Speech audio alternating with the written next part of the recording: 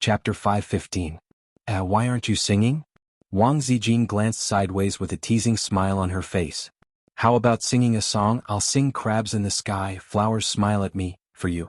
Wang Zijin, not convinced. Understood Qinzhe, I'm convinced. I've lost. Qinzhe cupped his fists and was sincerely convinced. A domineering sister is justice. Qinzhe hated the Japanese the most because they were all Siscon heretics, and heretics that must be eradicated. One day he would gather 3,000 domineering sister Khans, trample all over the world, set things right and reshape the glorious path. His sister went to bed after taking a bath today and didn't seem to be in a good mood. Qinzhe asked her and she said she was fine. When taking a bath, Qinzhe looked at his phone. It was worth mentioning that this was his sister's bath water. His sister carefully prepared a bath with dried roses, essential oil, shower gel and so on. The order, Qin Bao Bao, Wang Zijin, Qinzhe. The order of the first two occasionally changed, or sometimes they bathed together, but the latter never changed.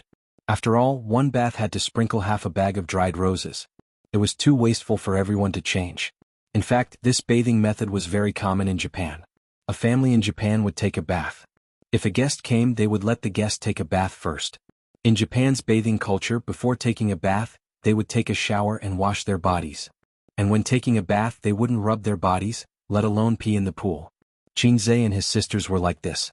Qinzhe leaned on the side of the bath and swiped his phone for a while. The public opinion on album sales was still in full swing. After all, it was only the second day. Su Jiao's album sales were above his sister's. The ridicule of the Water Army, fans, and onlookers became more and more intense. No wonder his sister was in a bad mood. Could it be that Royal Entertainment Company is determined to trample on my sister? Stepping on her to get to the top? According to Qinzhe's estimation, Su Jiao's album sales should have dropped slightly at this moment, but they didn't. Instead, they pulled some distance away from Qin Bao Bao. If this continued, the money spent wouldn't just be a few million. Even if Su Jiao stepped on her sister, she might not be able to reach the second tier. Was it worth it? Qinzhe couldn't figure it out. After taking a bath, he scooped up the flower petals and threw them into the trash can. Then he turned off the water and washed the bathtub clean. That was why he was always at the bottom. He showered for a few more minutes to wash off the foam on his body. Qinzhe sneaked into Wang Zijin's room. I'm going to sleep. I didn't rest well last night. When Qinzhe lifted the quilt and got into bed, Wang Zijin glared at him but did not push him off the bed. In the end, the two of them rolled on the same bed sheet. Wang Zijin said that she didn't want to, but that was a girl's reservedness. In her heart, she was still very willing to be intimate with her boyfriend. Then you have to sleep well. Wang Zijin's hand pressed against her waist. Don't mess around. Okay. Qinzhe nodded. A man's promise was laughable, especially in bed. A few minutes later, Wang Zijin understood this sentence. Don't touch me with your hands. Give it to me. Scram. Wang Zijin glared at him. Under the dim yellow glow of the bedside lamp, her face was as gentle as jade. Although she had only had one boyfriend as an experienced internet user, she was well aware of men's behavior in and out of bed, so she didn't really blame Qinzhe. It would be strange if he was calm and unperturbed on the bed. Moreover, she kept him hanging and maintained her bottom line, so she felt a bit guilty. She let him do whatever he wanted with her. Wang Zijin curled up and endured Qinzhe's blasphemy. An intoxicating blush surfaced on her fair face. Qinzhe couldn't control himself and said in a hoarse voice, I can't take it anymore. Wang Zijin was shocked and resisted silently. Qinzhe didn't force her. He whispered into her ear, Sister, help me. Perhaps it was because she was very nervous at the moment, but she didn't notice the abnormality in Qinzhe's words. No. Wang Zijin said in a trembling voice. You promised not to force me. Don't misunderstand. I won't let you do that. Qinzhe grabbed her hand. I mean this. Wang Zijin retracted her hand as if she had been electrocuted. Her breathing was heavy. Sister Ziwei, you're 26, right? Nonsense, I'm only 25. We in Beijing talk about 1 year old. Qinzhe, we in Shanghai have little knowledge. Don't lie to me. According to 1 year old, I'm only 22. I'm still young. That's not the point. You're already 26, but you're still illiterate. Aren't you worried? I'm not worried. Wang Zijin said coquettishly. Is that how you use idioms? We in Beijing have little knowledge. Don't lie to me. The next day, Qin Bao Bao woke up and found the washing machine turning loudly in the bathroom. Through the glass she saw the bedsheets being washed. There were 2 sets of pajamas in the basket at the side. Her brother and her best friend were no longer around. They must have gone for a run. Qin Baobao suddenly remembered that her bedsheets hadn't been washed for more than a week. Usually she changed them once a week. Yawning, she went back to her room to take out the bedsheets and blankets and threw them into the bathroom. Even the bedsheets of the intruder have been washed. Why is it that Ace has to wash them all instead of mine? After breakfast, Qin Zhe went to Tianfang with his sister. Qin Baobao was beaming with joy. Aren't we going to Purple Crystal today? She sat in the passenger seat and tilted her head. There's something going on in Tianfang, Qin Zhe said. He didn't say what it was. The main purpose of going to Purple Crystal was to accompany Wang Zijin. He didn't know much about the internet. Wang Zijin was also an open and above-board sister. She never closed her office door and refused to be intimate in the office. Moreover, after last night's incident, Wang Zijin still hadn't reacted this morning. To her, this was a huge step in her life, second only to turning from a girl to a woman. At this moment she was probably feeling very awkward. Qin Zhe wanted to give her time to adjust and adapt. After reaching Tianfang, Qin Zhe called his assistant to inform the manager of the public relations department to come to the president's office. Qin Zhe rarely contacted his assistant. The assistant, who had always felt that he might have offended Qin Zhe and was trembling with fear every time he came, anxiously called Manager Zhu of the public relations department. His urgent tone made Manager Zhu think that it was a big deal, so he jogged over. Once he came in, Qin Zhe went straight to the point. Increase the number of paid posters. Do what I told you before in advance. Also, start spamming Qin Baobao's album from today onwards, but don't do it too obviously. Contact the marketing accounts on Weibo. The bigger the account, the better. A word from them is more effective than 100 articles written by a trashy editor. Manager Zhu was stunned and nodded. Okay. This plan had been formulated long ago, so there was no need to discuss the details, public relations fees and so on. After he left, Qin Baobao was puzzled. Didn't you say you weren't going to boost sales? Qin Zhe said, think about it. If Royal Entertainment is willing to spend money to support Su Jiao for the sake of face, then you'll lose. This time you'll be screwed. Qin Baobao bit her lip and sighed. There's nothing we can do about it. Also, didn't you say that it's not a loss to scam them in another way? Qin Zhe said angrily, I can't stand this grievance. Qin Baobao, Qin Zhe said, you're wrong. I can't let sister suffer this grievance.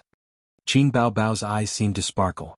Actually, the suppression of album sales this time had a certain impact on her fame, but her reputation and money were also plentiful. Everyone still praised her for her singing, but she didn't know whether it was the paid posters or haters online, but they kept mocking her with this matter recently, making her very unhappy. Fame and fortune, fame and fortune. The most important thing was fame. No one could see through fame and fortune, not even saints. Saints in the common sense didn't exist. Saints in history indeed cared a lot about fame and fortune. Qin Baobao said happily, then how do you plan to operate it? Qin Zhe, don't you already know? Qin Baobao, how annoying. I'll pretend to be a fool and you'll pretend to be a man. Aren't you very happy? Qin Zhe thought that it made sense. But I don't need to pretend. I'm a man. Chapter 5:16. 3 days had passed since Su Jiao's and Qin Baobao's albums hit the shelves. But the popularity online didn't decrease at all. After all, the gimmick of Qin Baobao's myth being shattered was worth watching with relish for a long time.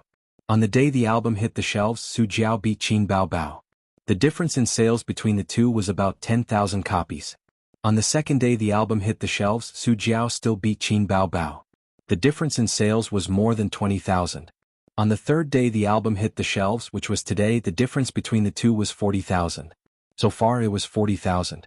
There were many fans online who were waiting for Qin Baobao to reverse the trend, but they anxiously discovered that it had been 3 days. Not only did she not overtake, but she was also gradually drifting away. This was a huge blow to the fans' enthusiasm and confidence. They couldn't help but wonder if Qin Baobao's album was really inferior to Su Jiao's. How did this Su Jiao inexplicably rise? Even the arrogance of attacking Weibo and scolding online decreased a lot. In addition, Qin Baobao herself basically didn't call for anything on Weibo and other official platforms. The fans felt that they were being too rash and that the other celebrities didn't care.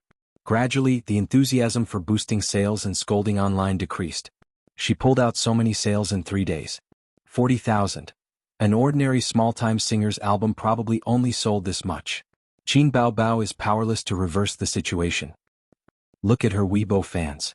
She has a few million more than Su Jiao, but her album sales are also very average. Haha, they're all fake fans. Su Jiao is mighty. Su Jiao's album is the best. It's normal for Qin Bao Bao and Qin Zhe not to talk because this slap in the face is too painful. Netizens' comments were always sharp and mean, and there might even be a water army mixed in. Fans were crazy and brainless. They could start a scolding war over a trivial matter.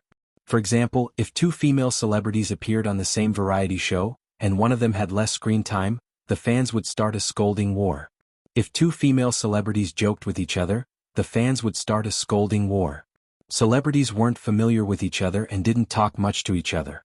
In the eyes of the fans, this was a naked declaration of war. Fine, let's fight. That was the general rhythm. Qin Bao Bao had a lot of fans, so he definitely wouldn't allow others to slander his idol. Such scolding wars were everywhere on the internet. Weibo, Cheba, forums, consulting apps, and so on. As long as it was a place where comments could be made, there would be scolding wars. And in these small places, Qin Bao Bao was almost completely victorious. Only on Weibo.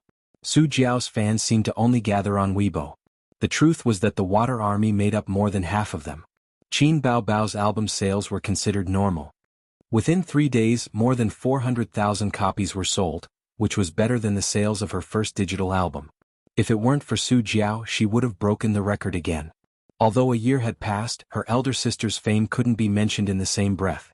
At noon on the 4th day, the dance studio. Qin Zhe personally held up a camera. In the camera, his sister's graceful and tall figure danced gracefully, which was pleasing to the eye. In order to shoot this video, Qin Zhe specially learned how to use a camera.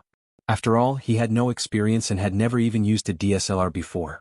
Little Cabbage, whom he hooked up with in college, once said, "I like a boyfriend who can use a DSLR." That day, Qin Zhe went to his sister to ask for money to buy a DSLR. His sister said with a smile, "DSLR is poor for 3 generations, photography is ruined for a lifetime." Perhaps from then on, his newly acquired Little Cabbage had already been blacklisted by his sister.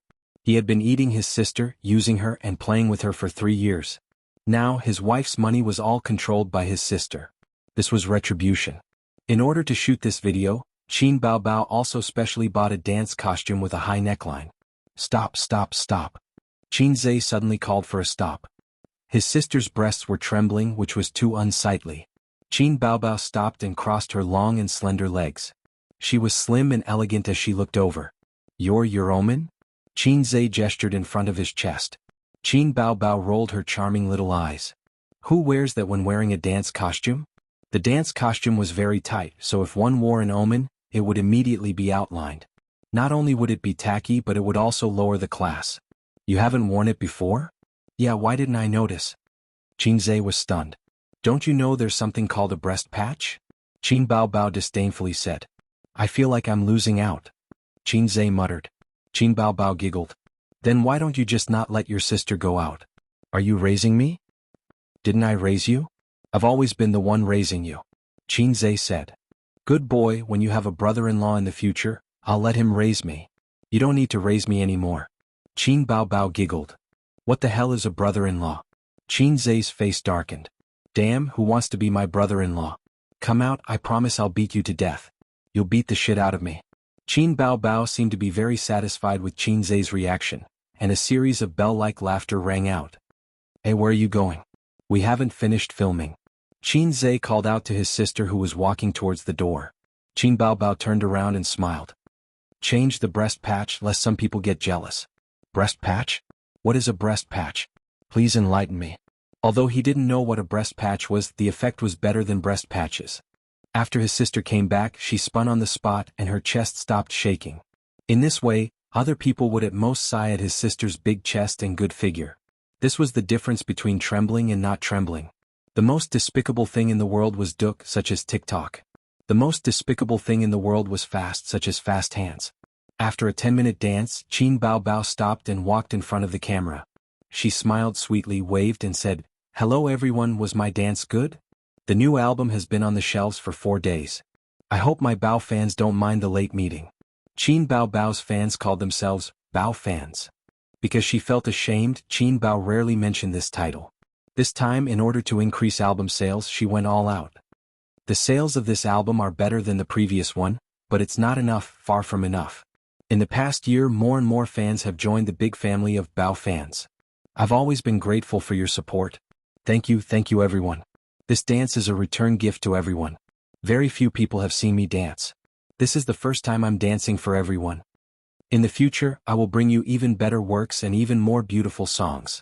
I need everyone to continue to support me in my album. She blew a kiss to the camera and made a heart on her chest.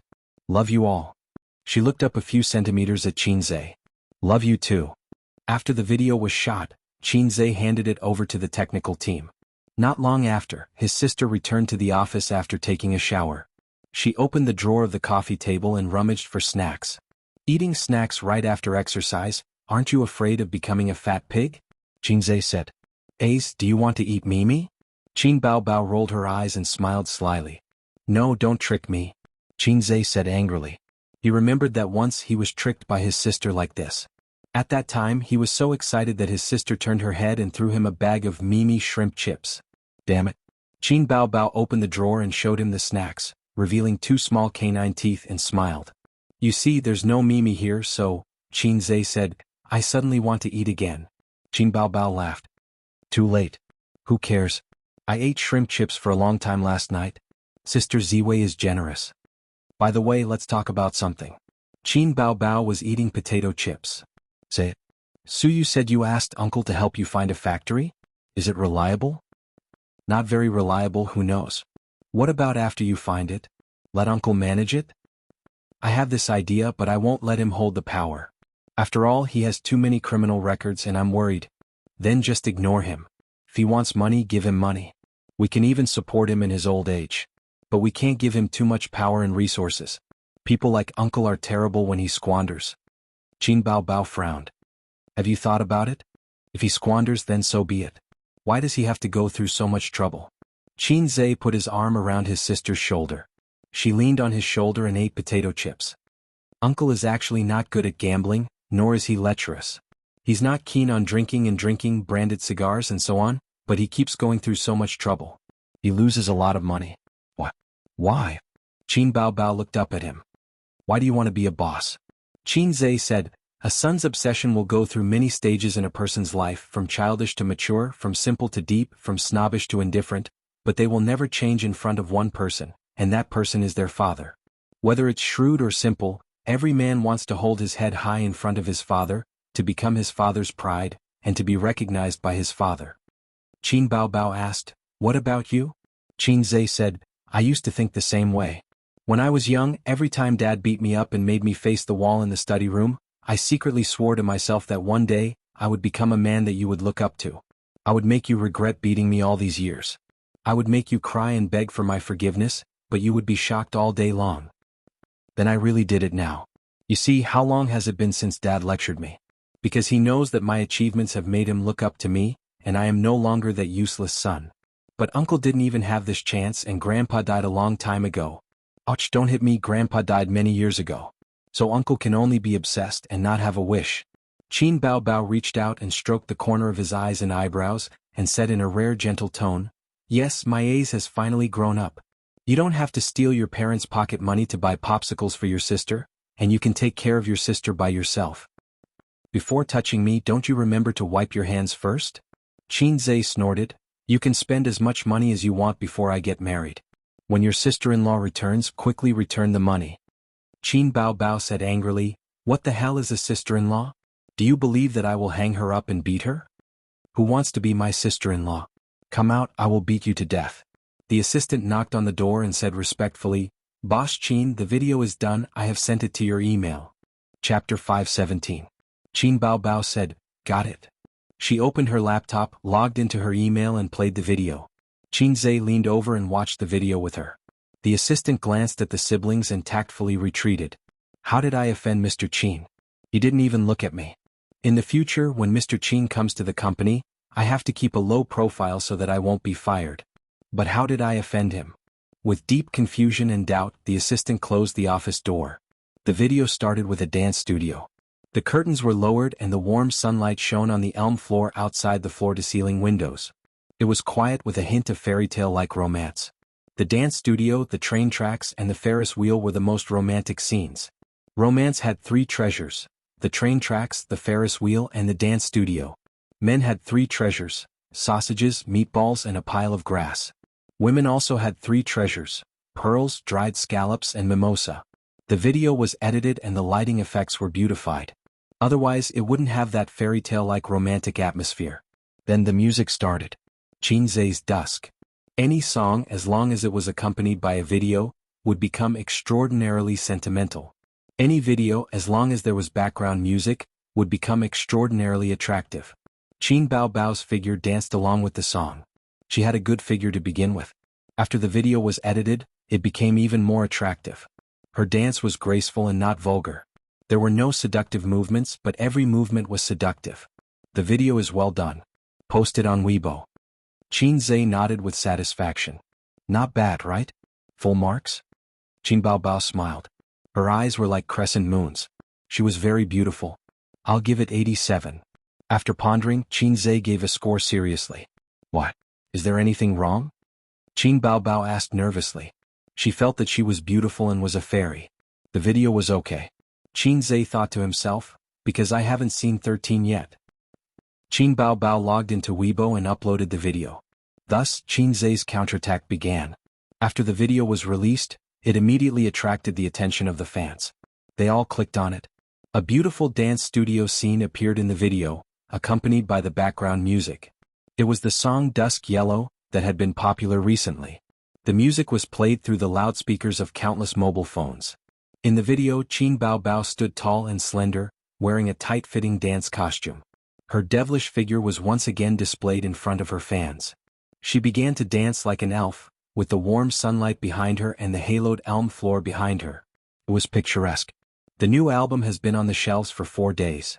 I hope the fans won't be offended by the late meeting. The sales of this album are better than the previous one, but it's not enough, far from enough. Over the past year, more and more fans have joined the big family of Bao fans. I've always been grateful for your support. Thank you everyone. This dance is a return gift to everyone. Very few people have seen me dance, and this is the first time I'm performing a dance for everyone. In the future, I will bring you even better works and even more beautiful songs. I need everyone to continue to support me in my album. Qin Baobao blew a kiss at the camera and made a heart shape in front of her chest. Love you all. Within half an hour after the video was posted, there were thousands of comments and hundreds of thousands of views. This was the terrifying traffic of a superstar. Qin Baobao's fans had reached more than 80 million. Even if they only saw 1/10 of it, it was still 8 million. In an era where traffic was king, the sudden emergence of little fresh meats was the market's choice. I give Qin Baobao full marks for her figure, 666.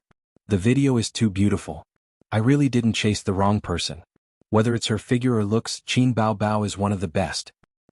I who never watched a dance have already watched it 3 times. 3 times plus 1. 3 times plus 2. I'll always support you, I'll always support you. I'll go watch the album now. Baobao is picturesque, I love you to death. Mom, I believe in love again. Bao fans, let's go and beat Su Jiao. Wait, I saw that baby Qin's last sentence, I love you too, was directed at the cameraman, right? Who is that? Oh my god, Qin Baobao has a boyfriend? This comment was quickly kicked up by fans. The comments below, F***ck, now that you mention it, I realized it too. Mom, I don't believe in love again. She indeed didn't say it to the camera. Confirmation complete. Aha, Qinzhe is going to have a brother-in-law? You're thinking too much. This was filmed in the dance studio, so Baobao should be at the company. Then the question is, who would she say this to in the company? Realization dawned on them. It must be Qinzhe. Qinzhe is right, it's definitely him. Qin Baobao is crazy about showing off her younger brother. They have a very good relationship. After all, Qin Baobao was made popular by Qinzhe. He has always been her exclusive composer, so it's natural that they have a good relationship. In terms of the album, she should thank her fans and her younger brother. There's nothing wrong with that. Mom, I believe in love again. While the video was circulating and forwarding on the internet, Qinzhe also posted on Weibo, hoping that fans would support his sister's album. Qinzhe's fanbase could be said to be massive. From a fast shooter to an actor, he harvested batch after batch of fans with his talent, singing voice and acting skills. When night fell, Baby Qin's album sales skyrocketed and soared like a rocket, directly surpassing Su Jiao's, reflecting the appeal that a queen of traffic should have. But when she woke up this morning, Qin Baobao happily looked at the album sales and found that she had been overtaken by Su Jiao again. She rushed out of the room with a stomach full of grievances and anger. She didn't see Qin Zhe and Wang Zijin, so she sat in the living room angrily and sulked. Ace, that D*MN scumbag. When Qin Zhe and Wang Zijin came back from their morning run, Qin Baobao handed the phone over. Qin Zhe looked at the phone. In this case, Royal Entertainment's purpose was very obvious. They wanted to step on Qin Baobao to promote their company and artists. For this, they were willing to bear the pain and spend a lot of money. It was indeed a lot of money. It was fine if the album sales were in the hundreds of thousands, but now it was almost 1 million sales. How much money would they have to spend? And it was less than a week. How much money would they have to invest in a month? As expected, Qin Zhe said. He had his own ways. Posting a video to appeal to the fans was just the first step. Qin Baobao's album sales had shot up so quickly in just one night. It wasn't all thanks to the fans. Tianfang's side was secretly helping Baobao boost her album sales. It was just that it wasn't obvious and wasn't as crazy as Royal Entertainment. After breakfast, he accompanied Wang Zijin to the company. 8:30 in the morning, Hongqiao Airport. Su Jiao wore a mask and sunglasses and personally carried a suitcase. She was followed by her manager and 2 assistants. After entering the departure floor, she straightened her back and tried to twist her waist to show a kind of flirtatious charm. She also had to pull the suitcase herself and couldn't be too missy. She didn't heave a sigh of relief until she entered the VIP lounge. She threw the suitcase to her assistant and curled up on the soft and comfortable single-seater sofa. She took off her mask and sunglasses and lowered her head to play with her phone. From the door to the VIP lounge, it was a distance of more than 50 meters. There were media reporters, secretly filming her to capture the details of her life. Of course, they were reporters that the company contacted in advance. I, who should cooperate with you, am acting very seriously. Soon, articles like, "The album war is in full swing," Su Jiao calmly runs announcements, would be pushed online to show her confidence and bearing. These days, most of the artists who were secretly filmed at the airport were self-directed and self-acted. Hundreds and thousands of fans receiving them at the airport were also self-directed and self-acted. Many people who lived in big cities and often took flights for business trips might never see fans blocking the airport in their entire lives. Because this kind of hyping technique was no longer popular in recent years. The company spent a lot of money this time, right? Su Jiao looked at the album sales and smiled. Qin Baobao's fans are too crazy. They made so many sales in one night. The investment in the past few days has already exceeded the original initial estimate. The manager said, "The company has done its best to cultivate you. You can't forget this kindness." Su Jiao smiled and said that she would definitely work hard for Royal Entertainment. She didn't know what she was thinking. The company and the artist had common interests. If selling albums couldn't bring benefits to the company, why would the company help her? Trampling on Qin Baobao to show the company's strength was also a kind of publicity and a push at the same time. If the advertising fees and commercial performance prices increased, wouldn't the company also profit? To put it nicely, it was mutually beneficial. To put it bluntly, they were using each other. Speaking of which, it was really difficult to trample on Qin Baobao. But one couldn't trap a wolf without sacrificing the child. The current investment was still within an acceptable range. The investment was proportional to the income. Su Jiao flew to the capital to shoot an advertisement this time, and the advertising fees had increased by 10% compared to before. The main reason was that the album sales hadn't stabilized yet. After all, the time was still short. If she could suppress Qin Baobao for a month, she would be rich. Her value would increase by at least 20%. The downside was that the company would really have to bleed a lot in this way. For a long time, the company's commission would increase from her income. Chapter 518. They were overtaken again. The cruel reality was undoubtedly a blow to Qin Baobao's fans. They put in all their enthusiasm to buy albums, but they still couldn't overtake her. Being overtaken wasn't the most despairing thing. They had clearly caught up, but they were overtaken again. They had a spurt of energy, but they were exhausted by the second. From an operational point of view, Royal Entertainment was successful. It wasn't an exaggeration to say that it was the most successful operation this year. They probably quickly came up with a countermeasure before they fought with Qin Baobao and used this incident to raise Su Jiao's reputation and the company's reputation to a higher level. According to this momentum, Su Jiao might really be able to break into the A-list. As a singer who pulled Qin Bao Bao down from her pedestal, how dazzling this crown was. The corresponding investment was equally huge. It hadn't even been a week, but they had invested millions. What about later? The operation wasn't a secret and everyone in the industry knew about it, but the effect was really good. Some large entertainment companies even held a meeting to analyze the success of this operation case. Perhaps in the beginning, Qinfang's Qin Zhe and Qin Bao Bao didn't think so deeply.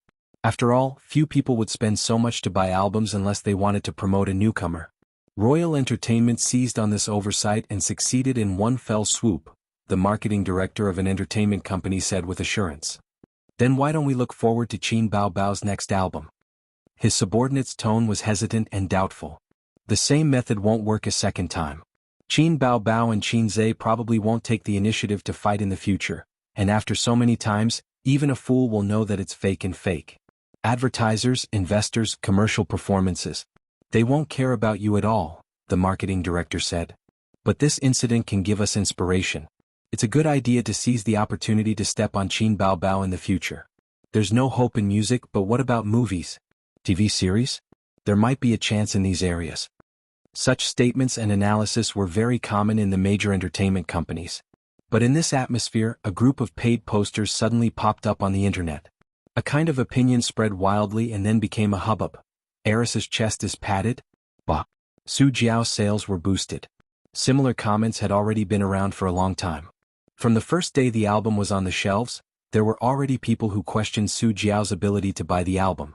However, she couldn't resist the adulation of Su Jiao's fans and water army, and was quickly drowned out by the waves of adulation. Later, Qin Zhe bought a small amount of internet water army to spread comments about the album. Under the rising popularity of the album war, no one saw such articles every day. The number of times was not many, about once a day. Therefore, when the comments of Su Jiao buying albums exploded, the netizens didn't have much disgust or doubt because it wasn't the first time such a thing had happened. Su Jiao made a statement on Weibo, saying that she didn't fake sales. The public relations account of Royal Entertainment issued a statement to refute the statement of fake sales and reserved the right to pursue legal responsibility. In the office, Qin Bao Bao called the public relations department and said, "Let's send out the VIPs on Weibo." After receiving the order, they immediately went to carry it out. Qin Zhe and Qin Bao were waiting for Royal Entertainment Company to make a statement. If he didn't make a statement, it would seem that they were singing a two-man show. Let the slap in the face come more fiercely. Qin Zhe thought of the early layout and ideas of this public opinion war, and the later implementation was left to Qin Bao. If one wanted to work in the entertainment industry and manage such a huge entertainment company, one must be proficient in public opinion warfare. This was a compulsory course for his sister. Soon, a certain Weibo VIP posted a long article on Weibo. This is a very successful operation case, which makes most stagnant singers see the hope of breaking through themselves. If you want to succeed, you only need to do one thing. When Qin Bao Bao's new album hits the shelves, a wave of dog heads will be posted. Thinking that someone has finally risen or a rare divine song has appeared, they will especially worship by the album and listen to it. After listening to it, they will be stunned for a long time. That's it? Breaking Qin Bao Bao's album sales legend? 666. I just want to say, the special effects are heaven-defying, and the budget is burning. There was a hidden meaning in the words. Su Jiao was trying to boost album sales. Royal Entertainment Company definitely wouldn't let it go, and the fans would definitely spew out, so the flames of war spread here in an instant. Oh, I see. I finally believe it. Finally believe it? I saw through it long ago. The sales record will be refreshed just like that? Why doesn't Su Jiao ascend to the heavens? Anyone with a discerning eye can tell which of the two albums is better and which is worse? Su Jiao's behavior is clearly playing with her fans like fools. I feel like my IQ has been stimulated like never before. Shameless boosting sales so fake. Both sides were engaged in a war of words. If this VIP's Weibo post was more about starting a war of words, then the other VIP who jumped out right after was the real hammer. Not only did he post a long article, but he also attached a few pictures that revealed the truth. I've been paying attention to the album sales of both sides from beginning to end, and I found a very interesting thing. On the night the album hit the shelves, Qin Bao Bao's sales were leading, and Su Jiao gradually caught up. But on the second day, Qin Bao Bao's fans showed their strength and once again led Su Jiao's album sales. Many people might not have noticed this. Everyone can look at the first and second pictures. But soon Su Jiao's sales exploded, suppressing Qin Baobao's album. Both sides' sales suddenly exploded, but considering the number of fans, this is worth pondering. Does Su Jiao have so many diehard fans? Last night, Qin Baobao posted on Weibo asking for help. That night, her sales exploded again, and she even pulled ahead of Su Jiao by more than 100,000 sales. There are screenshots. But this morning, Su Jiao's album sales skyrocketed again in an unreasonable and unscientific way. Amazing, when did a certain someone become the #1 sister in the music industry? Can you explain where these fans come from? Royal Entertainment must have spent a lot of money on album sales. As soon as this Weibo post came out, it completely pulled the neutral onlookers into the common understanding of Su Jiao boosting sales, and pushed her popularity to the forefront of the storm again. The source of the picture was Qin Zhe, who bought it through the company's public relations department. There were many peelers in the entertainment industry. With a little money, one could buy a lot of neglected news. As a result, many online media outlets took the initiative to write articles to disclose this matter. Because of the high popularity, netizens would subconsciously click on this kind of article and earn a lot of traffic fees. Online editors were originally animals who acted on the news. As a result, the truth of Royal Entertainment and Su Jiao boosting sales became more and more popular. After the announcement, Royal Entertainment continued to buy ghostwriters to spread righteous news, but Tianfang also bought ghostwriters to slander them. The war of words between the two sides lasted for a few days. The direction of public opinion didn't change. Instead, it seemed like the dust had settled. Just like when some celebrities were exposed to having an affair, even if they bought ghostwriters or confessed that they had secretly divorced, the reputation of having an affair was like a maggot in one's bones that couldn't be washed away. As a result, ghostwriters lost their meaning. After all, ghostwriters weren't fans. Their role was to mislead the audience. When a certain understanding was deeply rooted in people's hearts and became a consensus, ghostwriters were useless. After nearly a week of war of words and ghostwriters, Royal Entertainment was powerless to reverse the situation and gave up. The war of words gradually subsided. The negative news of Qin Baobao's myth being shattered also dissipated, and the lost reputation was recovered. The price was the public relations fee, which was several million yuan. Royal Entertainment stepped on Qin Baobao's reputation by promoting the album and buying ghostwriters. Qin Zhe also bought ghostwriters to promote the album and expose the other party. The war of public opinion in the entertainment industry was generally like this. Over the years, there had been a lot of entertainment news that had reversed the situation. For example, at the beginning, someone had attacked someone and created a wave of momentum, feeling that they would win. But the other party suddenly exposed the truth and started a war of words. Then the situation was reversed and the defeat turned into victory. There were many cases. Fame, funds, and confidence were all indispensable. If Qin Baobao was still at Star Art, she would probably have to swallow this loss. The major entertainment companies turned to studying the war of public opinion. In the future, when their artists are defamed or exposed, we can refer to Tianfang's counterattack. A marketing director analyzed. If they're defamed, they can collect evidence, hammer the other party, and have a war of words. This is a very good way to recover their image. And if they're hammered, the best way is to divert attention and secretly collect negative news about the other party. After all, there aren't many people in the entertainment industry who are clean. The employee asked, "Are we still learning about Royal Entertainment's operations?" Marketing Director, Royal Entertainment's expenditure was several times that of Tianfang Entertainment's because they had invested a lot of money in the album. The company bore a part of the loss and the other part fell on Su Jiao's head. It wasn't that she had to lose money, but that the company's commission would increase from her future income. This was a common tactic used by entertainment companies. Tianfang was also like this. While making an artist popular, they also increased their leeching efforts. Su Jiao threw a tantrum because of this. Of course, she only dared to throw a tantrum behind closed doors and didn't dare to do it publicly. It was customary in the entertainment industry for artists and companies to jointly admit their losses, but this was a rule set by the entertainment industry's capital. The artists themselves had no choice but to accept it. A commission increase of 10%. Then how much can I earn from doing one job? That's too much. Su Jiao waved her hand and swept the teacup onto the floor, shattering it with a "Pa, keep your voice down. Hasn't it always been like this?" The manager frowned and said, "If this succeeds, won't your notice fee also increase? There's no reason for you to profit. If you lose, pa, but I rejected it beforehand."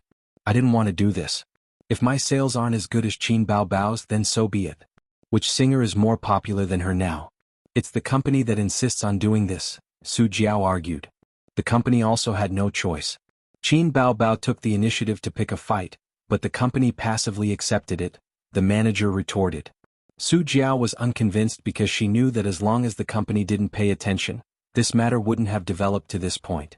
Now, not only did she not profit, but her reputation also suffered a huge blow.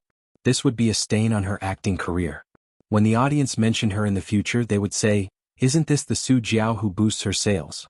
So shameless. To put it bluntly, it was royal entertainment that couldn't afford to offend Tianfeng. A melodious ringtone drifted out, and Su Jiao's phone on the table rang. She picked up the phone irritably and glanced at the caller ID.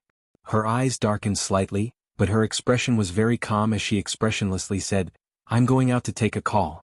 It's from home." She had a contact name for this number. Caller, Qinze. Speaking of which, Su Jiao had put in a lot of effort to get this number. At that time, she wanted to contact Qinze alone and ask him to write a song in private. At that time, Qinze hadn't acquired Tianfeng yet, but he was already famous for being a fast shooter. Later on, the entire entertainment industry knew that Qinze had a hard time writing a song, so she gave up on the idea. Chapter 519. Su Jiao left the office and picked up the call. Wait a moment. She walked down the long corridor and through the office area.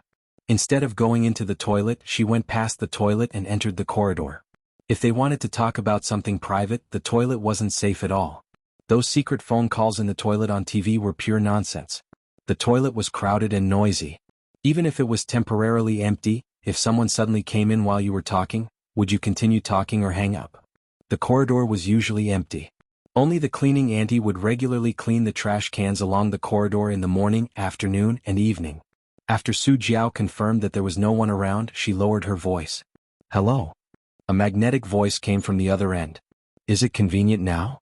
Su Jiao gritted her teeth. "You still have the nerve to call me Qinze?" Her current depressing experience was all caused by this guy. Sister Jiao Jiao were on different sides. The person on the other end chuckled and acted very familiar. Su Jiao was so angry that her chest heaved up and down. "Who's your sister? Are we close? We're enemies. What do you want?" Su Jiao asked. Her heart moved slightly as she guessed Qinze's true motive. "Let's talk." "What do we have to talk about?" "If you don't want to talk to me, just hang up." "Why do you need to find a secret place to talk to me privately?" "Privately? Do you have some misunderstanding about the term, privately?" Su Jiao said in a low voice, "I'll give you 5 minutes, I'm busy." Qinze went straight to the point. "Come to Tianfeng.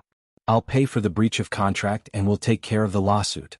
I promise to give you better treatment and higher commission. You're a rare good singer. At 31 years old, you're in your golden age and still have a lot of potential." If he didn't use the phrase 31 years old, Su Jiao might have said a few nice words to him. Actually, although female artists were young and beautiful like fairies, there was no harm in looking at those popular female artists. Most of them were above 30 years old. Female artists at this age were considered young and had potential. There were basically no female artists below 30 who could make it to the A-list. Su Jiao said indifferently, "I'm doing pretty well in the imperial court, so why should I go to your Tianfeng? A tree dies if it moves and a person might not survive if they move as well. These days it's common for artists who jump ship to disappear without a trace in the end. Unless there is really no future or hope, stability is more important." Qinze said, "Isn't it because you have no future in dynasty?" Su Jiao abruptly raised her voice. "Qinze, are you mocking me?" Her voice was very pleasant to the ears. Even when she was angry, her voice did not sound harsh. Instead, it was quite pleasant to the ears. Qinze said, "You know the truth well in your heart. Everyone will encounter a bottleneck in their life. Some people can't break through and go downhill. Some people have good circumstances and break through the bottleneck and see a wider sky. Think about it. If there were no accidents in your acting career, dynasty would have been your peak. There'd be very little hope for you to go further. But I can give you a hand. If you come to my Tianfeng, I'll produce a single album for you every year. I'll personally produce it. Every album will have at least 1 song and at most 3 songs. After a few years, your works will accumulate and ferment. It won't be difficult for you to become an A-list singer." Su Jiao was silent. She was tempted. There was no way she wouldn't be. If she was a newly debuted artist full of ambition and fearless, she might have rejected Qinze. But after so many years in the entertainment industry, she was more realistic and had a clearer understanding of herself. Qin Zhe's olive branch was very tempting. Qin Zhe said, "If you're worried, we can meet tomorrow and sign the contract on the spot. We'll help you settle the breach of contract and lawsuit. We definitely won't wash our hands of it." Su Jiao said, "Okay. What time tomorrow?" Qin Zhe said, "Noon tomorrow. I'll send the address to your phone later." He hung up. Qin Zhe winked at his sister. Done. Qin Bao's heart thumped twice. She was electrified. What's there to be proud of? Do you often wink at other women as well?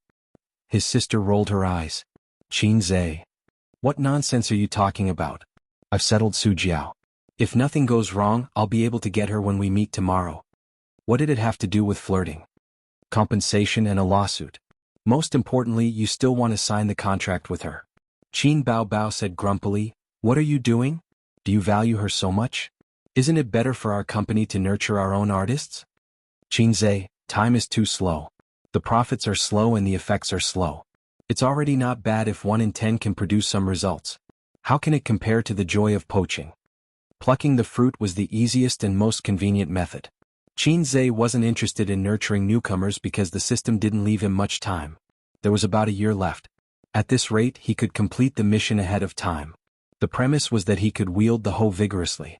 If he nurtured his own newcomers, he'd be thankful if he could become a big shot in the entertainment industry within 5 years. Right now, he could barely be considered an upper-class capitalist in the entertainment industry. As for Qin Bao, she was very passionate about farming literature. She hoped to rely on her own hands to achieve her own future. "What time is the appointment tomorrow?" "I'm going too," Qin Bao said. "Of course you're going. You're the big boss." Qin Zhe stood up and used the landline to make a call. He told his average-looking assistant to inform the legal department to prepare the contract. The next afternoon, in a small private room in a cafe on the 82nd floor of the World Financial Center, a waiter led the fully dressed Su Jiao in. Su Jiao came alone. She didn't bring her manager or assistant. She wore a mask, sunglasses, and a woman's hood. Vanilla latte with cream. Qin Zhe pushed the coffee to her. "My sister has always liked this. I think you girls all like this." Su Jiao took off her sunglasses, mask, and hood and said indifferently, "I like American coffee." "Oh, then I'll help you change it to American coffee." Qin Zhe pretended to stand up and reached out to take back the coffee. Su Jiao quickly pressed his hand down and took a sip. She said grumpily, "No need. Let's talk business."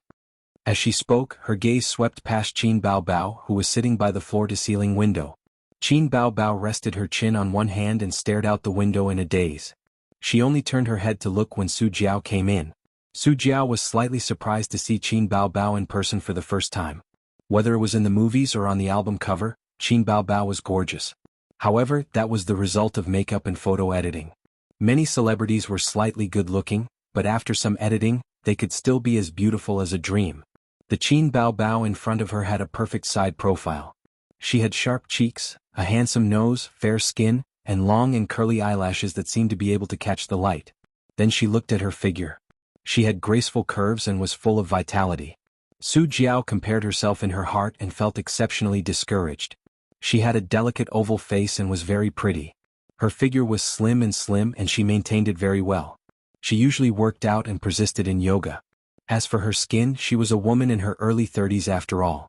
She wasn't as delicate as a young girl's, but she paid great attention to maintaining her skin and was fair, tender, and clean. However, compared to Qin Bao, she realized that she lacked 30% exquisiteness and 60% elegance. She was the kind of woman who would take people's breath away at first glance and was very intelligent. It was fine if this kind of woman was married, but if she wasn't, she would definitely be a vixen. No woman would be at ease seeing her. "Take a look." Qin Zhe took out the contract and placed it in front of her. There weren't many clauses in the contract, and one could see the sincerity at a glance. Nowadays, companies and organizations gave their employees densely packed and complicated terms and conditions. 1. Bullying the other party for not knowing the law. 2. The more clauses there were, the more restrictions there were. There was a lot of room for manipulation. 3. Some slightly overbearing clauses could be easily muddled through. After all, no one would take the time to look at a contract that gave them a headache. There weren't many contents on the 3 sheets of A4 paper. They were stamped with Tianfang's official seal and Qin Bao's signature. Su Jiao read it very carefully. After being in the entertainment industry for close to 10 years, she was very clear about the little traps in the contract. After confirming that there were no problems, she twisted open the pen that she always carried with her and put it down. She said, "You only listed the terms of my job hopping. You won't go back on your words. Even if I lose the lawsuit, you will compensate for my losses. However, you didn't mention that you have to write songs for me every year." Qinzhe was taken aback. "Is this very important?" Su Jiao put down the pen and looked at him with slight annoyance. Of course it was important. If it wasn't important, why would she jump ship to Tianfang? The world was so big and there were so many companies. Qinzhe said helplessly, "This clause was written in your employment contract with Tianfang, not here. The purpose of this contract is to make you feel at ease, that's all. The real labor contract is the main point." Su Jiao took out her phone and tapped on it with her slender fingers. "I have to record a song, is that okay?" Qinzhe, "All right, I'll repeat what I said just now." He didn't have much of a relationship with Su Jiao, and this was a big matter that concerned his future. It was normal to be cautious. After recording, Su Jiao was relieved and signed the contract. "All right, we can exchange Weibo accounts after this and coordinate with each other. I'll help you hire a water army to wash the floor, and we can quickly eliminate the negative impact that the album brought to you," Qinzhe said. Su Jiao was taken aback and revealed a charming smile. "I look forward to working with you." The sentence made her like Qinzhe even more. She had already considered it very clearly last night. Staying at Royal Entertainment Company indeed didn't have much room for improvement. Tianfang's capital wasn't as good as Royal Entertainment Company's, but Tianfang was flirtatious. Tianfang rose suddenly in the entertainment industry. From movies to music, he achieved new heights and became a rising star in the industry. Flirtatious beyond words. As long as Qinzhe was willing to write songs for her, she would be willing even if Tianfang was a level weaker. Fast shooter Qinzhe was a golden ladder that shone in the eyes of countless female singers. He was a hot commodity in the hearts of singers. When female singers mentioned Fast Shooter, they couldn't help but give him a thumbs up. Fast Shooter awesome. You couldn't stand it the first time, you couldn't leave the second time, and you would be dead set on it the third time. Su Yunhan and Huang Yuting were examples. But they only had one chance. Other singers worked hard to create songs and slowly climbed up. But as long as they hooked up with Fast Shooter, they would immediately soar. Currently, Qin Baobao was the only one in the entertainment industry who could enjoy this kind of fast and refreshing experience. If nothing went wrong, she could become the second. Chapter 520. I look forward to working with you. Qinzhe extended his hand to her. Su Jiao smiled sweetly and was about to shake his hand when suddenly, a fair and tender hand grabbed hers first. Qin Baobao smiled brightly. I look forward to working with you. Su Jiao was slightly taken aback, but she immediately smiled. I look forward to working with you. She suddenly felt that Qin Baobao was quite kind and easy to get along with. She had a cold face the moment she entered, so she thought she had something against her. Maybe she was just in a daze just now? Seeing that she agreed to join Tianfang Entertainment, she immediately welcomed her with a smile. That must be it. I'm going to the washroom first. Let's go together later? Su Jiao asked. If the boss was easy to get along with, it would make her feel much more relaxed. If the boss wasn't easy to get along with, she wouldn't have a good time and might even reject Tianfang. Okay. Qinzhe nodded. After she left, Qinzhe picked up his sister's coffee. Don't have an appetite today? Qin Baobao snorted. Qinzhe took a big gulp and commented, as expected, it's still too sweet. It doesn't suit my taste. Qin Baobao sneered. Does Su Jiao suit your taste? Qinzhe laughed. Yes, I like this kind of charming woman the most. When she joins the company in the future, she'll obediently submit to everyone. Qin Baobao said angrily, you said the wrong thing. I'll give you 3 seconds to reorganize your words. She swung a knife at him. Qinzhe blocked it and said helplessly, it's fun to be mischievous, don't take it seriously. Qin Baobao put on a cold face. It wasn't all because of Su Jiao.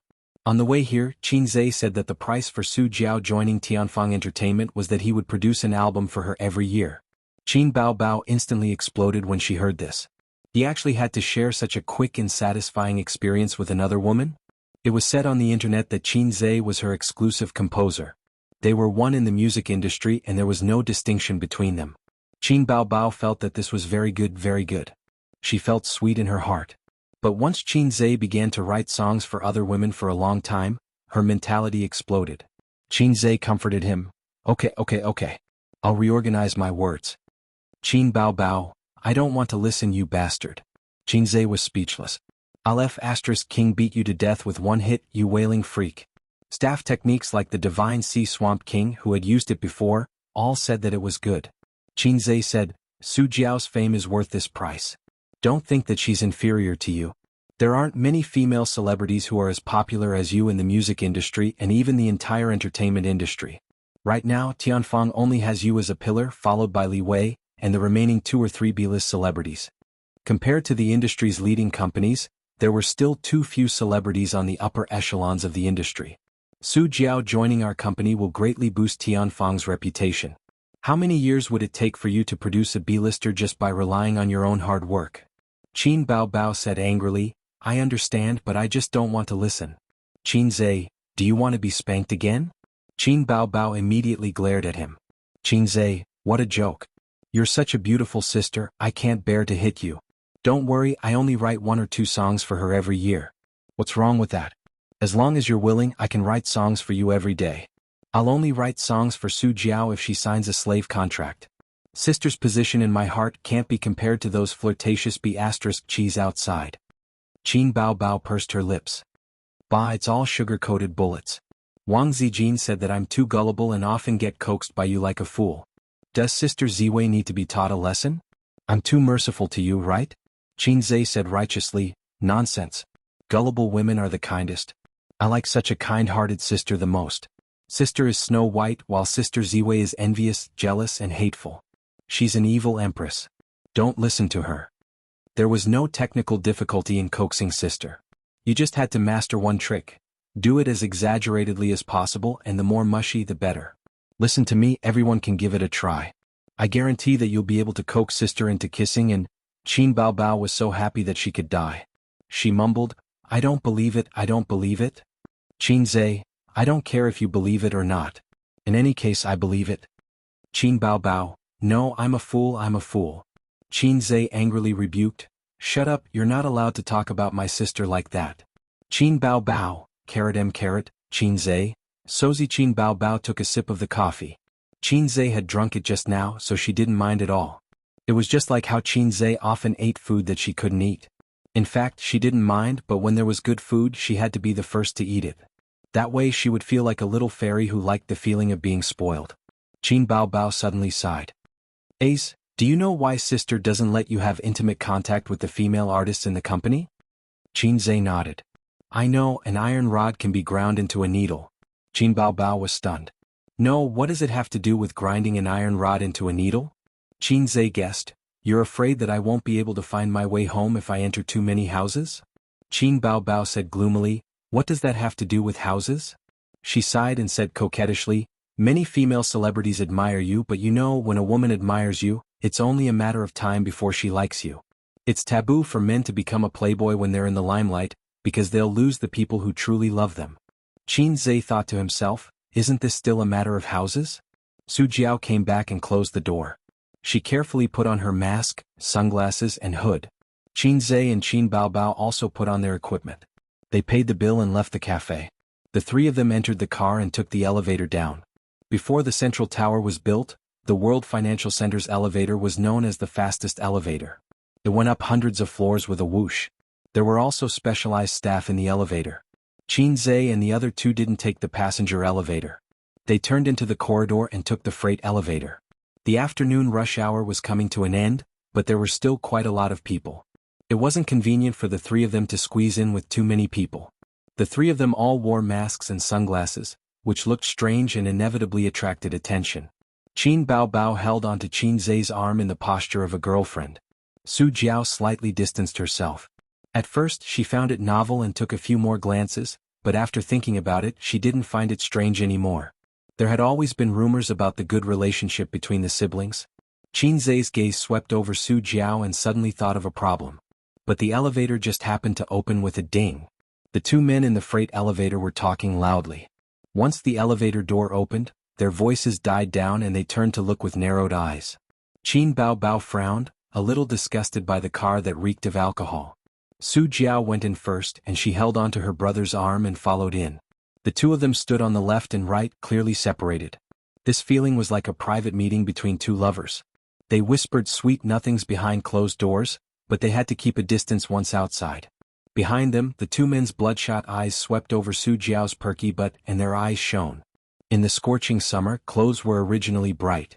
Su Jiao's figure couldn't compare to Qin Baobao's, but it was still graceful and voluptuous, with curves in the front and back. Qin Baobao's figure was better, but she had Qin Zhe by her side. Even if they were drunk, most people would still subconsciously avoid a fresh flower that was already taken. Moreover, Qin Zhe was 182 meters tall and looked like he was riding a horse. He quietly approached and stuck to the curve of Su Jiao's back with a natural and ambiguous posture. It was worth mentioning that this kind of thing was especially satisfying in the subway, and it was open and above board.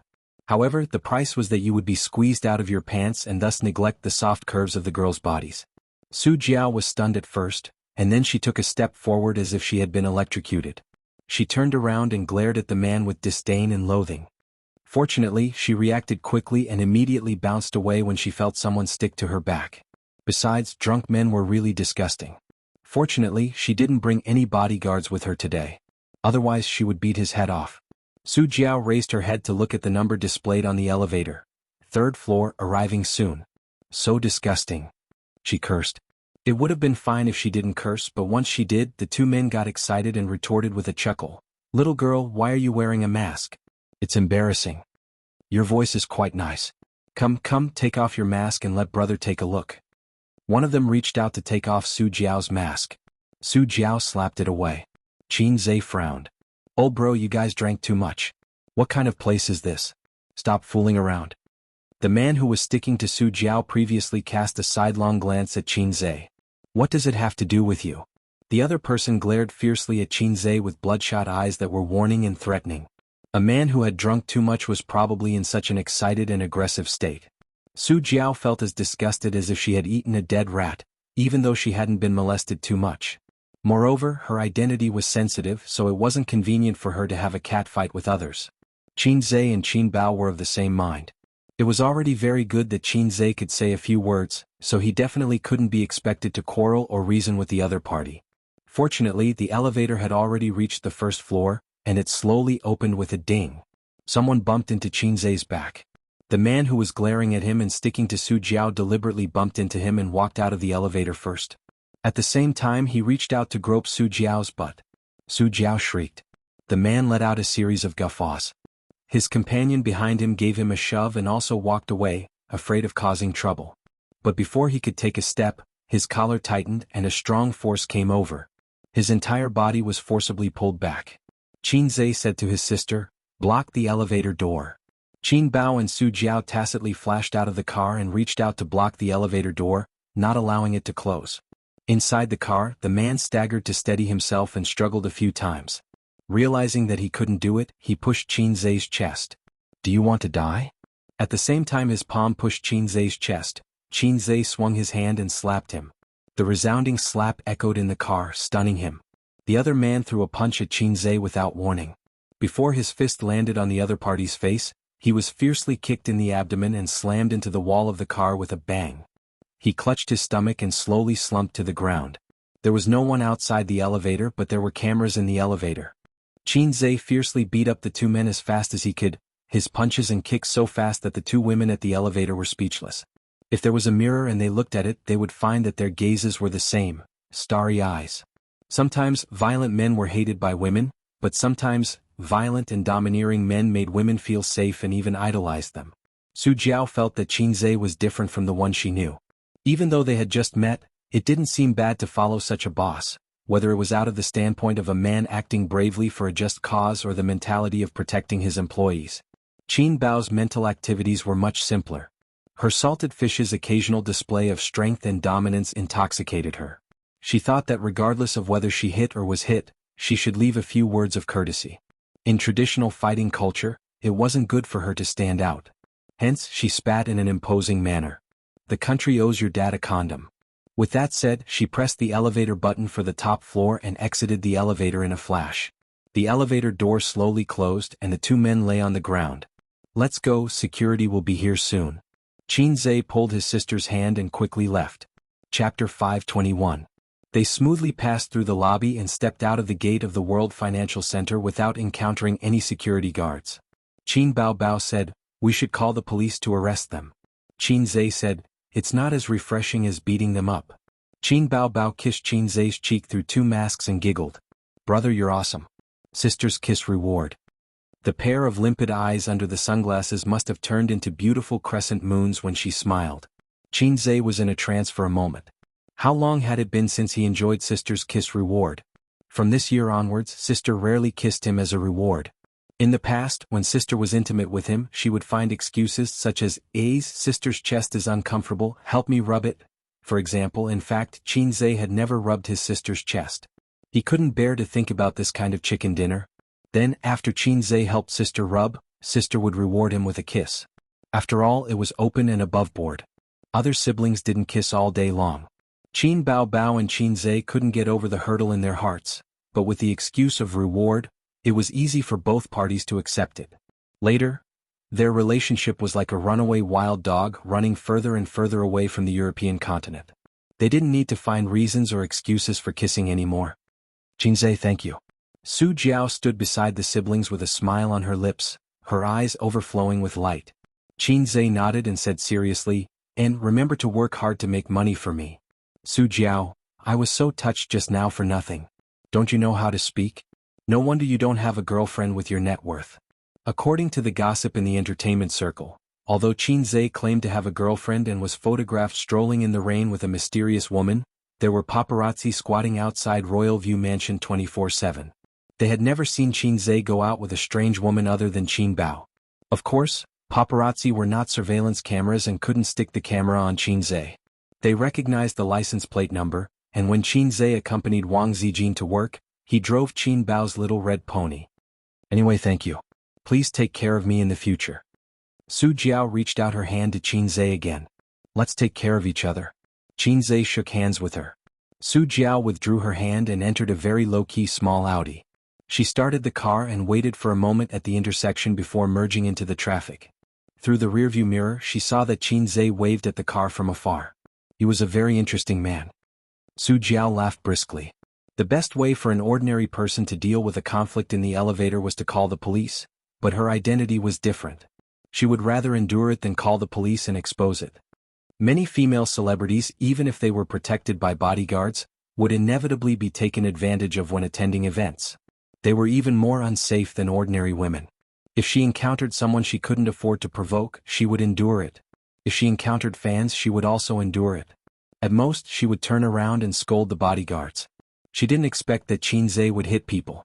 A man of his net worth should be high and mighty, arrogant, and refined on the surface. He definitely wouldn't have a conflict with a few salted fish. Otherwise, if he fought with people in the elevator, his reputation would be swept to the ground, and it would be very degrading. Who would have thought that he would be so valiant?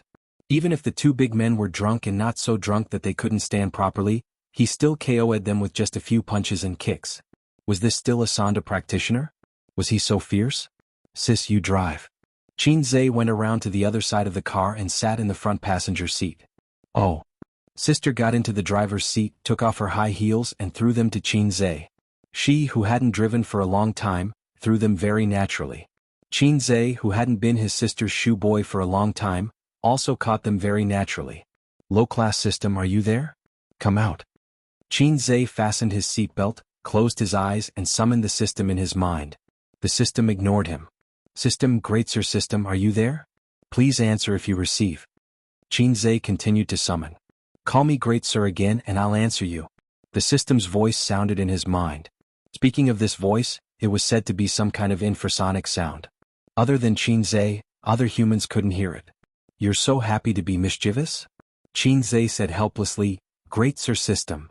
Anyway, I'm also a salted fish and I can reach out." The system was satisfied. "Speak." "Qin Zhe, I suddenly thought of something today. How does one become a big boss in the entertainment industry? There has to be a standard, right? I have a bunch of celebrities under me and my company has tens of billions of assets. I can also be considered a big boss. In terms of earning money, star art can't even compare to our Tian Fong. In terms of scale, as long as I'm willing, I can take funds from Purple Crystal and Bao Zhe, and I can become one of the top capitalists in the entertainment industry in the country." The assets of the three companies added together was an unimaginable amount of wealth. It was enough for Qin Zhe to enter the top 3 of China's Young Rich list, and the top 20 of China's Forbes Rich list. Take a look at these rankings. How many tycoons are in the entertainment industry? The system, didn't I tell you the standard? Qin Zhe was confused. When did you tell me the standard? You have to be responsible for your words. The system, oh then pretend you didn't. Qin Zhe spat out a mouthful of blood. Qin Bao Bao said angrily, you're disgusting, aren't you?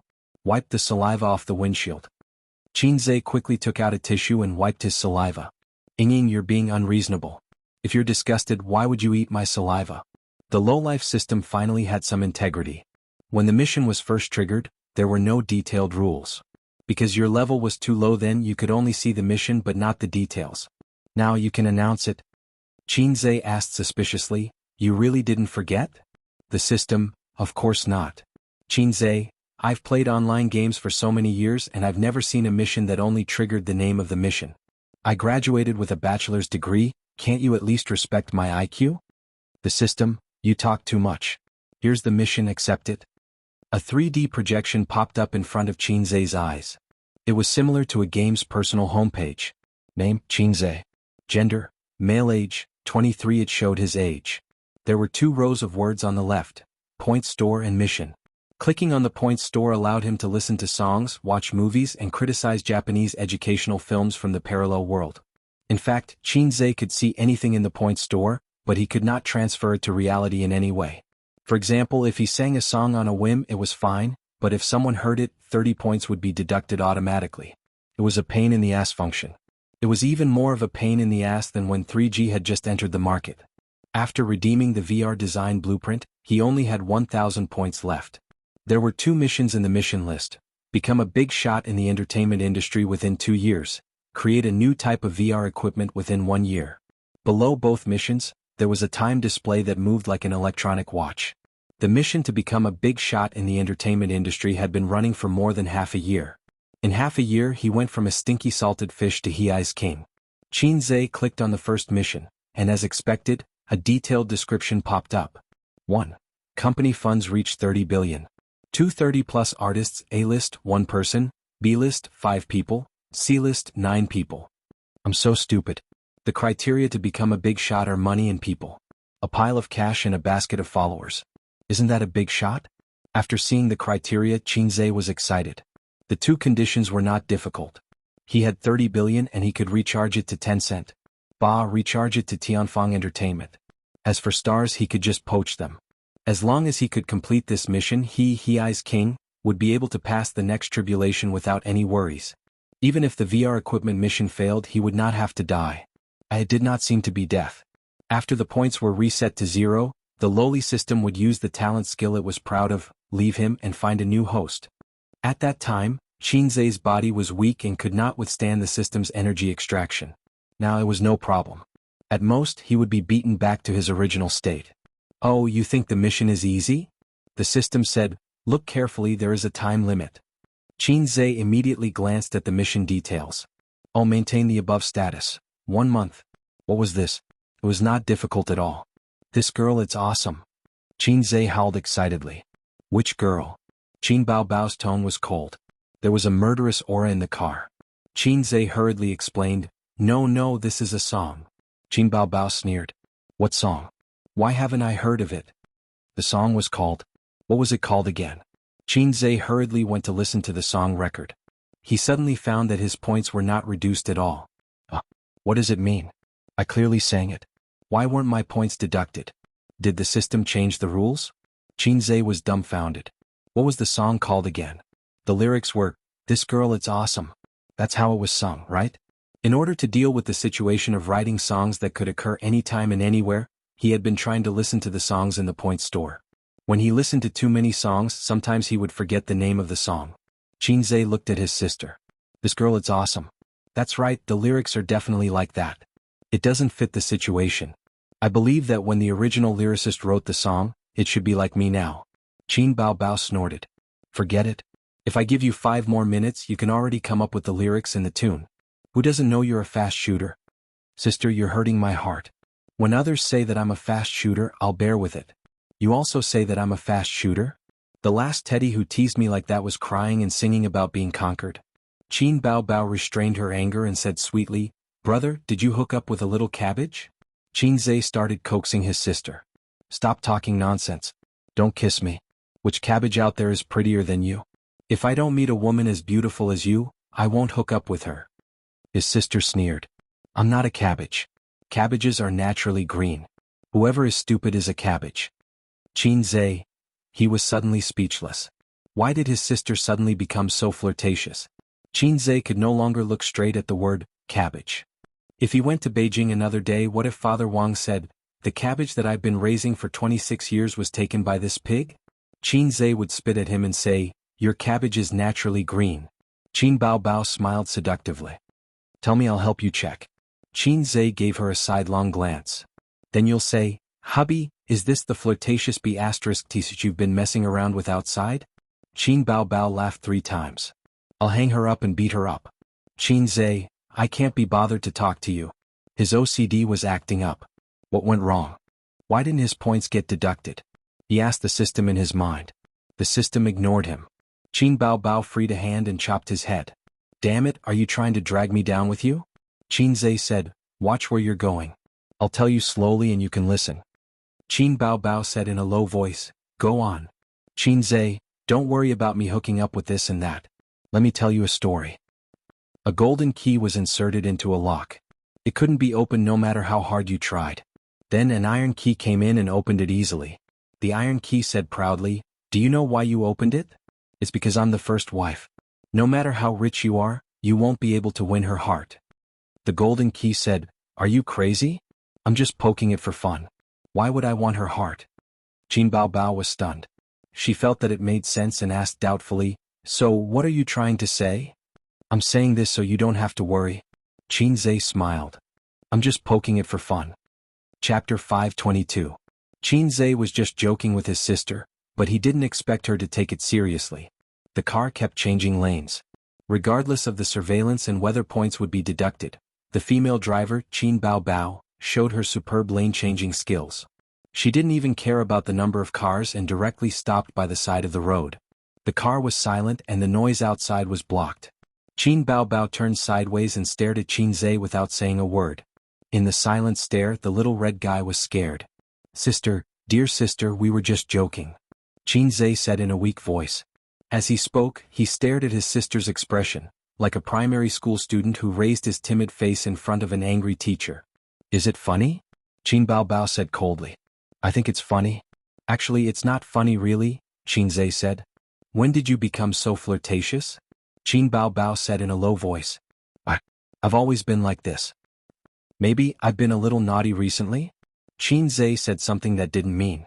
When they were fooling around, Qin Zhe could kill a whimper with a punch. But when it really came down to it, he would surrender unconditionally just like now. Although he didn't know what was wrong with his sister that made her have such a big reaction, it was right to admit defeat. If he admitted defeat, there was still hope. He could use the tricks that he had practiced for 20 years to coax his sister to make her happy and then have sex with her at night to save his lost face. Silence again. Qin Bao Bao suddenly said in a sweet and charming manner, Oh, I was just joking with you. Look how scared you are. Qin Zhe glanced at her, turned his head to look out of the window and said softly, Oh, it's okay. Qin Zhe looked out of the window in a daze. He couldn't remember which philosopher had said, feelings are above sexual desire, but feelings are always no match for sexual desire. Note, this sentence came from the Life Coach newspaper seller. Piracy must be investigated. Qin Zhe felt that he had done it just like the Life Coach above. Tianfang Entertainment was filled with beauties. Outside, there were countless coquettish B****s who wanted to sleep with him. But he wasn't like those big shots and directors who slept with female celebrities everywhere. At present, the only woman he has had in-depth communication with is Suyu. When he is with Suyu, his feelings are better than ***. Therefore he could never be Long Outyen. At most he could only be Wei Xiaobao. At least Wei Xiaobao could talk about emotions, but Long Outyen was different. Long Outyen was the most warm-hearted chivalrous person in the world. When he saw injustice on the road, he would shout, and when it was time to pull out his spear, he would pull out his spear. Qin Bao Bao focused on driving and his face was a little gloomy. Qin Zhe, sis, I still want to poach more people. Qin Bao Bao said, go back and do it yourself. I can't be bothered with these things. Was this the gesture of declining to chat? Qinzhe also fell silent. Qin Baobao looked at him and said softly, "Do whatever you want. I won't stop you.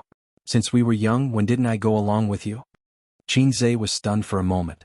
Thinking back to the past, it seemed that apart from some small and insignificant quarrels, whenever Qinzhe showed an extreme desire for something or other as his big sister, she would always follow him. Except for the 3 years of cohabitation in university, his sister was arbitrary and domineering. Take his wife as an example. He kept saying that he would return the money, but in fact he was just saying it. He didn't really want her to return the money. If Qinzhe had slapped her and said sternly and angrily, "Qin Baobao, UF*** king return the money to me. If I did that, I might be killed." He felt that what his sister said was right, but there was something wrong with it. Qin Baobao said, "Work hard. If the young man is strong, China will be strong." Qinzhe subconsciously replied, "If the young woman is strong, the young man will lean against the wall. If the young man is strong, the young woman will lie flat." Qin Baobao, "Qinzhe, sister, I'm wrong. I'll try my best to control my mouth." Qin Baobao looked at him silently. Had her brother been bored for too long that he became a man? What should she do as his sister? Waiting online urgent? Qin Baobao snorted and said, "Since we're siblings, I'll hold down Lin Zex's coffin for you." Qinzhe was stunned for a moment, then he sneered and said, "Since we're siblings, I'll hold down your language teacher's coffin for you." Her language was average since she was young, sigh. She was only lacking in language. Otherwise, she could have gone to Peking University and continued to be desk mates with Wang Zijin for a few more years. She was clearly a woman, but her science results were excellent. Qinzhe was clearly a man, but his liberal arts results were good. Qin Baobao. There was nothing wrong with what I said just now. That afternoon, Qinzhe posted on Weibo, "Your voice is worth having. I'm very happy to be your personal composer. Please take care of me, Sujiao." The netizens who saw this Weibo post were dumbfounded. They were all in Chinese and could read, but they couldn't understand when they were strung together. What was Qinzhe trying to say? Shake hands and make peace? What did personal composer mean? What's going on? Am I seeing things? Is this a gesture of goodwill? What does he mean by, "Only we can have your voice"? I have a premonition that something big is going to happen. I'm afraid there's some PY deal. The person above is brainless. There should be a molten iron deal. Beep, deeply stuck. Beep, old pervert card. The people above are a bunch of idiots. Didn't Su Jiao and Qin Baobao just end their duel? Su Jiao has been scolded badly recently. What does Qinzhe mean by posting this? Yeah, my Jiao Jiao's image is greatly damaged. What does he mean? I don't understand. As a popular little fresh meat with tens of millions of fans, Qinzhe posted such a controversial and bizarre Weibo post, which naturally attracted the attention of many online media and entertainment industry gossipers. They were all guessing what was going on. Qinzhe and Su Jiao had buried the hatchet, and Tianfang Entertainment and Dynasty had made peace? And he was even Su Jiao's personal composer? Personal composer was an exaggeration. It was how Qinzhe expressed his close relationship. Not long after, Su Jiao reposted Qinzhe's Weibo, "Boss, please take care of me in the future." Soon after, Qinzhe reposted her Weibo, "This is our company's new employee. Please take care of me as well." Su Jiao reposted his Weibo again without saying anything. She added a series of dog head emoticons. This time it was lively. Weibo was the first place to explode. Su Jiao's Weibo and Qinzhe's Weibo were flooded with countless fans and onlookers within half an hour. There were fans from both sides. Su Jiao was going to jump ship to Tianfang Entertainment. Everyone was aware of this fact. A few days ago they were still fighting fiercely, but in the blink of an eye, they were fooling around together. Even TV plots didn't have such an exaggerated reversal. The onlookers were excited and felt that there was a big show to watch. Su Jiao's fans were even more excited. Previously they were scolding Qin Bao and Tianfang Entertainment with all their might. In the blink of an eye the fans had joined Tianfang Entertainment. After a brief moment of confusion, many fans almost screamed. Personal composer, Qinzhe. Who didn't know the great name of a fast shooter? Who wasn't jealous of Qin Bao's quick and refreshing speed of promotion? And now their idol was able to enjoy the same benefits. After the album sales battle, Su Jiao once again dominated the trending searches and headlines. This was inevitable.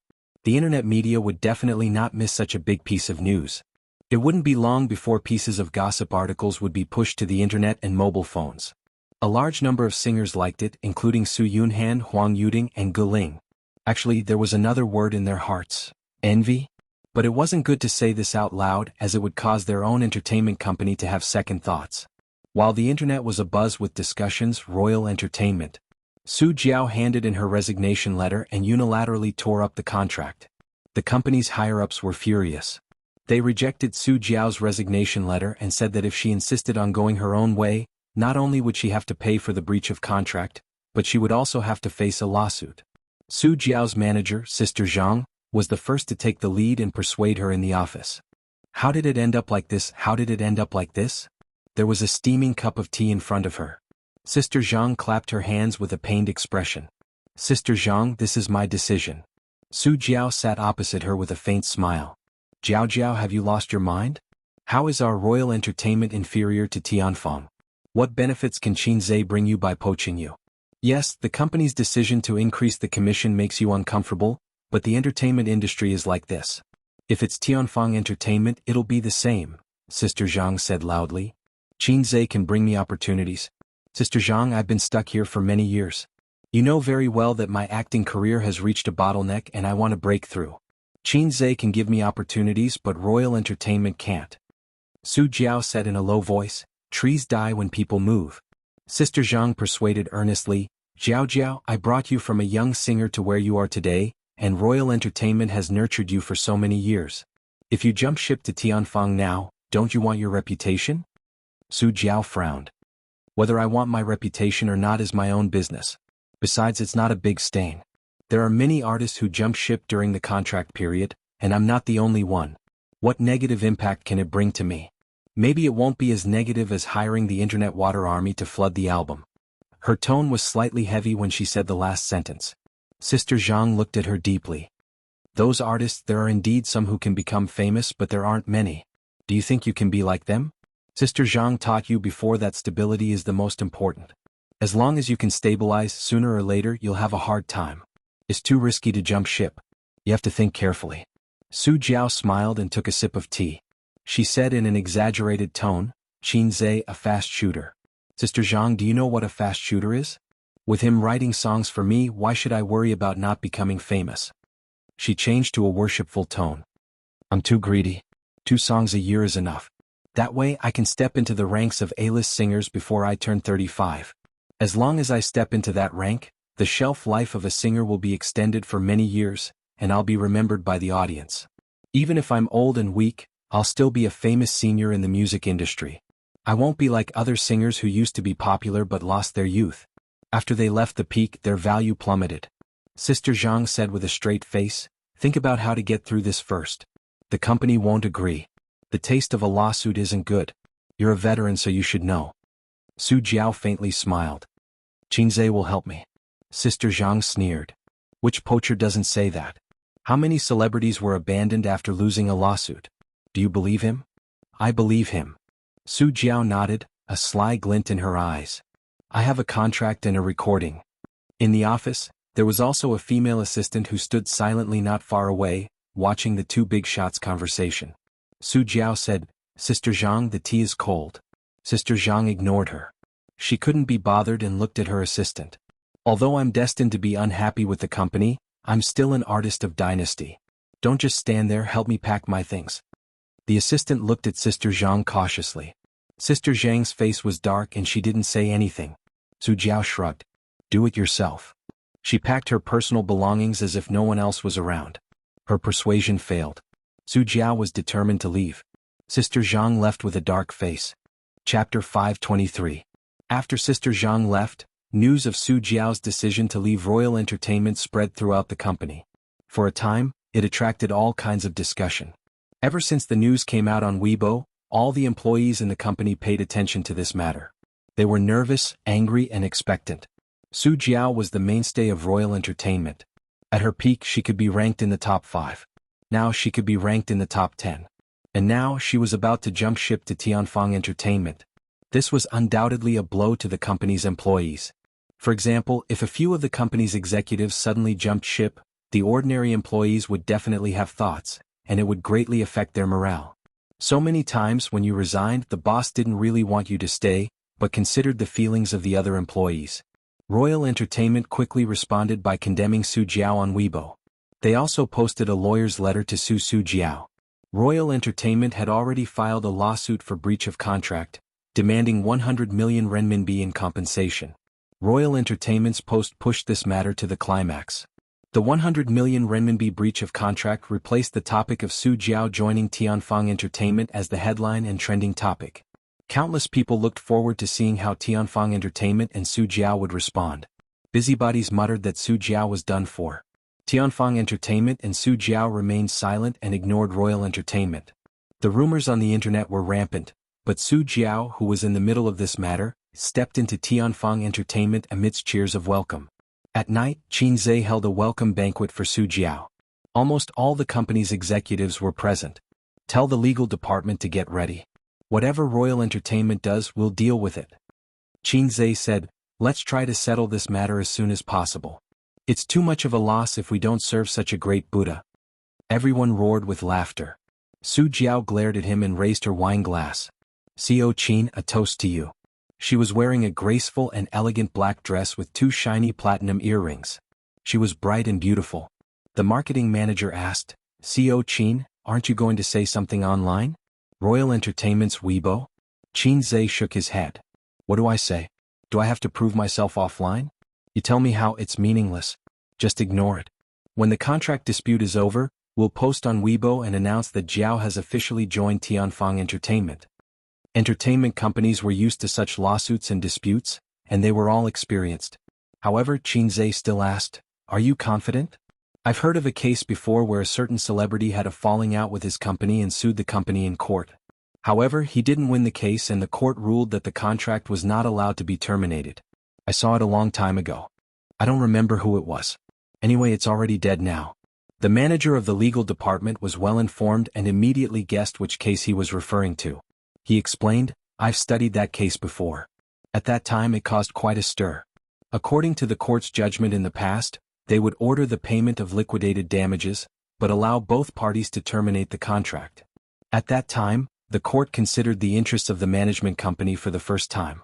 There were 3 main reasons why the artist lost the case. First, the contract was not a simple entrustment contract. The artist and the management company did not have the right to terminate the contract. Secondly, the artist bypassed the management company to take on private jobs for a year. Thirdly, 3 of the charges against the management company are not valid. Our legal department has already studied Su Jiao's contract. It's an ordinary commission contract, and the artist herself doesn't violate the contract, except for unilateral termination. Therefore, the main point of this lawsuit wasn't whether Su Jiao could terminate her contract with Royal Entertainment, but the issue of compensation. We will try our best to reduce the company's losses. The manager of the legal department said, Co Qin, how much do you estimate the compensation in your heart? Qin Zhe joked, within 2 million. Everyone laughed. The manager of the legal department nodded solemnly. We will try our best. Qin Zhe laughed. I'm joking. Let's see how the first trial goes first. But the manager of the legal department said, Co Qin, please believe in our professional standards. A lawsuit is like a puzzle game. The law is only a set of rules. There is no justice or evil. It just depends on who has a deeper understanding of the rules. Qin Zhe laughed. Let's drink, let's drink. F***ck, don't say any more. If I continue, I'll be taken care of by God River Crab. Qin Zhe understood the logic. When he was young, he remembered watching a certain lawyer-themed TV series. The main actors were all decent people, and the core idea of the whole series was to uphold justice and strike down evil. At that time, he had a beautiful vision of being a lawyer. When he grew up, he realized that something was wrong. If all lawyers were so righteous, then what was up with the criminal's lawyer? Qin Zhe felt that his IQ had been brutally ravaged. He had a bottom line in his heart for compensation. It was within 5 million. Could it be that he really had to pay $1 billion to the dynasty? That was impossible. Throughout the years, artists' contract termination cases were at most a few million, depending on the artist's net worth. They often saw a certain company arguing with a certain company or a certain person, asking for compensation of tens of millions or hundreds of millions. In fact, that was an exaggeration. As for how much compensation should be paid, it depended on how the lawyer argued and how the court decided. A few million was nothing to Hei's king. General Manager Jianghu laughed. Co Qin, Would you like to write a song to celebrate Jiao Jiao's joining? When everyone heard that, they followed suit. Qinzhe waved his hand. How can it be so easy to write a song? Forget it. A manager laughed. Co Qin, who doesn't know that you're a fast shooter? The air suddenly became quiet. Everyone cast admiring looks at him. The manager, who had drunk until his face turned red, looked embarrassed. He had drunk too much and spoke without thinking. He regretted it so much. Qinzhe laughed. I drank too much and lost my inspiration. Little Ming, get out of here. Everyone laughed dryly and changed the topic. Jianghu said, Royal Entertainment must hate us to death. In fact, before Journey to the West, the two companies still had some business dealings. But business is business. They can't blame us for fighting back if they mess with us. Later we'll draft a new contract and let the company's artists with potential sign it again.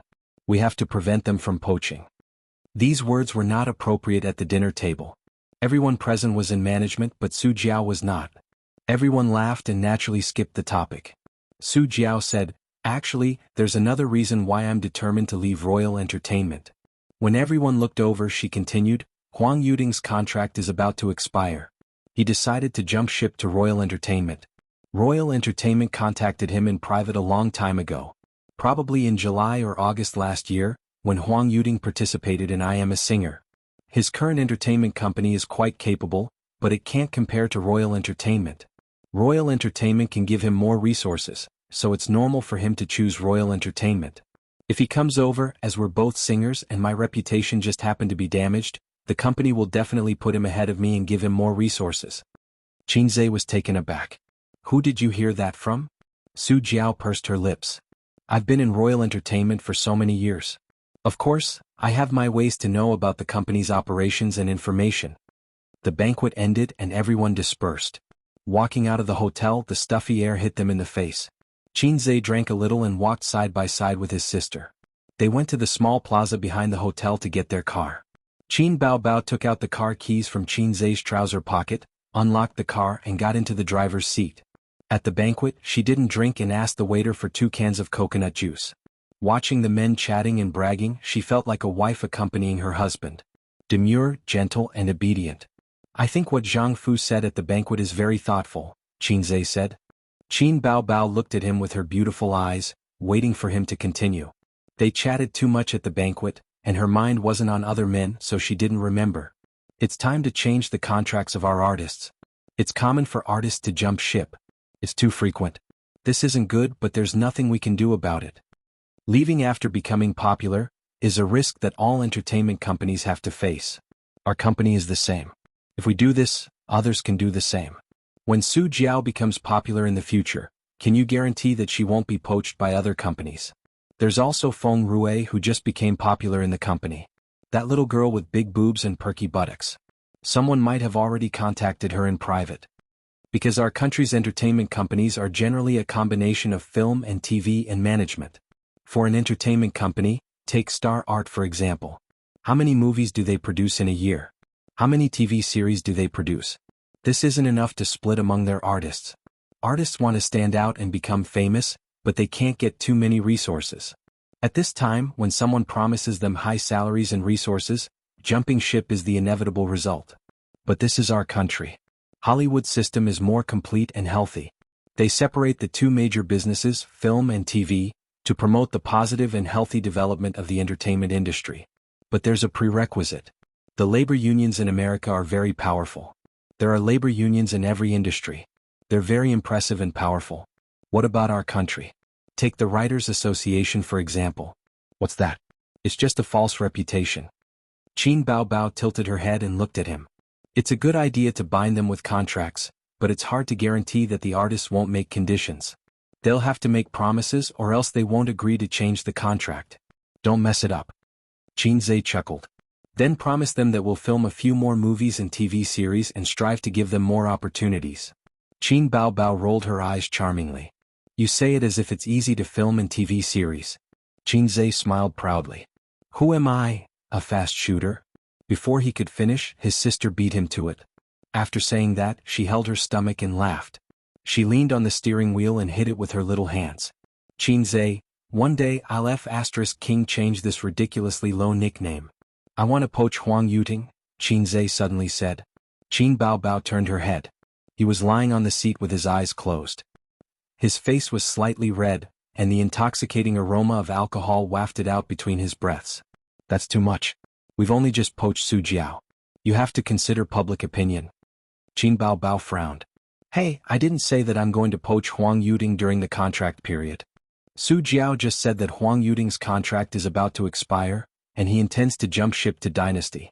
We're on good terms with him. When his contract expires, he can just join our company. Qin Zhe grinned, his eyes clouded with a layer of drunkenness. He might not be willing to join our Tianfang Entertainment, Qin Baobao said. Want to make a bet? Qin Zhe said. A bet where we can do whatever we want? Qin Baobao's eyes lit up. Forget it. He took out his phone and found Huang Yuding's private number in his contact list. Chapter 524. He dialed Huang Yuding's number. After waiting for a moment, the phone was connected. Qin Zhe, looking for me, what's the matter? Huang Yuding's voice was accompanied by strong panting. What are you doing? Qin Zhe frowned. I am doing exercising. Huang Yuding's tone was panting. Qin Zhe glanced at his sister. If you're doing exercise, stop for a moment. I have something to tell you. If you're doing exercise, then I'm sorry to disturb you. Huang Yuding said angrily, why would I do exercise in the middle of the night? Wait a moment, I'll call you back later. He hung up. Qin Zhe glanced at his sister, embarrassed.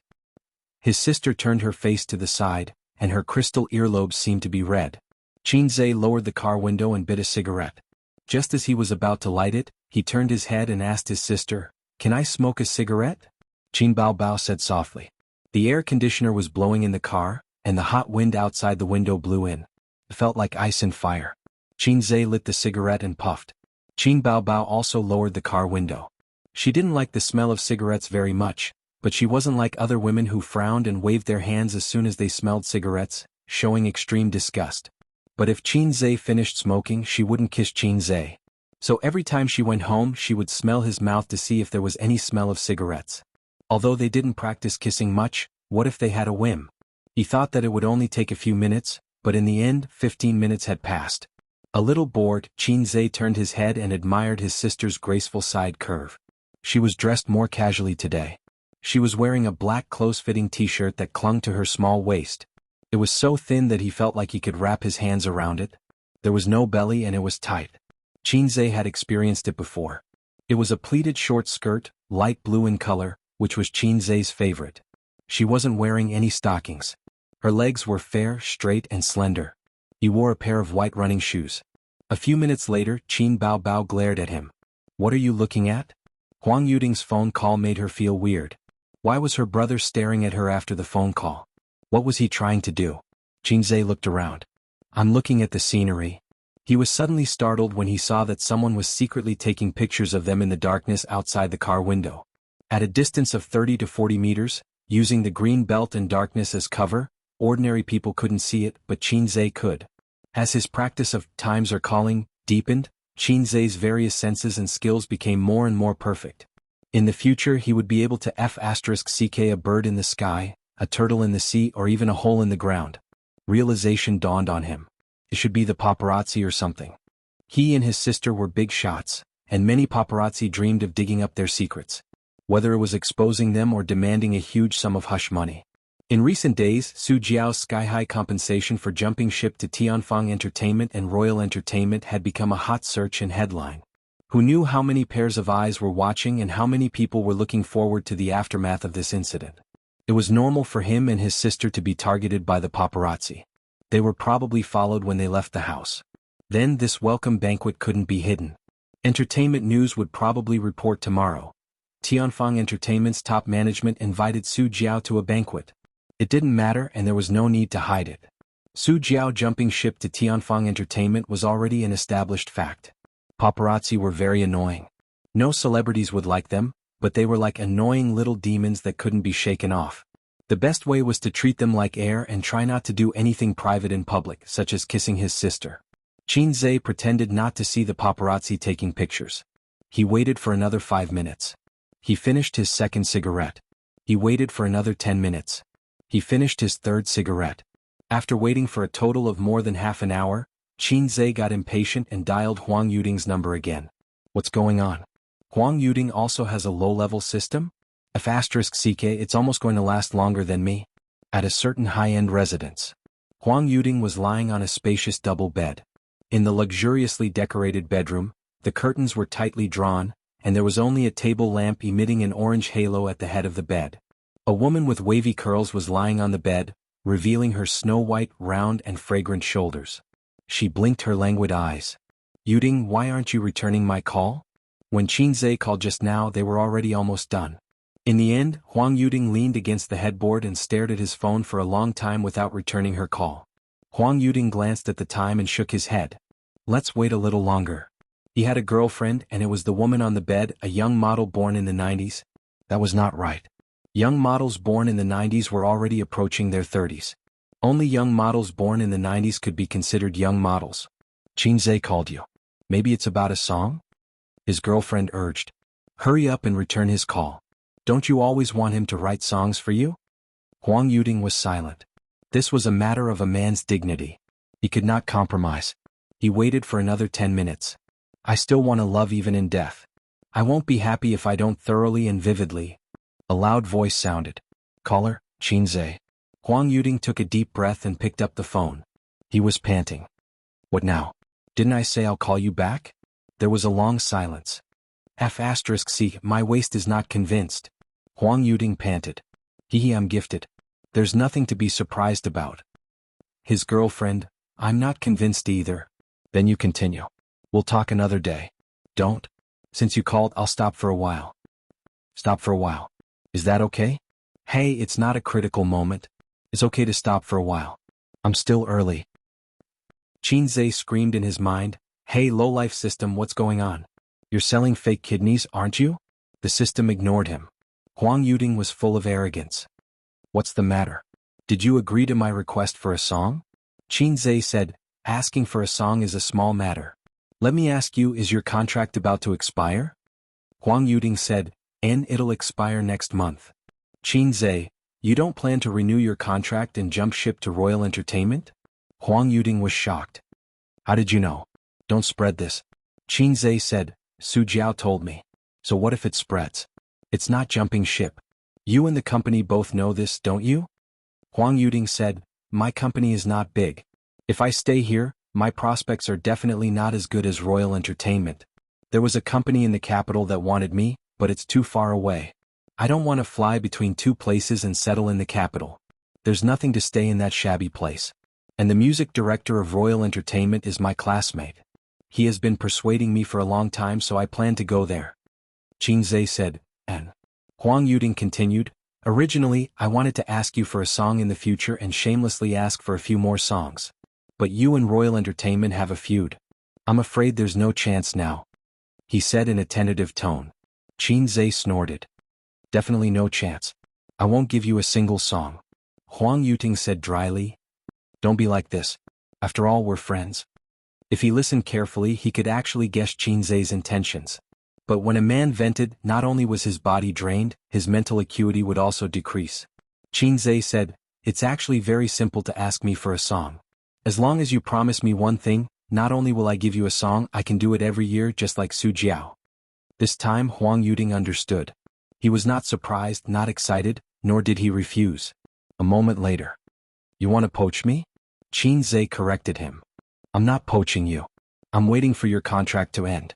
But I feel that other than songs, Tianfang is inferior to Royal Entertainment in all aspects, Huang Yuding said cautiously. That was in the past. Qinzhe said disdainfully, Tianfang's current scale is indeed not as big as Royal Entertainment. They also don't have as many artists under them. But an entertainment company's prospects are not based on its scale, but on its potential. Look at the movie Tianfang made this year, If I Become Memories. The domestic box office was 2.8 billion and the overseas box office was 800 million. As for Journey to the West, the two movies combined have already exceeded 10 billion. Not to mention the album. If you don't count Su Jiao, my sister has broken the record again. This is potential, brother. Tianfang is flourishing now. It's inevitable that it will surpass Royal Entertainment. You entering Tianfang now and in the future are two completely different concepts. What can Royal Entertainment give you? They can only help you take on more commercials, commercial performances, and give you more work to earn money. Tianfang can give you the same. I'm not afraid to tell you that we don't have much work. Instead, we have too few artists, so there's no need to fight for resources for now. Moreover, in terms of career, singers still rely on their works. You know what it means if I write songs for you. Just look at Su Jiao's choice. Believe it or not, in at most 3 years her position in the music industry will be on par with yours, or even surpass yours. And you, don't you want your celebrity to live longer and have a better reputation? It's the age of little fresh meats now. How many more years can you stay popular? Believe it or not, once the number of outstanding works decreases, your reputation will plummet. Finally, funds. You'll never know how much money I have. Let's not talk about Tianfang. Guess how much I earn every month from Baoza Investment? Have you forgotten my title last year that was more famous than the fast shooter? God of Stocks, a god of stocks even more awesome than Xing Beach's little god of stocks. There's also my antivirus software. It's not as profitable as Baoza and Tianfang for now, but it's not a problem to earn tens of millions every month. Huang Yuding pushed away his girlfriend who had leaned over to listen to the phone call. He pulled open the curtains in his pajamas. How many songs will you write for me every year? You're more famous than Su Jiao and we're friends. At least 2 songs a year, at most 4. Singers usually release 2 albums a year. 4 songs is enough to make up a single album. If you take them apart, 2 songs from each album are mine. You've tasted the sweetness of love even when you die, right? Huang Yuding said, Okay, I'll go to your company tomorrow. Qin Zhe smiled. Wise, we'll see you tomorrow. I'll ask you one last time. Are you really that King Long? Huang Yuding laughed out loud. This is considered long? Sit down, sit down. It's basic. He faced the window and didn't see his girlfriend curling her lips in disdain behind him. Qin Zhe, F***ck. He didn't believe that Huang Yuding was so powerful. He must have taken a little blue pill. He hung up the phone. Qin Baobao asked timidly, Hey, do all men take this long? Although she rarely came into contact with filthy things on the internet and had never watched any Japanese educational films, it didn't mean that her sister was a primary school student. She knew everything she needed to know in that aspect. She just lacked practice. Think about it, if she had to be stabbed for half an hour to an hour, would she be able to take it? Under the dim light on the car roof, her sister's delicate face was dyed with a layer of orange, like a piece of flawless yellow jade with a faint blush. Qin Zhe snorted. Don't be surprised. Men should be this long. Men should be this long. And men should be this long. Actually, they had different meanings. Qin Baobao was stunned. You must be lying. She expressed her disbelief. Qin Zhe thought to himself, so what if I'm lying? Can we still talk about it? Do you want to continue poaching people? Qin Baobao changed the topic and talked about that with her brother. No matter what, she was excited and embarrassed. She crossed out the excited part. Qin Zhe nodded. What? Qin Baobao asked the question in her heart. Forcing the system to force me. Qin Zhe sighed. I can't stay in Tianfang forever and I can't really become a star. So let's develop Tianfang as soon as possible. It'll save me and you a lot of trouble. I haven't spent so much effort on Baoza and Amethyst. But Tianfang is my gift to my sister. No matter how tiring or troublesome it is, I will make it a top entertainment company. My sister should have the best. Sit down, sit down. Coaxing his sister was routine. Coaxing his sister was too easy. Every time he coaxed her, his sister would be happy for a while. This time the effect seemed to be even better. Qin Baobao smiled sweetly. In that instant she was like the incomparably enchanting Daji, but also like the bright and adorable Xiao Maxian. She leaned over and wrapped her arms around Qin Zhe's neck. Hey, do you want to eat the rouge on my lips? Yes. F***C. Qin Zhe felt a chill run down his spine. His scalp went numb. He suddenly remembered that there were paparazzi outside. Chapter 525. If he guessed correctly, the high-powered camera with night vision function was focused on the inside of the car. At this time, his sister had put her hands around his neck, her pretty face flashed with shyness and joy, and her thin mouth was slightly open. In the next scene, if the paparazzi were not dead, then the sister and brother would be dead. The paparazzi may be extremely excited, stimulated, and surprised, leading to cardiac arrest and death from shock. No matter how he thought about it, the sister and brother were more likely to be dead. At this moment, if he told his sister that there were paparazzi secretly taking photos, his sister would definitely pull back from the cliff and make a move to distance herself. But in the eyes of outsiders, it would be even more strange, and those with a big brain hole would probably have a bad association. How to smoothly eliminate the ambiguous action into nothingness. In the blink of an eye, Swamp King had an idea. He first extended his left palm and pressed it on his sister's chest, giving himself a buff that turned his chest into bliss. Then he swung his right hand and chopped his sister's head. Qin Baobao was stunned on the spot. "What are you doing?" She covered her head, pursed her small mouth, frowned and looked aggrieved. "That chop just now was a bit heavy." One chop, one chop." Qin Zhe shouted and made 3 consecutive chop. It seemed to be a big move, but the strength was actually very light. After being hit by a series of blows, Qin Baobao launched a counterattack and hit Qin Zhe's chest with 2 fists. Qin Zhe also clenched his fists and fought back. Qin Baobao's advantage was revealed. If it were Wang Zijin, she would confront him with an aggrieved look and wait for Qin Zhe to take the initiative to admit his mistake. If it were Su Yu, she would pretend to be heartbroken and accuse Qin Zhe of being heartless. Not far away, the paparazzi hidden behind the green belt saw the sister and brother fighting in the car through the camera with night vision function. "So naive," the paparazzi murmured. "Just now, Qin Baobao was going to hug Qin Zhe's neck, right?" That posture was very ambiguous and he was stunned at that time. The two of them were siblings, right? They weren't a celebrity couple, right?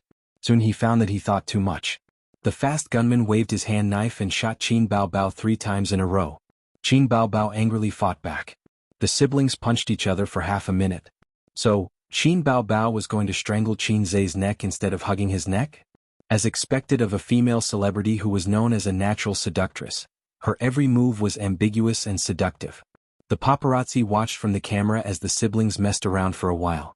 Then they stopped, drove the car, merged into the traffic and disappeared. Today they still didn't manage to dig up any explosive news from the siblings, but they managed to capture the scene of Su Jiao and Elysium's higher-ups attending the banquet, so it wasn't a loss this time. In the car, Qin Zhe breathed a sigh of relief. Qin Baobao said, "Are there really paparazzi secretly taking pictures of us?" Qin Zhe rolled his eyes and said, "Nonsense, which day hasn't there been paparazzi secretly taking pictures of us? I saw them when I was smoking just now. They were sneakily hiding behind the greenery. This bunch of paparazzi who are like plasters. I am willing to spend a good night with your mother." Qin Zhe was drenched in cold sweat just now and he was quite frightened. Qin Baobao, only a ghost would believe that there's a bosom friend in the sea. Qin Zhe, luring grass on the plains, forget it if you don't believe me. Qin Baobao was stunned. So awesome. She didn't have any more poems in her stomach, so she sulked as she drove. After driving for a while, Qin Zhe said seriously, "Let's be more careful in the future, especially in public places. You can't mess around like you do at home. If you get photographed, it won't be good for your reputation." Qin Baobao pulled a long face. "I know, it's all because sister can't be seen in public." Qin Zhe hesitated and said, "If you feel that it's unfair, you can put yourself in my shoes. It's actually not good for my reputation. If I get photographed, I won't be able to face anyone. Both of them would be finished for this kind of thing, alright? And no matter how you looked at it, Qin Zhe was more at risk. The old master would beat him to death." Qin Zhe counted the B-list artists in the company. Li Wei, Su Jiao, Huang Yuding, and the 2 B-list artists who starred in A Journey to the West, there were exactly 5 of them. There were 9 C-list artists and they were currently short of 2. Qin Zhe immediately thought of Guling and Ding Lixin, a female singer duo, but he immediately rejected that idea. There were too many singers in the company, and it would cause an imbalance in the ranks of the artists. In a truly healthy and powerful entertainment company, film and television stars must be the mainstream, followed by singers. Also, he had promised Huang Yuding and Su Jiao, so the other singers would definitely make requests, or else they would feel unfair. Huang Yuding and Su Jiao added up to 5 or 6 songs a year, so it didn't matter. But this couldn't become a routine, or else everyone would use this as a condition. There were countless songs in the store, but Qin Zhe's points were limited. Once again, Guling kept throwing flirtatious glances at him, showing that she wanted to seduce him. This violated sister's taboo. Sister had never liked her. If he poached Guling and they were under the same roof, Guling would definitely pursue him in a more daring way. Her mentality would probably explode. Right, Chen Shishir and Yi Lu. Chen Shishir was cheerful, lively, petite and cute. Qin Zhe quite liked this kind of personality. However, her acting skills weren't top-notch. She had acted in many dramas, but after being scolded a few times by haters online, she changed her main occupation to variety shows. As for Yi Lu, she was a rather interesting woman. She was tall and beautiful and claimed to be his fan. Last time, when he accompanied sister to a reality show, he was in the same team as her. During this period they would occasionally message each other. When it was a festival they would send a few blessings. Hello Qinzhe? After dialing Qian Shishir's number, it rang for a while before the other side picked it up. You're sleeping so early? It's only 10:30, Qinzhe said in surprise. I slept at 10, Qian Shishir said lazily. Boss Qin, why are you calling me? Do you want me to warm your bed? Sure, come on, come on. I have something to talk to you about, Qinzhe said. What is it? Say it quickly. Women who stay up late will age, Qian Shishir said. I want to invite you to join Tianfeng. Qinzhe went straight to the point. Huh? Qian Shishir's tone suddenly rose. Come to my Tianfeng, Qinzhe said. Qian Shishir. At this moment Qian Shishir, who was sleeping soundly, flipped over and sat up. With her messy hair, she touched her forehead and smoothed her hair back. Boss Qin, don't tease me. I'm not teasing you. Really. I was watching you and Royal Entertainment quarrel the day before yesterday with relish. Now you're calling me and saying that you want to poach me? I'm a slut in the capital. I've never thought of settling in Shanghai. I don't care if you're a slut in the capital or in the northeast. As long as you're not a slut, I won't eat you. Besides, don't you have property in Shanghai? You spend almost half of your time in Shanghai every year. Otherwise we wouldn't have known each other. As an artist who doesn't travel all over the country, it's normal to be away for a few months for a drama. How much time do you spend at home? Don't talk to me about this, Qinzhe said. Qian Shishir was a cheerful and soft girl. When talking to her there was no need to be too polite. Just banter and joke like friends. Qinzhe said, not only has Su Jiao joined my company, Huang Yuding's contract has also expired. He has decided to join our Tianfeng. Qian Shishir was shocked and speechless for a long time. In a soft and cute voice she said, Are you for real? You're lying to me. Why would I lie to you? Boss Qin, what are you trying to do? You can't be so ruthless, right? Poaching so many artists at once. Can the company digest them all? It's very troublesome with lawsuits. Qian Shishir felt that he was too crazy. People did business and ran companies step by step. But he was moving too fast. What do you think? Qinzhe asked. I'm not coming. Qian Shishir said, I'm doing well here. Why would I come to your company? Send me a boyfriend? I'm not a singer. It's useless even if you write songs for me. I'm not cut out for singing, so your Tianfeng is not attractive to me. I don't want to be entangled in lawsuits. It's so troublesome. Time will pass. Think about it, Qinzhe said. Qian Shishir burst into laughter and said coquettishly, No. She changed the topic and teased, Do you have a girlfriend? Qinzhe looked at his sister and said without hesitation, No. Salted fish knew how to choose. Qian Shishir giggled and said, Then be my boyfriend. I'll come over. How should he answer this? It should be a joke, but if he rejected it directly, it would appear that his EQ was low. If he agreed, the jealous lover beside him would act up again. Allow me to ponder for a while, Qinzhe said. Yes, I can't afford it. Pass. Qian Shishir did not react and thought that he was casually changing the topic. She smiled and said, All right. I'm just joking. I'm going to sleep. Bye. Qinzhe sighed and said, I'll talk for a few more minutes. Listen carefully. When it's done and you still don't want to come, we'll treat it as if it never happened. Qian Shishir was stunned and said, Wait a moment. She got out of bed and went to the living room to pour a cup of warm water. She took a sip and said with a serious expression, Go ahead. I remember that you used to be a movie star, but after filming a few years of television dramas, you were criticized for your poor acting skills. Unable to take the blow, you gradually faded out of the film industry and became active in variety shows, Qinzhe said. Why are you stabbing me in the heart for no reason? Qian Shishir said angrily. Actually, I've watched your television dramas in the past and quite liked you.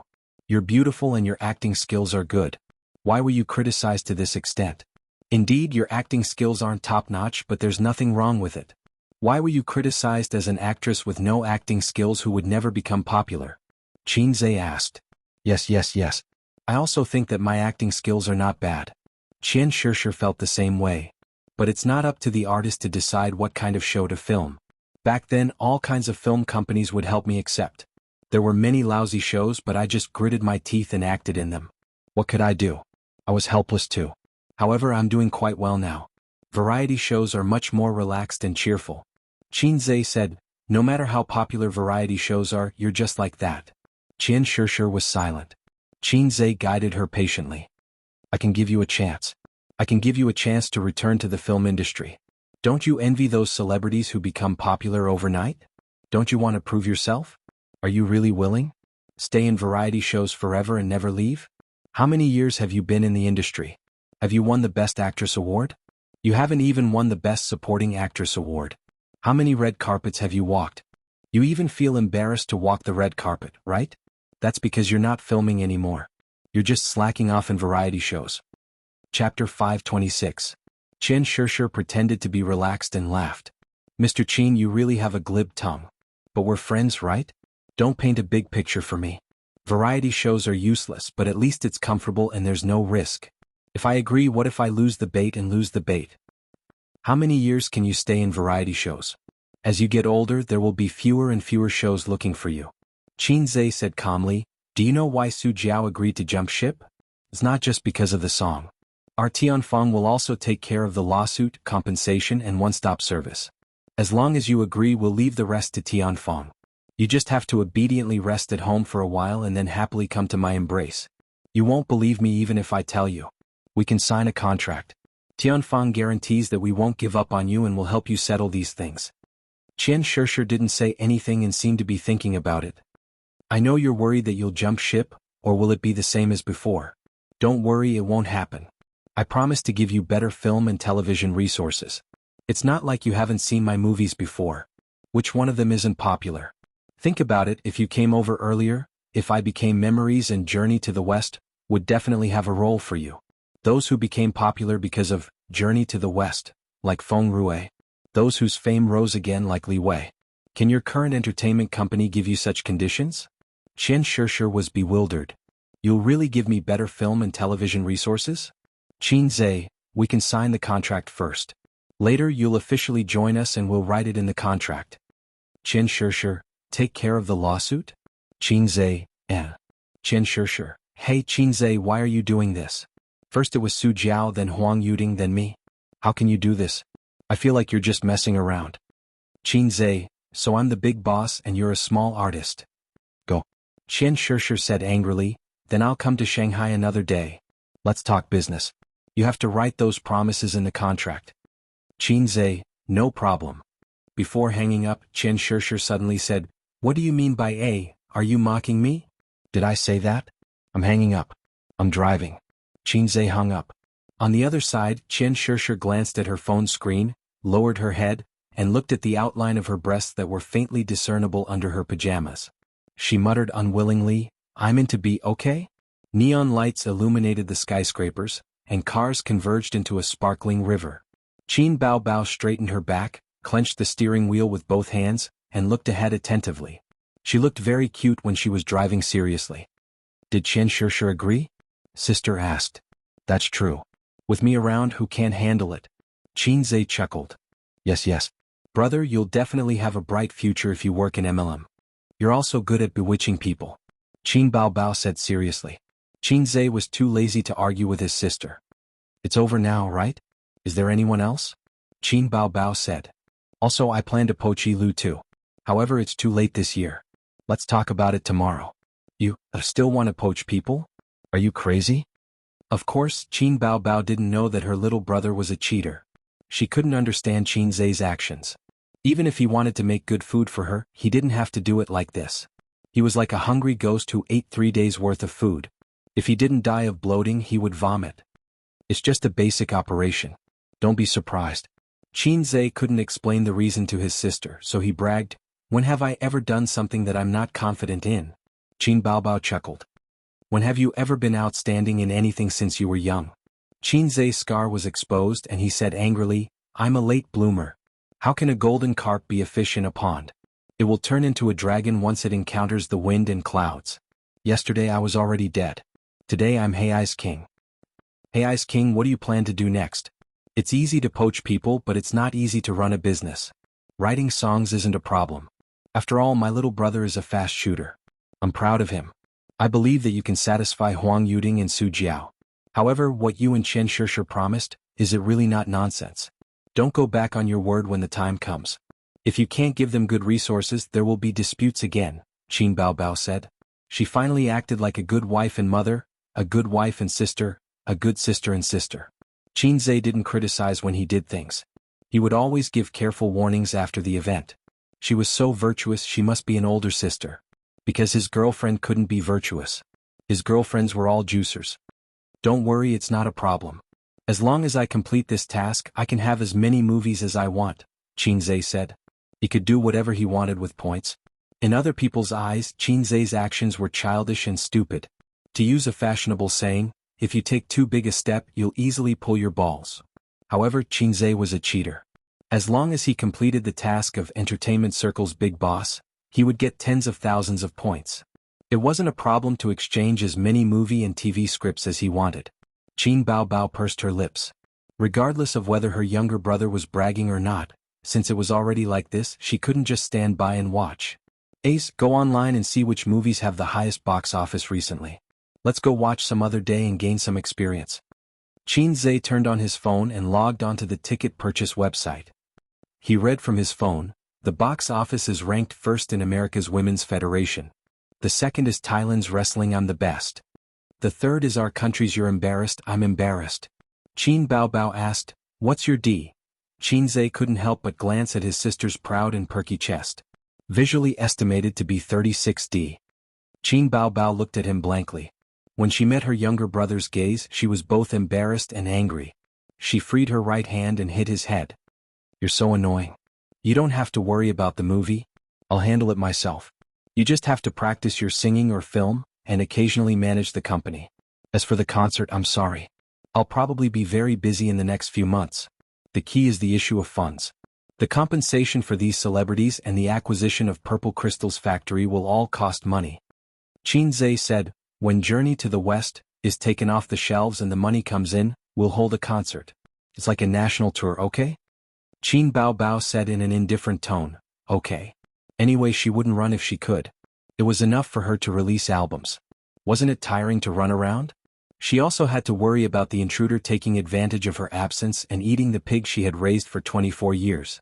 It was only 3 kilometers away from the neighborhood. When the car passed by the 24-hour supermarket, Qinzhe said, stop for a while. I'll buy a pack of cigarettes. The car stopped by the roadside. Qinzhe opened the door and got out. You can only buy 1 pack, Qin Baobao shouted at his back. Qin Baobao limited his cigarettes to 1 pack every 2 days. He could only buy 1 pack at a time. If he bought too many, she would get angry and throw them away. It didn't matter during the day, but when she got home from work, she definitely couldn't let her brother smoke. She couldn't stand the heavy smell of cigarettes. Got it? Qinzhe put on his mask and cap as he walked. When he entered the supermarket, there was a kid in middle school standing behind the counter. He had a childish face. Perhaps his parents had something to do, so he was helping to look after the store. Qinzhe took out a 100 yuan note. Give me a pack of Chicken Lord. The kid's gaze swept across the glass cabinet and turned to look at the wall cabinet with cartons of cigarettes. He shook his head and said, Chicken Lords are sold out. Qinzhe frowned. There's no Chicken Lord. Then give me a pack of Chicken Lord. There's still Chicken Lord.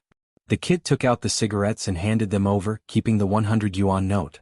There was no need for change. Both Chicken Lord and Chicken Lord were the same price, 100 yuan. Qinzhe put the cigarettes in his pocket. He only smoked Chicken Lords. Chicken Lords were strong but pure. Chicken Lord was soft. Although it tasted good, it was too bland. Only sissies would sleep with women. Men should *ck men. For reference, only sissies would suck Chicken Lord. Men should smoke Chicken Lord. He would just be a sissy for a day. Just then, a man and a woman walked into the supermarket. The man stood at the counter and pointed at Chicken Lord. Give me a pack. Qinzhe thought, yo, your brother is also smoking Chicken Lord. No, this is the shell, the kid replied. Then give me a pack of Chicken Lord. The man took out a 100 yuan note and placed it on the glass counter. The kid held the cigarette in one hand and the money in the other. He turned around and put it through the money detector. The woman suddenly said, wait, you can pay with Jiji Bao, right? Chapter 527. Sure. The young man took out the QR code and placed it in front of her. The woman took back the $100 bill and handed it back to the man. Then she pointed her phone at the QR code and scanned it to pay. But then the man changed his mind and insisted on paying with cash. He pushed the $100 bill to the young man. Qinzhe saw that the man had been holding onto his wallet the whole time. He had secretly swapped out the $100 bill. He still had a fake bill in his hand which had been blocked by his wallet. Through the woman's manipulation, he took out the fake bill and handed it to the young man. The young man was young, but he didn't know how sinister people were. He didn't suspect anything and took it. The man and woman looked at each other and smiled. Just as the man reached for the cigarette, Qinze was one step ahead of him. He pressed down on the packet of dummy cigarettes that cost $100. The man stared at him. "Brother, what's the meaning of this?" They looked at each other silently, trying to use their eyes to tell Qinze not to meddle in other people's business. Qinze retracted his gaze and pushed the packet of dummy cigarettes back to the young man. He said lightly, "Give the money back to him and let them scan the QR code to pay." The young man was confused. He didn't understand what was going on. Everything was fine, but the man beside him suddenly interfered. "What does it have to do with you? We're buying cigarettes. Are you crazy?" The woman shouted. "Young man, give us the cigarettes. We're in a hurry." The man glared at Qinze again with a strong threat. The young man handed over the cigarettes, but this time, Qinze directly took the cigarettes away. The man was so angry that he cursed. A middle-aged man walked out of the supermarket. Perhaps he heard the noise outside and came out to check. "What's the matter?" He glanced at Qinze and the other two. The young man was confused from beginning to end. He looked at his father blankly. He didn't know how to explain. The woman immediately said, "We're here to buy cigarettes. I don't know what's wrong with this person. He snatched the cigarettes and refused to give it to us. He probably doesn't want your family to do business." The man agreed. "This person is crazy." The fake bill was still on the counter. He reached out and quietly took it back. "We're going to scan the QR code to pay." The middle-aged man looked at Qinze with an unfriendly expression. Qinze pointed at the money the man took out. "Boss, he used fake money to buy your cigarettes." The middle-aged man was stunned. "What are you talking about? Don't talk nonsense, you know? This is real money. This kid checked it on the money detector just now," the woman shouted. Hearing this, the young man nodded. The man pulled out the real banknote without batting an eyelid. "Do you want to check it again?" The middle-aged man smiled and said, "No need, you can pay by scanning the QR code." The woman shouted, "What do you mean? We're here to buy cigarettes, not to be wronged. I'm not buying any more. You don't know how to do business at all." As she spoke, she pulled the man out of the supermarket. The middle-aged man quickly took out a cigarette from his pocket and handed one to Qinze. He said in a grateful tone, "Brother, thank you." Qinze shook his head, took the cigarette and put it on his ear. The middle-aged man lit a cigarette and said with disdain, "I can tell from their accent that they're from another country." Bah. Qinze thought to himself, "Because of their accent, you choose to believe me?" The middle-aged man explained, "I've been running this shop for so many years. It's not like I haven't suffered this kind of loss before." He looked at his son. "Did those two people buy cigarettes with real money first, then take it back and give it to you?" The young man nodded. The middle-aged man scolded, "Little punk, grow a brain. Didn't I tell you to be careful?" The young man looked aggrieved. Qinze left the supermarket. After a few steps, he was blocked by two men and a woman. Was this a form of revenge? Qinze glanced at the man blocking the way and then looked at the man behind him. The two men were advancing and retreating. "What's wrong? You want to beat people up?" Qinze said. "Change this 100 yuan for us and pretend that this didn't happen." The man took out a red Grandpa Mao note. "What if I don't want to?" Qinze was very calm. "Then you don't want to live." The woman was full of vigor. "It's illegal to send fake money to the market. It's more serious than you beating me up. This is Shanghai, not your fellow countrymen in the corners of the country." The man who was in the supermarket with the woman said, "We didn't send fake money. We're the victims. Don't talk nonsense. Give us the money." Qinze had seen similar reports on the news before. Many people used this method to quietly send fake money to the market. The woman sneered. "If you don't give us the money, we'll beat you up. It's your choice. Even if you call the police will only ask about such a small matter. They don't even need to file a case. It's pointless to take a beating." Before she finished speaking, the man standing in front of Qinze was kicked in the stomach. He fell to the ground and rolled a few meters away, groaning in pain.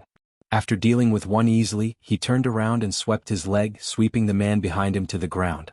He wondered if he should call the police and let the police handle it. Beep, beep. A car horn sounded in the distance. His sister waved at him from the car. Qinze walked in front of the woman and slapped her.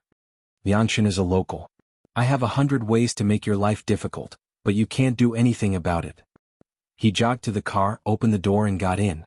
Qin Bao Bao looked at the three people in the distance. He stepped on the accelerator and the car sped away. What's going on? You got into a fight with someone again. They're scammers.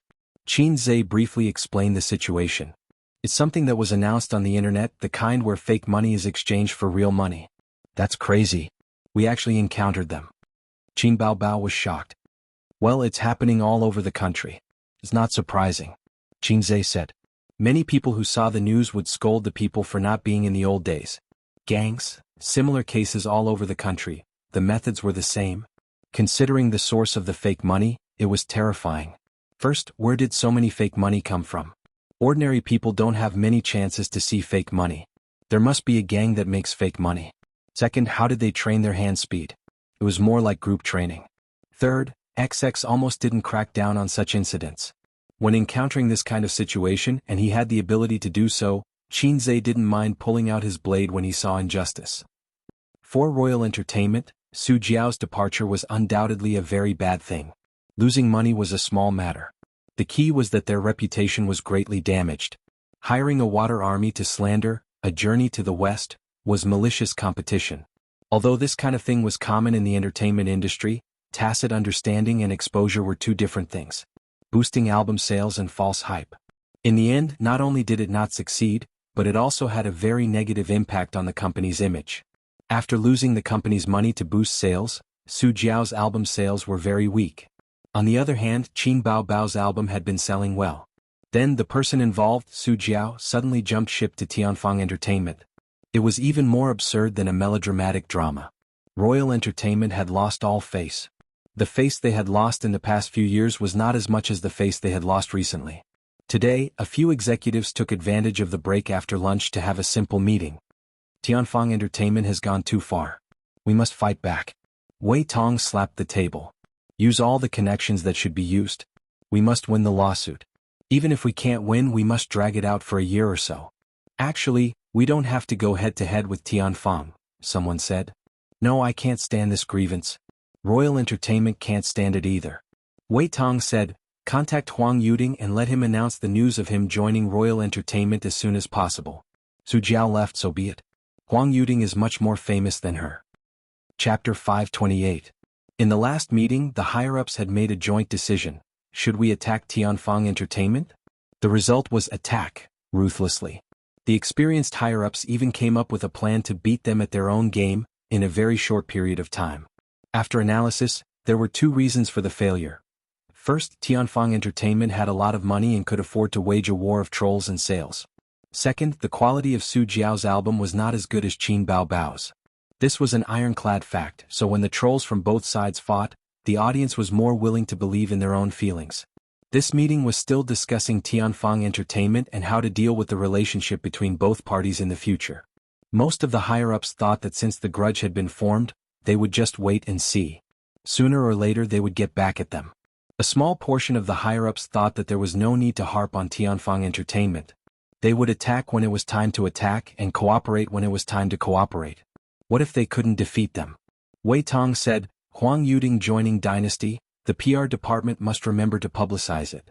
What's the big deal about Su Jiao leaving?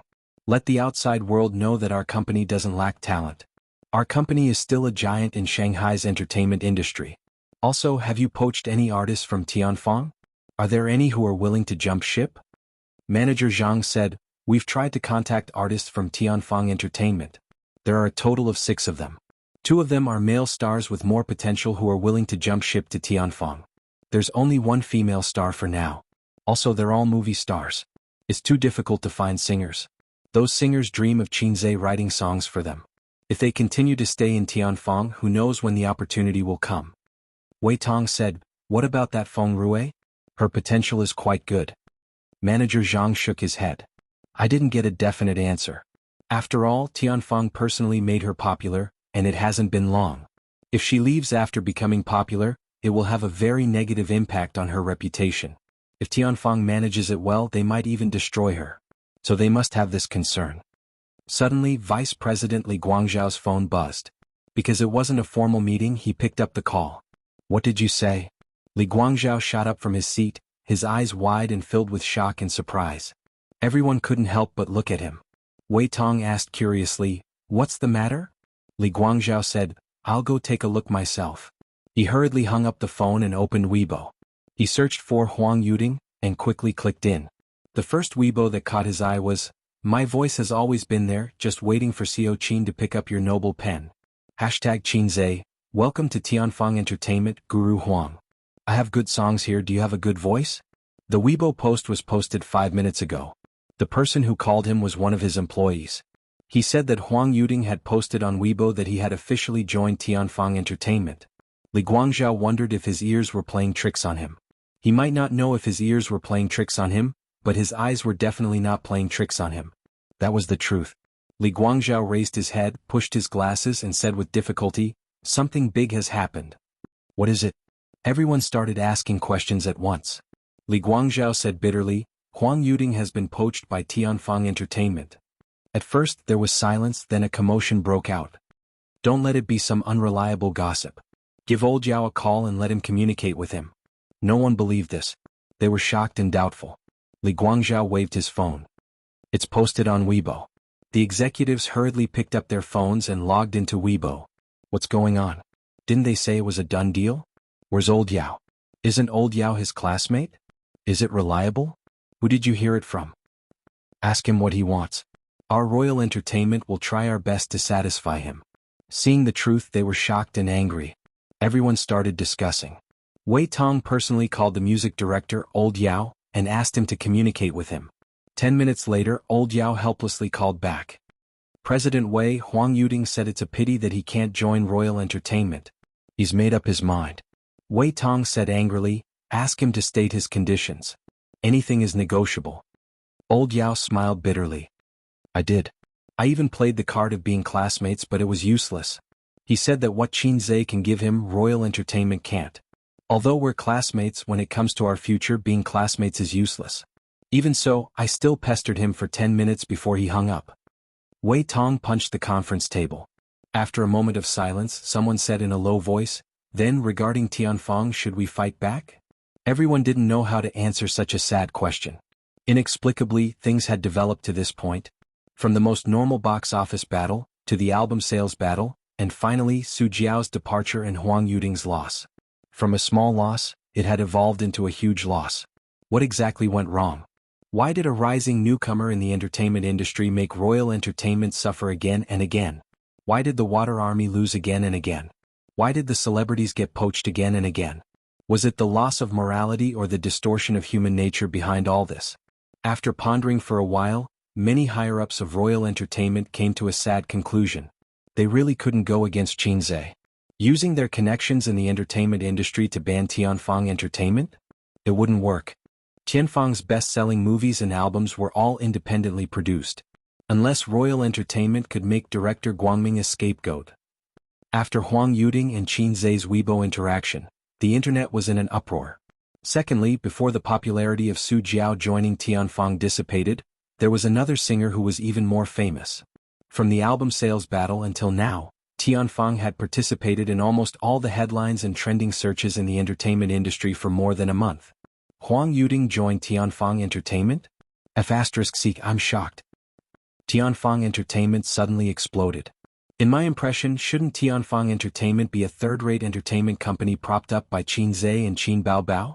In half a year, how many second-rate stars does Tianfang have? Who can calculate? Their development is too fast. Qinzai is simply poisonous. We keyboard warriors can't see through the big shots world. Tianfang's fame rose to another level. In the past, Qinzai and Qin Baobao's fame had spread far and wide in the entertainment industry, but Tianfang had always been a nobody. Even though they had produced If I Become Memories and Journey to the West, there were still not many people in Tianfang Entertainment. It was just like when you watched a movie, you would never pay attention to the production company and would rarely find out who the director was. But starting from this period, Tianfang Entertainment had become an entertainment company that many people were familiar with. Even Qinzai's fame rose greatly. There were girls confessing their love for him everywhere on the internet.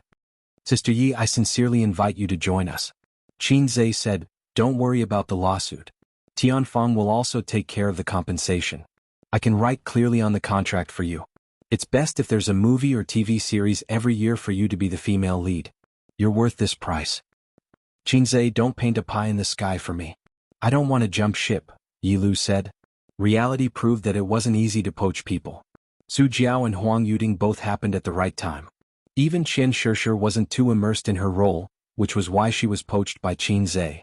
Yilu's development was very smooth. It wasn't flourishing, but it was very stable. In such an environment, she definitely wasn't willing to take the risk to jump ship. Also, my relationship with the higher-ups of Mei is pretty good. If I jump ship, it won't be good for my reputation, Yilu said gently. Stop bullshitting. I know you want to run out and open your own studio. I did my research before calling you, Qinzhe said in annoyance. Then why did you still call me when you already knew? Yilu said. You can also set up your own studio if you come to my Tianfang Entertainment. Also, the resources will definitely be better than if you open your own studio outside. I can promise you that I'll let you be the female lead once this year. I don't need to repeat the results of Tianfang Entertainment's TV series, right? Once you've thought it through, remember to call me. Qinzhe rubbed his temples and stared at the name list on the table in front of him. On it were the artists and phone numbers. Yilu wasn't his only choice. Qinzhe would give her at most 3 days. If she didn't agree, he would look for other artists. Right now, the most important thing was to complete the mission. Salted Fish Zay's harem group chat. Suyu, what's Qinzhe busy with recently? Baoza has a bunch of things waiting for him to settle. Qinzhe had been at Tianfang Entertainment for nearly a week. He was in a pair with his sister and the siblings returned home together. Suyu was very angry, but thinking that there were indeed a lot of things happening at Tianfang Entertainment recently, she held it in and didn't call Qinzhe to make a fuss. Wang Zijin immediately agreed. Purple Crystal isn't coming either. I don't have a lot of management experience. He doesn't even know how to help me. Despise. Qin Baobao originally didn't want to bother with them, but they kept mentioning her. She said helplessly, he's crazy. He's still trying to poach people. Suyu, is he trying so hard to expand Tianfang's scale? Baoza hasn't expanded in a long time. He doesn't care either. A series of despise emojis. Wang Zijin's tone was sour. Purple Crystal also needs to expand. A's will be staying at Purple Crystal for the next month. He's doing well. Don't worry about him. Qin Baobao, hee. Suyu, hee. The three women were in a show. They bickered for a long time. Nan Man Pei suddenly came online. Recently, I've been preparing to hire a senior manager to help me manage the funds. My think tank suggested that I should personally come up with the questions. Think tank and whatnot. Sounded so high and mighty. She had to get A's to build a think tank one day. Qin Baobao thought to herself. Suyu, sister man, are you sure the think tank isn't trying to slack off? Nan Man Pei, I think it's quite interesting. I plan to give it a try. But I've never been an interviewer before. I usually hire people based on their qualifications. Then I send people to work at the grassroots level. Those who are reliable will be promoted. This time, I plan to set up a management team directly. Suyu, I'll help you think about it. Soon, she posted a large number of unique questions from the interviewers during the interview. Nan Man Pei, you have it all on the internet. Be serious. Qin Baobao, do you want to test ability or character? Nan Man Pei, both. Wang Zijin, ability is easy. Send a set of professional exercises. Finally, we'll look at the results. If it's character, I have a question that's quite interesting. Nan Man Pei, say it. Wang Zijin, if you were locked in a room with a naked woman, and you were only given 20 minutes, what would you do? Wang Zijin, this question is very deep. Those who answered courteously are hypocrites. Those who said that they wanted to do something were very lustful. If you want to write, you'll do it if you don't want money. If you want money, you won't do it. Those who are diligent and thrifty are able to hold on to their career. Those who talk about emotional exchanges first are far-sighted. Nan Man Pei, why do I feel that it's not reliable at all? Wang Zijin thought to herself. Of course it's not reliable. I just made it up. Nan Man Pei, let's see how Qinzhe chooses to Qinzhe. Chapter 529. Qinzhe heard a ding-dong from his phone, indicating that someone had at him. He clicked on it and almost peed in his pants. If you were locked in a room with a naked woman for only 20 minutes, what would you do? Wang Zijin's question might be accidental, but Nan Man Pei definitely had ulterior motives for letting him answer. Qinzhe couldn't be blamed for thinking this way because the night he had sex with Suyu was almost like this. Suyu took off her clothes and asked him, "Do you like me?" Took off her clothes and asked him, "Do you like me?" Qin Zhe couldn't resist the temptation. Nan Man Pei knew about his relationship with Su Yu. Su Yu told him that she confessed to Nan Man Pei about their intimate relationship. Big sister man, are you trying to beat me? Qin Zhe thought. Then how should I answer? If I muddle through, big sister man will definitely be dissatisfied. Answer truthfully? God, I may not live past tonight. Nan Man Pei, Qin Bao Bao, is Qin Zhe next to you? Qin Bao Bao, yes, he's looking at his phone. Since his sister said so, he couldn't pretend not to see it. Qin Zhe took a deep breath and typed, I will use 19 minutes to shower, 55 seconds to flirt, and the last 5 seconds to let her know what a man is, humph. Su Yu, Qin Bao Bao, Wang Zijin, Nan Man Pei, this, humph, is very naughty. The group fell silent and Nan Man Pei lurked. Qin Zhe breathed a sigh of relief. It seemed that big sister man was satisfied with this answer. In fact, he had already confessed. Because he had some connections in Shanghai, under Qin Zhe's operation, Royal Entertainment and Su Jiao's lawsuit quickly passed the first trial, which was already 2 weeks later. This was not the result that Dynasty Entertainment wanted. Their original plan was to complete the first trial within 3 months for the simple process and 6 months for the normal process. The second trial would be decided within 3 months. Adding up the first and second trials, it would take at least a year and a half, making Su Jiao go into hiding for half a year in disguise. But within 3 months. 2 weeks was also within 3 months. After sending people to find out, they found out that it was Tianfang's doing. The verdict of the first trial. Su Jiao compensated Royal Entertainment with 3 million. The lawsuit entered the second trial phase, and it was already mid-August by the time Su Jiao's case was settled. Tianfang Entertainment didn't stop there.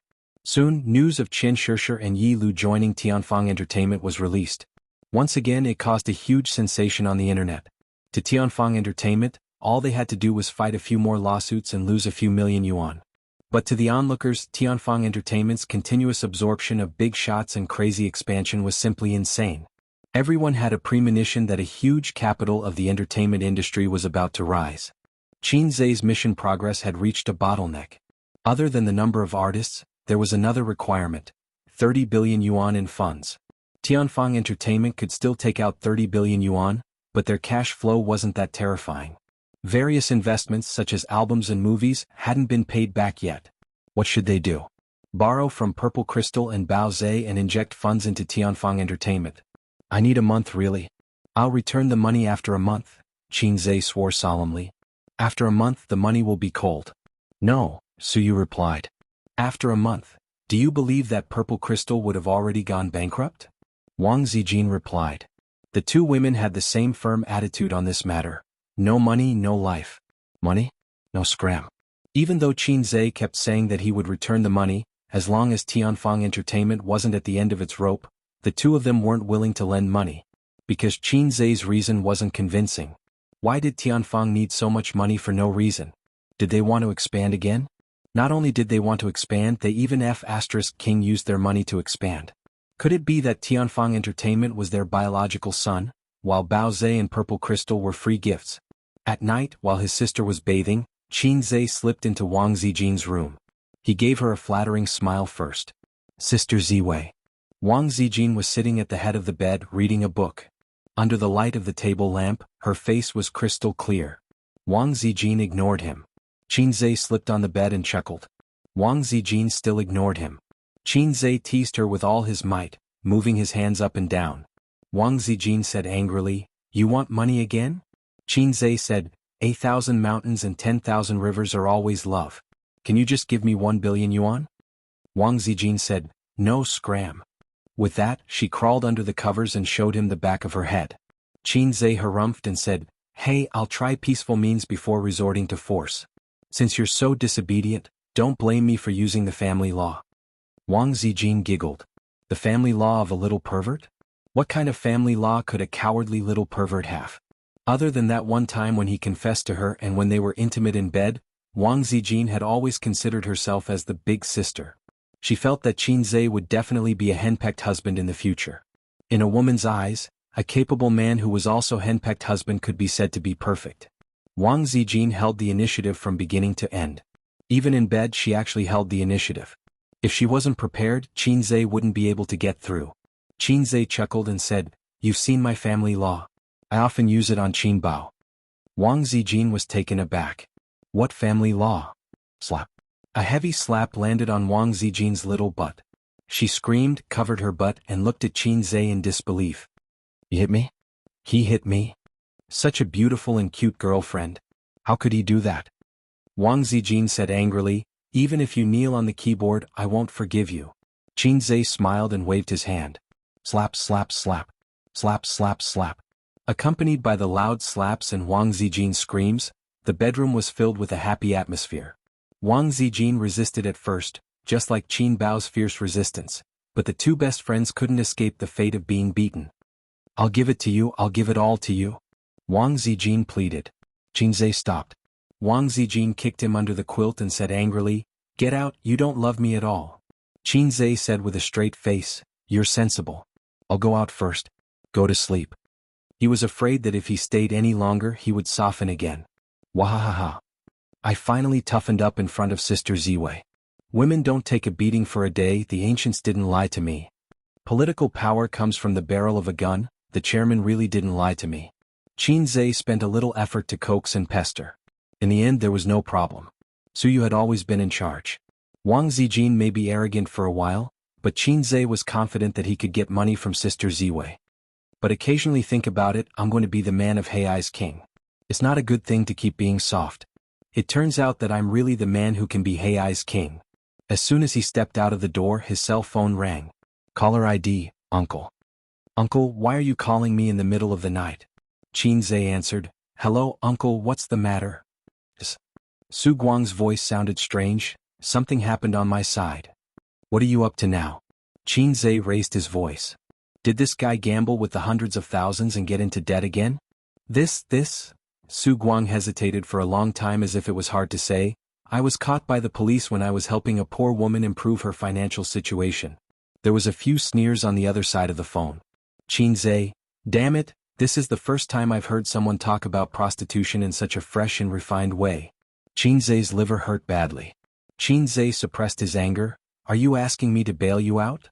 Which police station are you at? Su Guang said, You can't do this, you have to ask your aunt. I don't have the face to call her. The other side lowered his voice. Ace, help me think of a way. If your aunt knows about this, she'll definitely divorce me. Can you bear to see your uncle's wife and children separated? Qin Zhe said angrily, You deserve it, it's all your own damn fault. Su Guang defended himself. I have a reason, it's because I helped you look after the factory. Some time ago I found one in Xishan and inspected it a few times. The equipment is quite new. As for the other party, they're planning to finance it and don't want to sell it. I've had a lot of social engagements in the meantime, and I just wanted to take them out to have some fun tonight. Who knew I'd fall for it? I rarely did this kind of thing before, if not for you. Qin Zhe was speechless for a long time. Yes, you did it for me. Thank you for your hard work. I can't thank you enough. Su Guang said, Come quickly, I'm still locked in a small dark room and the police aren't around now. I'll make it short, quickly ask your aunt to come and redeem me. I'm afraid the police station will inform your aunt later. Damn it. After Qin Zhe got the address of the police station, he silently hung up the phone. Fine, it's because of my factory, I can't just ignore it. But my aunt is a prideful and stubborn person. She's worked hard for the family all these years and feels that her husband owes her a lot, so she's naturally resentful. If she knows that my uncle is sponsoring a poor girl in the middle of the night, she'll explode. Qin Zhe thought for a while, then went into the toilet, closed the door and dialed his aunt's number. Hello, Ace? His aunt's voice was calm, without any anger or irritation.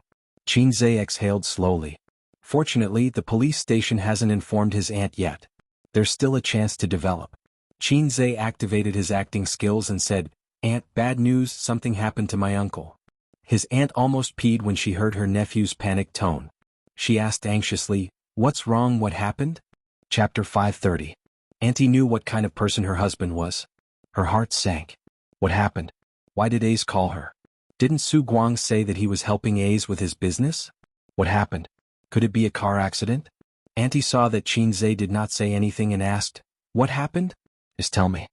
Qin Zhe said, Uncle drank some alcohol because of a business dinner and was arrested for drunk driving. He is currently at the police station. Not only will he face a fine, but his license will also be suspended. He might even be detained. Auntie panicked and said, How did this happen? Why did he drink? He is more reliable than this person. Qinzhe comforted her. It's fine. I have connections at the police station and have already communicated with them. They plan to classify uncle as a prostitute and fine him. There is no need to detain him or suspend his license. Later, the police station will call to inform you to go over to pay the money and collect the person.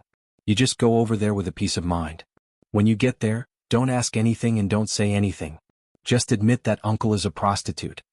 Auntie asked, will it work? Qinzhe assured her. It will be fine. There is no car accident and no one is hit. It's not a big deal. Auntie calmed herself down. Okay, Auntie understands. Thank you, Ace. Qinzhe said, it's fine. It's what I should do. This is all I can do. After hanging up, Auntie waited for about half an hour before she finally received a call. A woman's voice said, hello, is this Madame Li? Auntie replied, yes, it's me. Is Su Guang your husband? Yes. He was arrested for prostitution. The address is XXX police station. Come over to pay the money and collect him. Okay. Auntie hung up and heaved a sigh of relief. Ace did not lie to me after all. Auntie took her bank card and told her mother, Mom, I have to go out to do something. Grandma was sitting in the living room with Su Yu and her brother on her left and right. They were watching TV with her. Grandma, what's the matter? It's so late. Auntie thought for a moment and said truthfully, Mom, don't worry. Ace has already made arrangements. I'll go over and pay the money and I'll be able to get him back. Grandma stood up shakily and said, then what are you waiting for? Hurry up. Okay. His aunt responded and hurried out of the house. Grandma slapped her thigh, exasperated at her son's failure to live up to her expectations. There's not a single moment of peace throughout the year. What a sin. How could I have given birth to such a wilted child? Su Yu comforted her. Grandma, with cousin's help, it'll be fine. The younger brother added, when I grow up, I want to show off like my cousin. Su Yu's face darkened and she reprimanded her younger brother. Where did you get those words from? Don't use them carelessly. The younger brother wasn't convinced. I didn't use it carelessly. Cousin is a pervert. His aunt hailed a taxi at the entrance of the neighborhood and went straight to the police station. The taxi driver was a chatterbox and talked non-stop. You don't sound like you're from Shanghai, the driver said. I'm from Suzhou, his aunt answered absent-mindedly. After about 10 minutes, his aunt looked at the time and said lightly, Sir, were you a racer in the past? The driver was stunned. No, I've been driving for more than 10 years, but my skills are no worse than a racer's. His aunt said unhappily, You're not a racer. I thought your habit of going in circles was a side effect of driving a racer. The driver was speechless. The chatterbox driver didn't say anything else along the way. When they finally arrived at the police station, his aunt told the police officer on duty the purpose of her visit. Oh, you're here. The officer on duty was a female police officer. She said lightly, I'll bring you in to sign the fine. After you pay the fine, you can get your husband back. Then she added, Do you know what your husband did? Auntie insisted, whoring river crab, prostitutes. The female police officer was stunned by her straightforward tone. After his aunt signed the document and paid the fine, she saw her husband being brought out of the small dark house by the police officers not long after. The male police officer who brought him over said, This is your husband's first time being arrested, so after paying the fine it's fine. If there's a next time he'll be detained for 10 days. You husband and wife go back and talk to each other. Don't let this happen again. The surrounding police officers looked over with interest. Prostitution was the best way to watch the show. Every time they caught such a person after notifying their family members, they would definitely make a scene. The fiercer ones would even hit their husbands directly. Every time they encountered such things, the police officers would gloat and say, If you want to make a scene, do it outside. This is the police station. Su Guang became listless. After all, it was a very embarrassing thing to be caught for prostitution. His aunt glared at him. Why are you so careless? Be more careful next time. The police officer was speechless. In an instant, the way he looked at his aunt changed. How could there be such a broad-minded woman in the world? The female police officer reminded her, Your husband is a prostitute. His aunt said, Yes, I know. Thank you for educating him. I'll be more careful next time. The police officers looked at each other. What the F***ck? The couple left the police station and stood by the roadside to hail a taxi. Su Guang stood silently at the side, ready to welcome the storm. After waiting for a long time, it was unexpectedly calm. Su Guang said weakly, Xiaoru? His aunt said, "What's wrong with you? You drank and drove. You don't have any confidence at all. Where's the car?" "It's with the traffic police." "Also, where did you get the car from?" "Drinking car traffic police," Su Guang probed. "Ace told you?" His aunt said angrily, "Nonsense. If you didn't have connections and changed your drunk driving to prostitution, you can forget about driving this year and would have to stay in jail for 10 days to half a month. Damn, my nephew is indeed not an ordinary person. He's as smart as me." Su Guang heaved a sigh of relief. "It's all because of him. I have to entertain clients. How can I not drink? If I don't drink, I won't drink and drive. If he doesn't help me, he's an ingrate." Su Guang was frantically cheering for Qin Zhe in his heart. Right, the factory executive that he entertained was still in the police station, waiting for his family to come and pick him up. Su Guang mourned for him in his heart. It was business entertainment.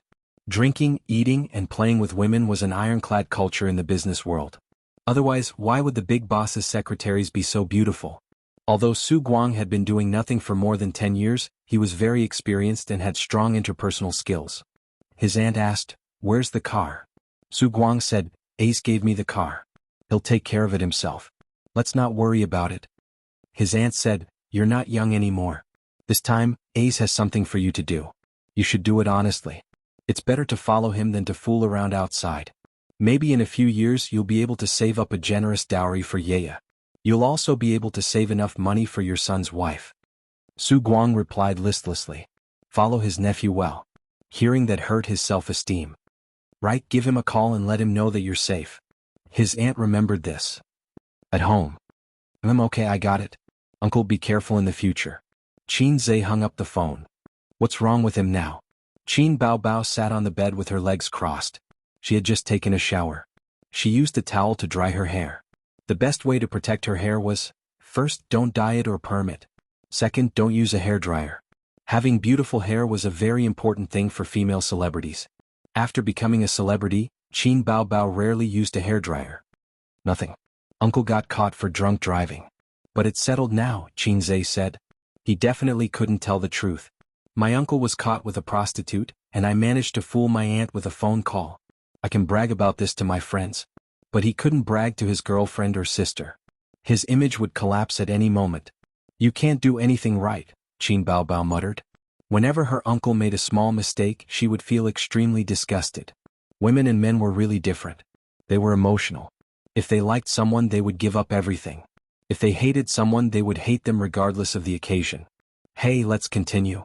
Qin Bao Bao ran her fingers through her hair. What are you going to do with the money after you get it? Shoot a new movie? No. The money will stay in Tianfang for a month. I'll return it to them later, Qin Zhe said. Qin Bao Bao was stunned. Then what do you want the money for? Qin Zhe, I'm not telling you. Qin Bao Bao was speechless for a long time. She thought that this brother of hers would have some kind of grand feat. Was it just money transfer for fun? Just then Qin Zhe's phone rang. The caller was Yu. Suyu? Qin Zhe picked up. Hello, cousin. Are you asleep? Suyu's soft voice sounded. Yes, soon. I'm going to sleep with your cousin, Qin Zhe said. Suyu, Qin Zhe, what's the matter?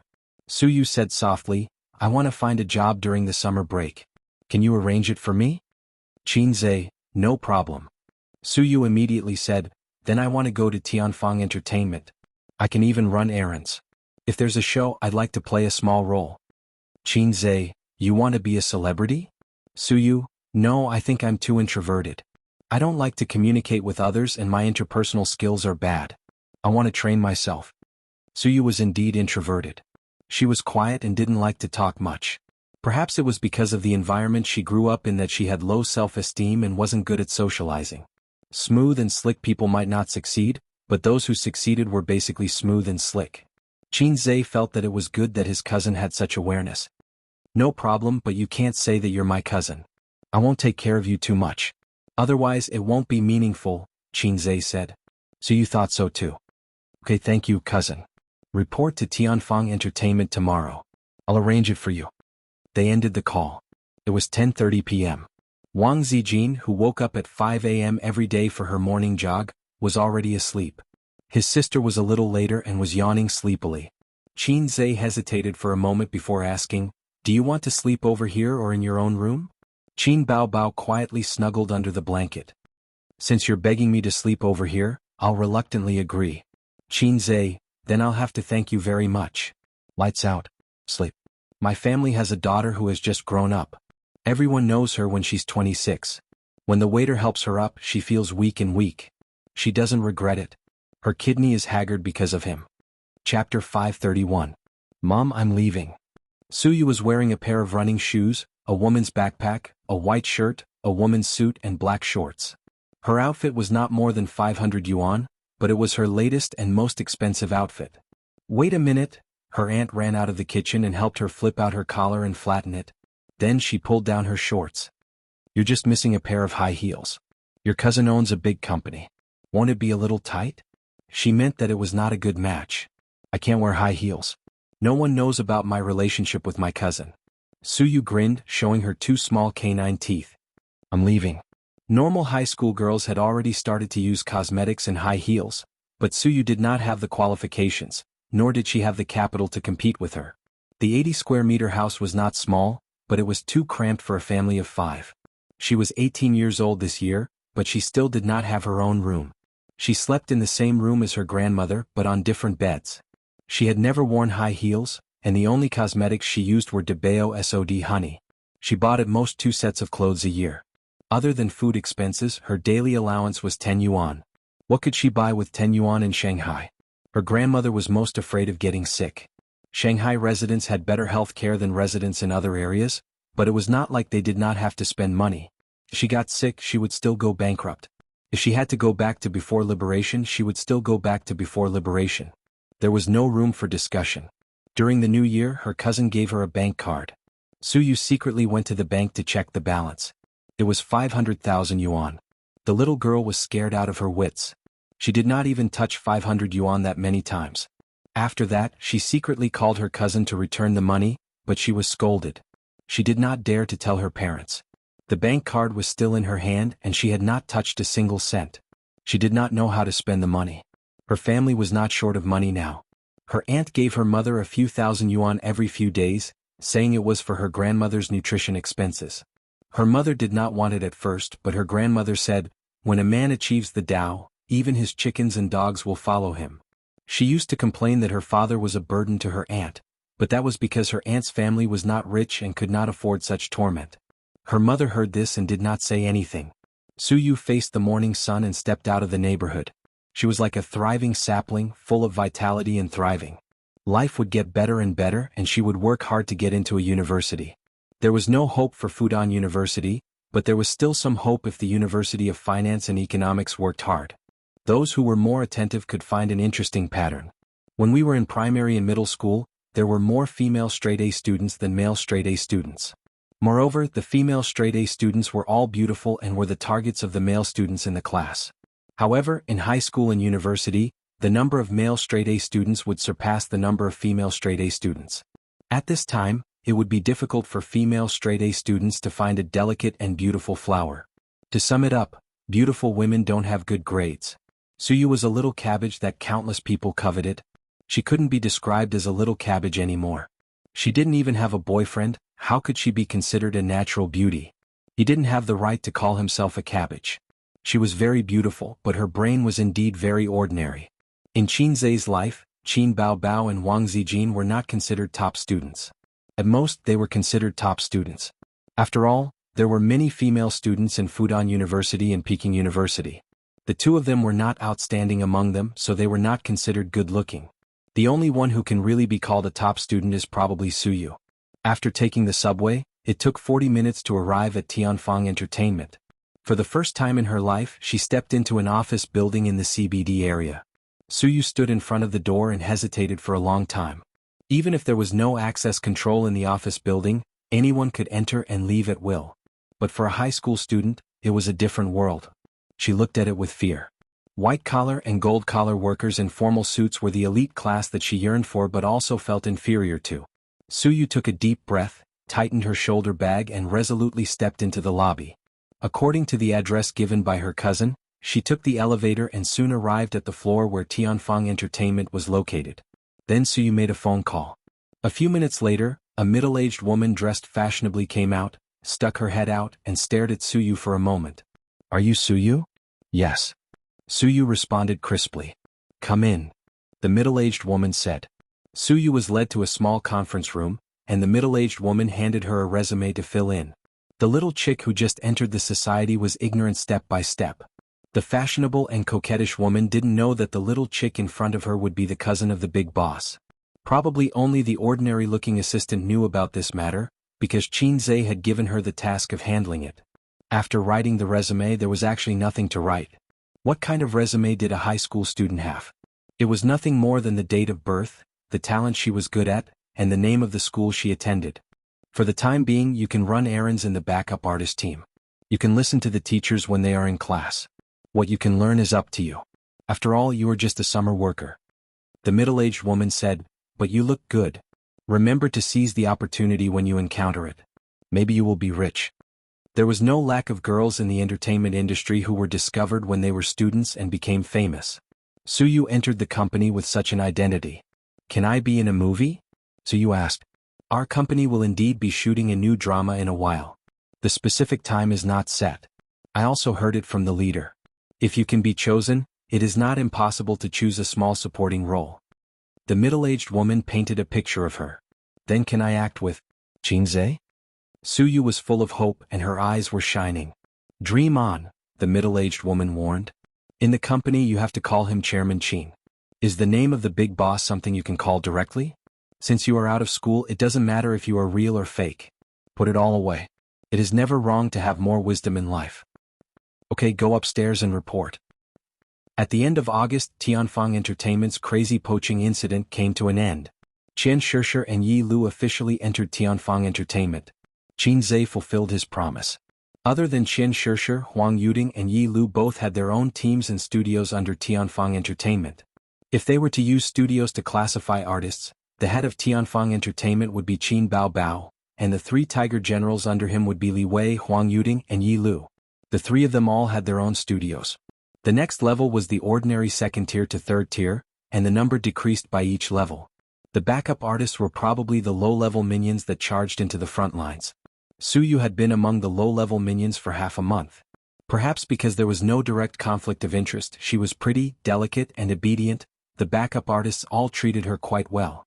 They also didn't expect that the little girl who usually ordered them to serve tea would be the cousin of the big boss of the company. Today, Chairman Qin brought the big shot Yi Lu over to train the backup artists. Yi Lu talked about some of her thoughts and experiences in acting, as well as some of the troublesome things she would encounter on the set. She also told the female artists how to reject the unspoken rules that were hard to talk about. The entertainment industry was deep, but it didn't mean that the female artists who rejected the unspoken rules wouldn't have a bright future. People with ability, acting skills, and social skills could avoid the unspoken rules. At most, they would climb slower and miss some good opportunities. People with background and status could also avoid the unspoken rules. After class, Qinzhe and Yi Lu left side by side talking and laughing. How about I tell you a joke? Qinzhe said. Qinzhe had been close to Yi Lu recently. She was a woman with a high EQ, so they had a good time together. Qin Bao Bao once chewed on a potato chip sourly and said, Ayaya, Ace is indeed infatuated with his sister. He can't get his sister, so he wants to seduce her. Qinzhe chose to die when it came to his sister's shameless words. Okay. Yi Lu nodded with interest. She was about 1.7 meters tall and was considered tall among girls. A tall woman with a pair of long legs was very invincible. She was a female artist with a decent reputation and image. She had debuted for many years without any negative rumors. This was one of the reasons why Qinzhe liked her.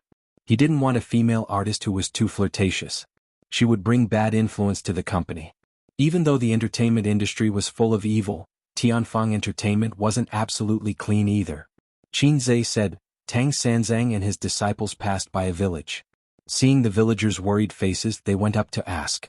The village chief cried and complained, a demon came to the village. He's very licentious.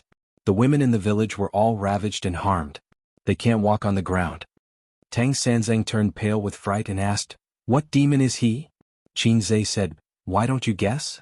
Yi Lu tilted her head slightly and her beautiful eyes turned. She had an answer. Jubeji. Qinzhe shook his head. No. Yi Lu frowned. What demon? Qinzhe chuckled. Essential bomb. Yi Lu was stunned. Then she held her stomach and laughed.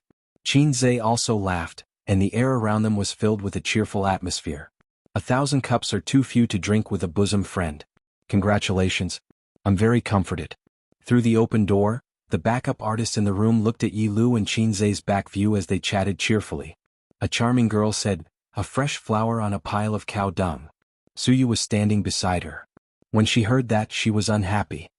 How is Xiao Qin not worthy of her? He's young, rich, talented, and charming. She hated it when people talked bad about her cousin. The charming girl said faintly, "I know. Otherwise, why would I say fresh flower stuck on cow dung? Can a woman do the verb insert?" Suyu was speechless. She didn't understand but thought it was awesome. Chapter 532. As soon as he returned to his office, he received Suyu's message. After hearing those words, Qin Zhe threw his head back and laughed.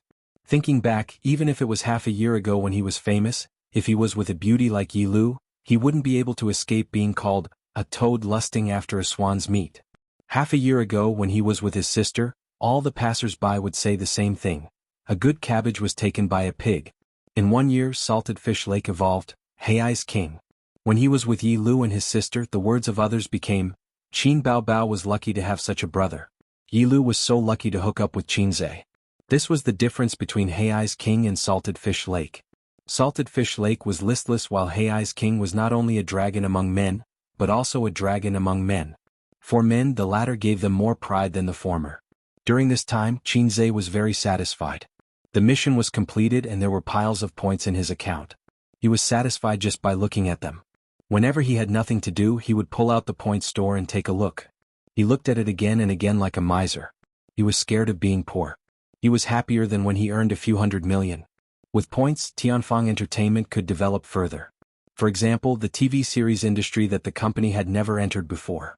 The popularity of the TV series industry had decreased in recent years. In an era where everything was fast, movies were obviously more popular than TV series. Or else, how could fast shooters be so popular? But TV series had its advantages. They could make an artist famous more than movies. Also, TV series would always be more profitable than movies. If Tianfeng wanted to develop actively and healthily, it was impossible for them not to touch the TV series industry.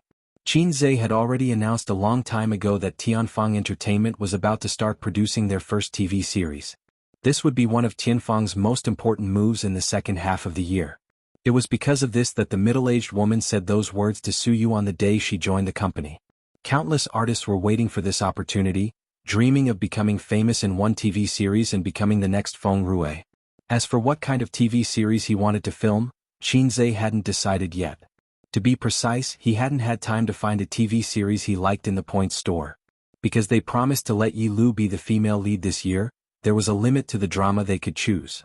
If it was a drama with the male lead as the first person, the female lead's presence and highlight would be greatly reduced. This was the battle between the male and female lead.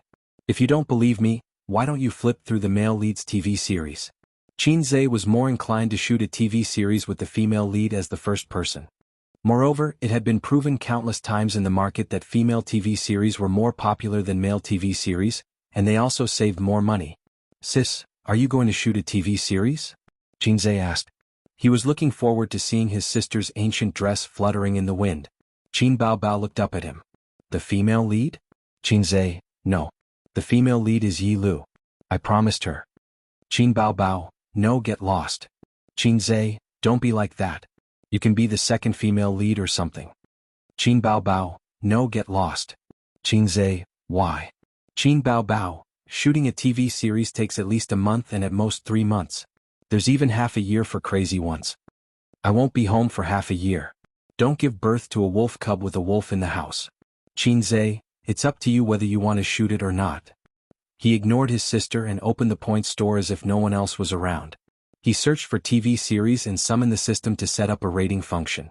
Qin Zhe wanted to find good TV series that didn't cost too much, didn't look old and had high ratings. The TV series could also be watched for free in the point store just like listening to a song. However, Qin Zhe clearly didn't have that much time to watch TV series. He only watched a few TV series in a year in this world. It wasn't like he was Wang Zijin.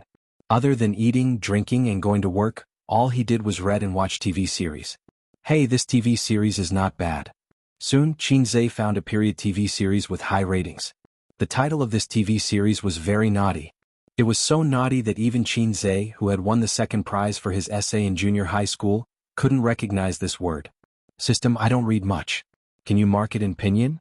How do I pronounce this word? The system's voice sounded in his mind. Huan, drink 5 bowls of huang. Yes. Qin Zhe suddenly realized, so it's Huang Zhuan. Huang Zhuan. I've decided on you. Qin Zhe planned to spend half a day watching the TV series. He rarely watched TV series because they often lacked logic and because they were too long. They were not as condensed and simple as movies. Therefore, it was easy to get tired of watching TV series and the acting skills of the actors. However, there would be 1 or 2 super exciting TV series every year. Only then would Qin Zhe force himself to watch them. Except for the female series. It was very difficult to get into the female series, even if it was really good and very popular. Now, he looked at the problem from a different perspective. Even if Huang Zhuan was very boring, the fact that it could get a high rating meant that the market response was good. Then it was worth Qin Zhe's points to exchange for it. What he wanted was results. It didn't matter if it was a male or female series. As long as the ratings were high and it could make money, it was enough.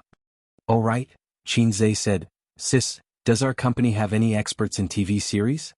Qin Bao didn't even raise her head and answered directly, "No." Scram. "Qin Zhe. Can you speak properly? If you continue to be naughty, I'll spank you." Qin Bao pursed her lips. "We really don't have any. Before we bought Tianfang Entertainment, it was like a worm. Don't expect to have many talents. And after we bought it, we haven't made any TV series.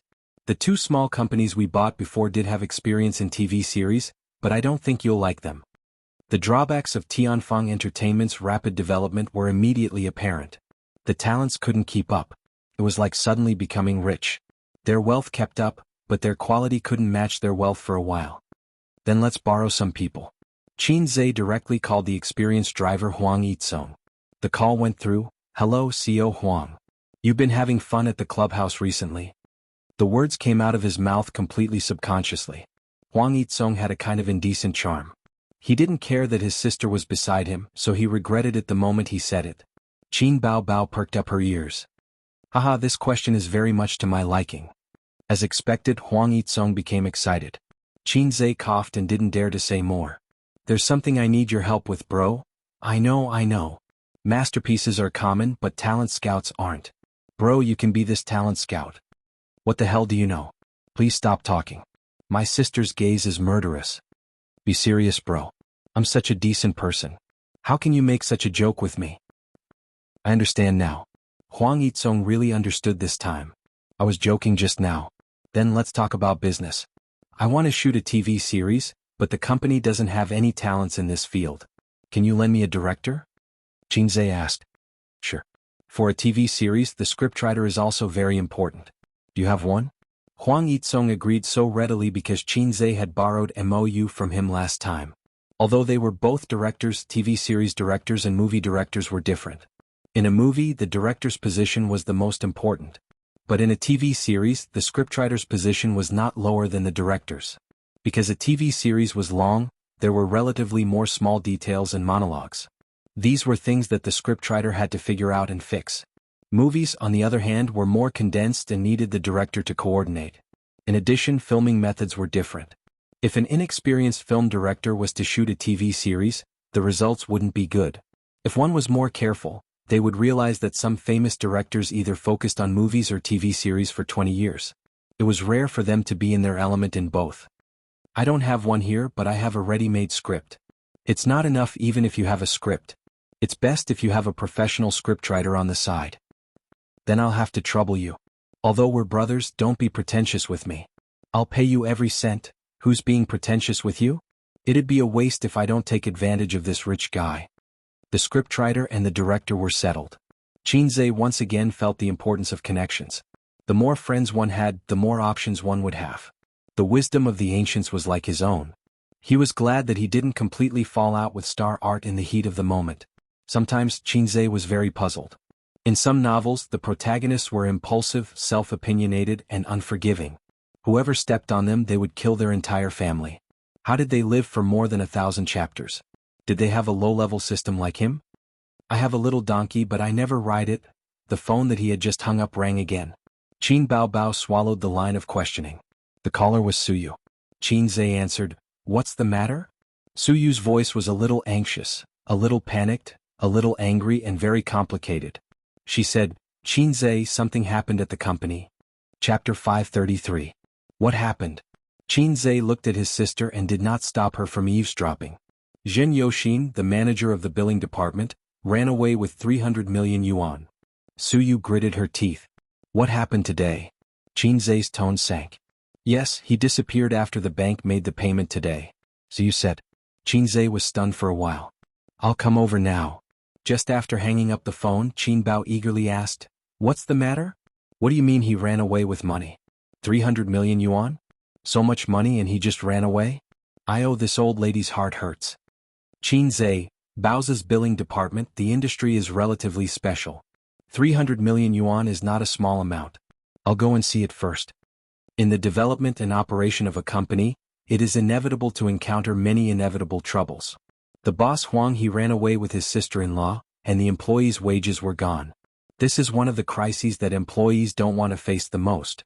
If the previous sentence is slightly modified, the department manager ran away with hundreds of millions of yuan of funds and cheated the company and customers' money.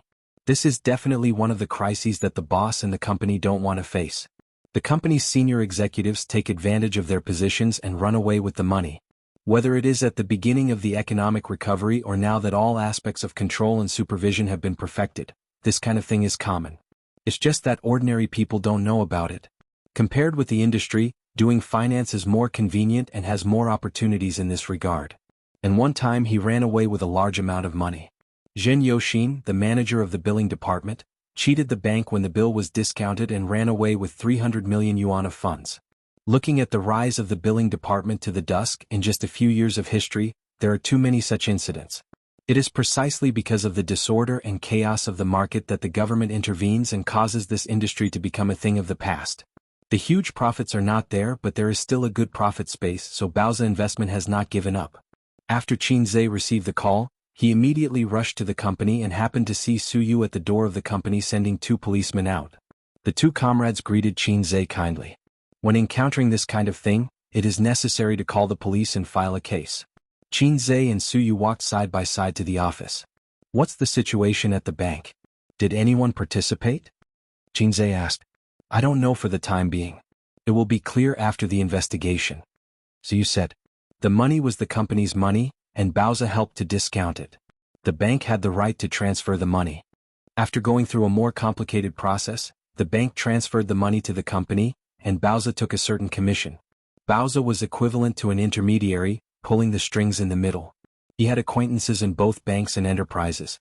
Zhen Yoxin might have used his acquaintance's relationship to manipulate and deceive, or he might have colluded with his acquaintance to scam money. How's the company doing? The phone is blowing up. Not only companies but also other intermediaries. Many of the tickets we collect are from other small intermediaries. Suyu sighed. 300 million is nothing, Qinze said. We're already doing that, Suyu said. Actually, she had already dealt with the things that needed to be dealt with. But now that Qinze was here, she felt relieved. It was as if she had found her backbone. 300 million yuan was a big loss for Baoza Group.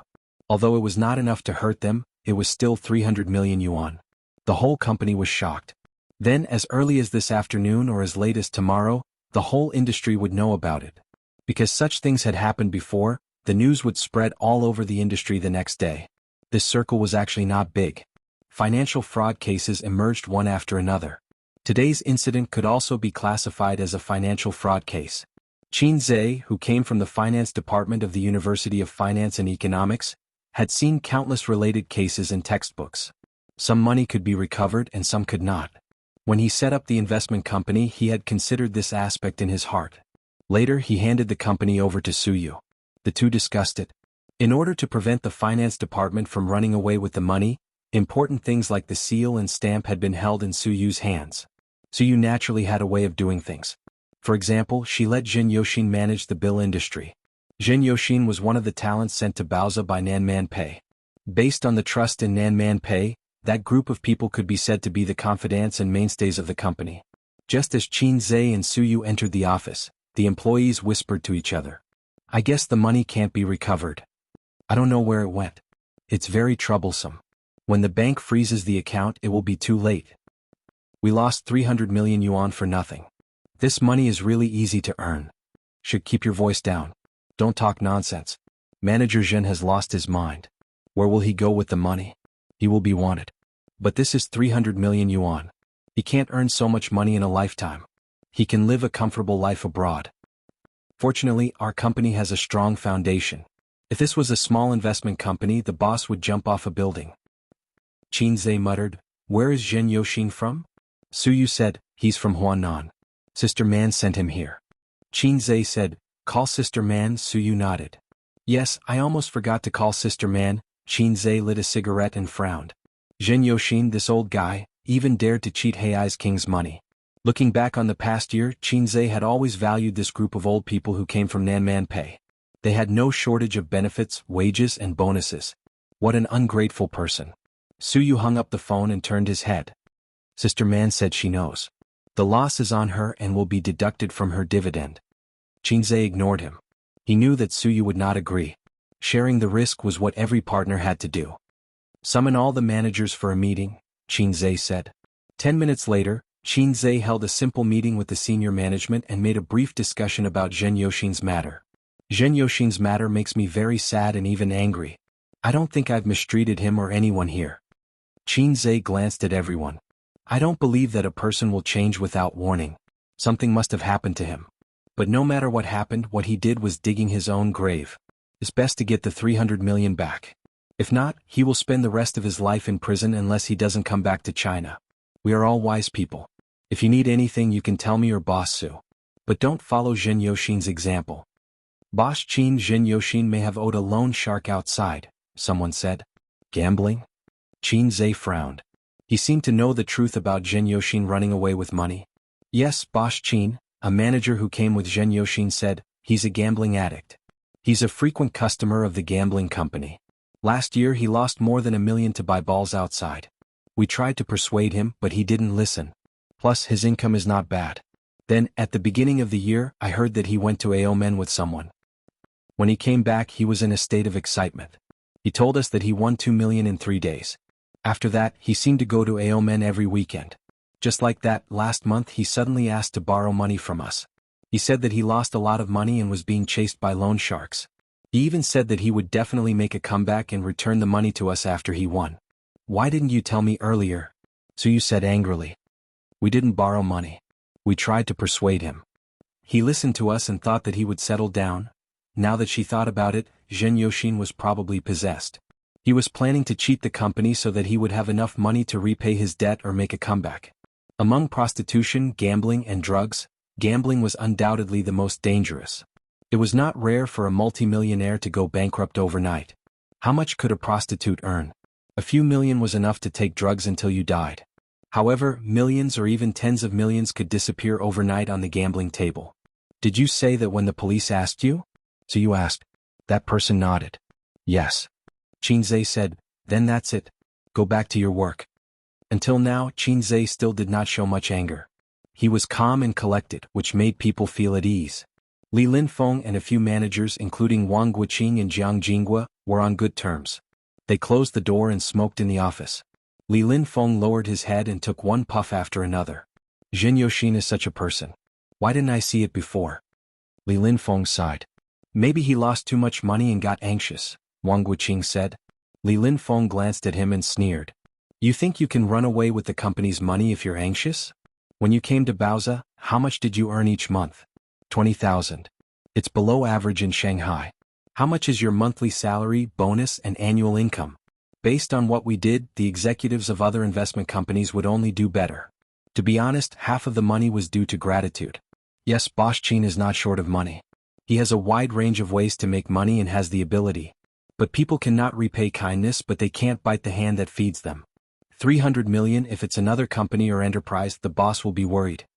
Jiang Jinghua sneered. This son of a bitch will be a rat crossing the street in the future. When encountering this kind of thing, the anger and bad mood were far greater than the heartache of the loss of money. Qin Zhe sat on the sofa in the center of the office, smoking silently. Su Yu was next to him with a cigarette in her red mouth, pretending to be depressed. You said that Brother Ao Tian's body shook and all parties bowed down to him. His followers are loyal. Why did he suddenly become realistic when it comes to me? Qinzhe hugged Suyu and sighed. I boast that I'm a dragon among men, not much worse than brother Ao Tian. Why don't I have loyal followers? Suyu said, maybe it's retribution. You poached so many hot stars these days and then retribution came to Baoza Investment. Qinzhe, you still have the nerve to say that? You have the biggest responsibility for the company's problems. Suyu nodded and said, Your Majesty, don't treat me as a human tonight. The two of them found joy in the bitterness. In fact, they couldn't do anything else. They could only wait for the news from the police. But they knew in their hearts that if they really paid off the loan sharks or squandered money on the gambling table, they could catch the person, but the money they probably couldn't get it back. Chapter 534. 3 days after the Zhen Yoshin incident, the culprit still hadn't been caught, and of course the money couldn't be recovered. But life went on and work went on. Qinzhe worked hard for 3 days, relying on the speed of his fingers that had been single for 23 years, and finally finished the script of True Adultery. Qinzhe was looking forward to seeing how erotic this TV series was. Unfortunately, the script seriously affected the reading experience, and there was no satisfaction at all. Qinzhe didn't plan to follow this series. After all, a TV series was not a movie and it was time-consuming. Besides, his sister wouldn't participate, so there was no point for him to follow. In addition, he also asked Mou, a director, and 2 scriptwriters to learn from the crew. In these 3 days, the company had already started the auditions and casting. Qinzhe showed a rare fatigue and he couldn't find the energy to do anything. This morning, at Baoza Investment, he fell asleep on the spacious sofa until Suyu woke him up for breakfast. Suyu accompanied Qinzhe to eat. Seeing his poor appetite, she frowned slightly, holding chopsticks in one hand and the phone in the other. Qinzhe, have you been feeling unwell recently? You look listless. 10 seconds later, in the group, Wang Zijin replied, a little bit, and he didn't have the energy to run in the morning. Maybe Tianfeng Entertainment has too many things to do. Didn't they say they were going to shoot a TV series? At cross-dresser, useless thing, you can't do anything. Qin Baobao was not convinced. It's not Tianfeng Entertainment's problem. He threw the task of shooting a TV series to the company. And his lack of appetite is not because of this. Suyu, then why? Wang Zijin? Qin Baobao, you don't know, right? He has a very serious compulsive perfectionism. Wang Zijin, Suyu, I'm more educated than you, who are you fooling? Is there such a disease? Qin Baobao, believe it or not. Suyu? Then tell me. Qin Baobao, it happened a few days ago. Ever since A's debut, he has always thought of himself as a little immortal who succeeds in everything he does. He has never tasted failure, so he is very proud of himself. This should be the biggest setback he has ever experienced in his life. Wang Zijin asked, that's all you've got after pocketing 300 million yuan? Qin Baobao, believe it or not, it's up to you. Wang Zijin. Go on. Qin Baobao, obsessive perfectionism is a combination of obsessive-compulsive disorder and perfectionism. My brother has been listless since he was young and has always been bad at everything. Because of this, he's a perfectionist at heart. That's why he especially admires me, his perfect sister. This is the best evidence. What he cared about was not the 300 million, but the damage to his perfect image in his heart. No matter what he did, he had to do it perfectly. Zhenji Air, that disgraceful fellow, had ruthlessly betrayed him. It was like a thorn in his heart. He was like, what did he do wrong? Not enough charisma? Was there a problem with the bonus distribution? In fact, he himself didn't have any weight in the hearts of the employees, so he didn't hesitate to betray him. Suyu and Wang Zijin were stunned. Nan Manpei suddenly jumped out. Actually, it's just a lack of confidence. It's a manifestation of inferiority. Qin Baobao, it's not inferiority. It's somewhat similar to the manifestation of inferiority, but his heart is different. His mood at the moment is already annoyed, angry, and trapped in his own alley. After all, he thinks he's a little immortal. He'll be fine after a while. Suyu, don't impose such a disgusting name on him. Get out. Wang Zijin, ditto. Suyu put down her phone, ate a few mouthfuls of rice and said sweetly, little immortal, don't have a glass heart. Come rub your sister's chest. Qinzhe? What the hell is a little immortal? Goosebumps rose all over his body. Don't give you a nickname. Qinzhe frowned and rubbed his hand on Suyu's soft river crab chest. Suyu hit him with her palm. Rub your face. Qinzhe said disdainfully, your breast capacity is not enough. What's the point of rubbing a facial cleanser that can't even suffocate him? He was indeed depressed these past few days. He became famous on the stage of singer, and then he achieved consecutive victories in the stock market. After that, whether it was in the entertainment industry or in business, everything was smooth sailing. He was not a thick-skinned person, so of course he was depressed in his heart. If it was an ordinary small boss, his hair would have turned white from worry. On the other hand, it also showed that his background was too shallow. He was just a big boss accompanied by a low-level system. Making money was not a problem. But he didn't mix in the underworld and he didn't participate in politics. He was cheated of hundreds of millions. What else could he do besides calling the police? When Father Ma encountered this kind of thing, he could only call the police. Suyu said, "Look at you sulking all day. I asked you to come to my house tonight but you didn't come. Did Wang Zijin F***ck you? Why are you so reluctant to leave her?" Qin Zhe. He looked at her in surprise. "Don't F***ck me. When did you speak so harshly? Where is your goddess-like style?" Suyu said blankly, "It's funny. It's the same adjective. When I scolded F***ck, nothing happened to you. When I said F***ck, your reaction was so big. You looked down on this word." Qin Zhe's face was black. "Believe it or not, I will tear up the Xinhua dictionary on the spot for you to see." When the two were alone, Suyu didn't have much scruples about speaking, but she wouldn't be so vulgar. Qin Zhe understood that she wanted to attract his attention and not always think about that thing. Suyu drank some water, stopped chopsticks, and took out a tissue to wipe the corners of her mouth. "We should set up a regulatory department to supervise the use of funds by the managers of various departments. The funds don't have to be directly passed through by the managers. As for the bill department, there is not much way." Zhen Yoshin used the company and the bank to have a good relationship. He didn't bring the bill to the bank and directly let the bank transfer the money first. There are many defects and loopholes in this industry, and it's impossible to guard against them. The loss is not only the company's money, but also the company's reputation. Whether customers or banks, they no longer believe in our company. To put it bluntly, it still damages your credibility. Suyu said, "I'm not going to make checks anymore. I'll concentrate on making electric bills. Even a mosquito has meat. The electric bill system is safer." Qin Zhe nodded. "Okay." The two chatted for a long time. Suyu saw that the depression on his face disappeared a little and was relieved. "What is obsessive perfectionism?" she suddenly said. "Ah." Qin Zhe was at a loss. "Look at your phone yourself," Suyu said. Qin Zhe took out his phone and saw a series of conversations between his sisters. Suyu came over excitedly. She didn't expect Qin Zhe's body to hide. "What are you doing?" "I've seen it all," Suyu said. Qin Zhe ignored her and changed the group note back. He would never change the group note again. He always felt that he would be found out. After reading the conversation in the group, Qin Zhe's mouth twitched. "I have obsessive-compulsive disorder, I admit, but perfectionism doesn't count. It's too shameful to be called a little immortal." Suyu said, "Actually, I think Qin Baobao is right.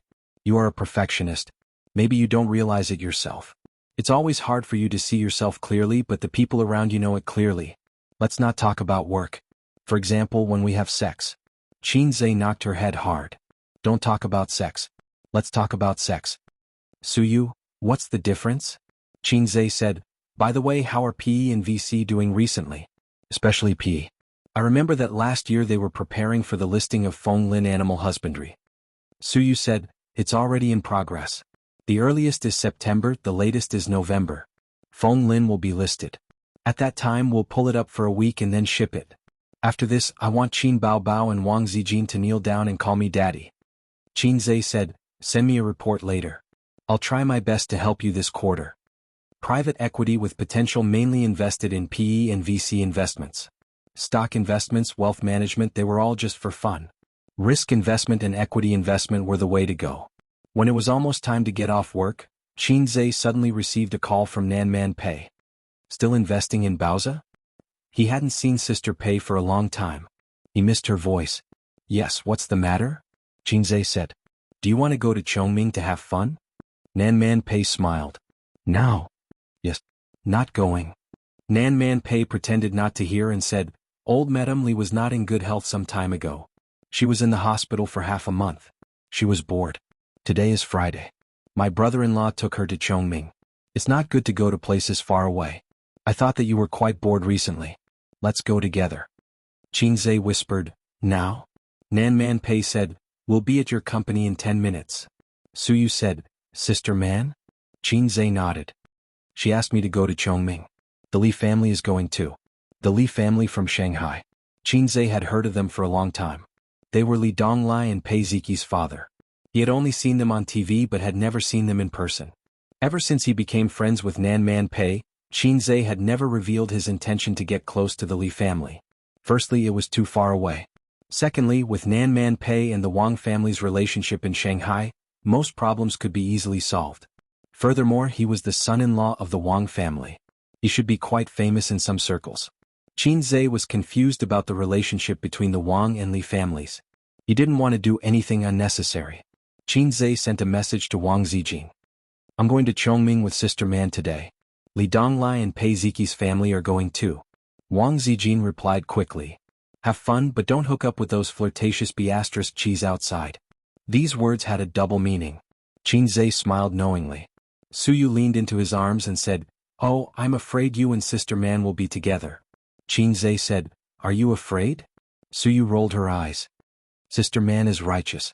She won't bully her friend's wife. I believe in her. A few minutes later, downstairs, Suyu said with a bitter face, Sister Man, I'm going too. I'm going to Chongming too. Nan Man Pei said helplessly, Why are you going? There are too many outsiders. I'll be embarrassed too. Suyu said angrily, He's not an outsider? We've been friends for so many years. How long have you known him? Nan Man Pei held the steering wheel with both hands and said, He's Donglai's master and Ziqi's crush. I invited him to play, but why would I invite you? You're my friend. You have nothing to do with the Li family. Pei Ziqi's crush? Sister Man also knew how to say witty things. Okay. Qinze patted Suyu's shoulder and laughed. Didn't you say you were relieved? It's okay. I won't hook up with those flirtatious cheese. Suyu pursed her lips. Now I'm worried. Chapter 535. Qinze was both amused and annoyed. Sister Man is joking. Pei Ziqi has no breasts and no buttocks. How can I like her? He thought that Suyu had heard Pei Nanman's witty words and was worried. Suyu curled her lips. Who's worried about a silly girl with breasts and buttocks in the car? Visual estimation is 32D, only a little smaller than your sister. Qinze finally knew Nan Man Pei's size. He always thought it was the same as his sister. Was this mountain the tallest in the world? Or was there another mountain higher than the sky? Even if his sister was at the peak, there were still people in the world who were taller than her. Qinze had met someone at Tianfang Entertainment, but he couldn't even remember which department she was from. There was one time when he went to the washroom, and a young woman in her 30s brushed past him. How broad-minded she was. Her scale was enough for all the heroes in Wulin to have a sword fight. Nan Man Pei's scale was also very good. Although she couldn't be Mount Hua, she could be Ouyang Feng. In the south, even the sisters who had children were not as big as her. Sister Man was a northeast pervert. The gift of northeast perverts was envied by the south perverts. Qinze, you drive. When Qinze was about to get into the passenger seat, Nan Man Pei suddenly said, I don't know the way to Chongming. Qinze was reluctant. It would take at least 1.5 hours to get to Chongming. Plus the evening rush hour, it would take 2 to 3 hours. I've driven back from Hangzhou. Nan Man Pei must have known this, so she asked him to drive. Sure enough, women were the most vicious. If you don't know, look at the navigation. Can't you drive straight along the Yangtze River Bridge? Nan Man Pei said lightly and looked at him with disdain. Qinze sighed and saw a bottle of chewing gum in the sink beside his seat. He unscrewed the cap and poured half a cup in one go. He chewed and said vaguely, Eat some bubble gum to refresh yourself. I like to eat big mouthfuls of sugar and drink big mouthfuls of wine. Pei Nanman glanced at him but did not bother to reply. Sister Man, you didn't drive your Maserati? Qinze asked. The car he was driving now was a BMW, but he wasn't sure what series it was. Speaking of cars, Qin Baobao seemed to have asked a celebrity friend to buy a dark blue Porsche overseas last month.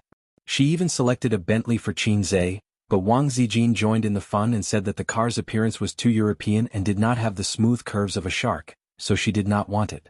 The so-called appearance was too European, it was the kind of shape that looked like a square box. But Qin Baobao thought it was quite good.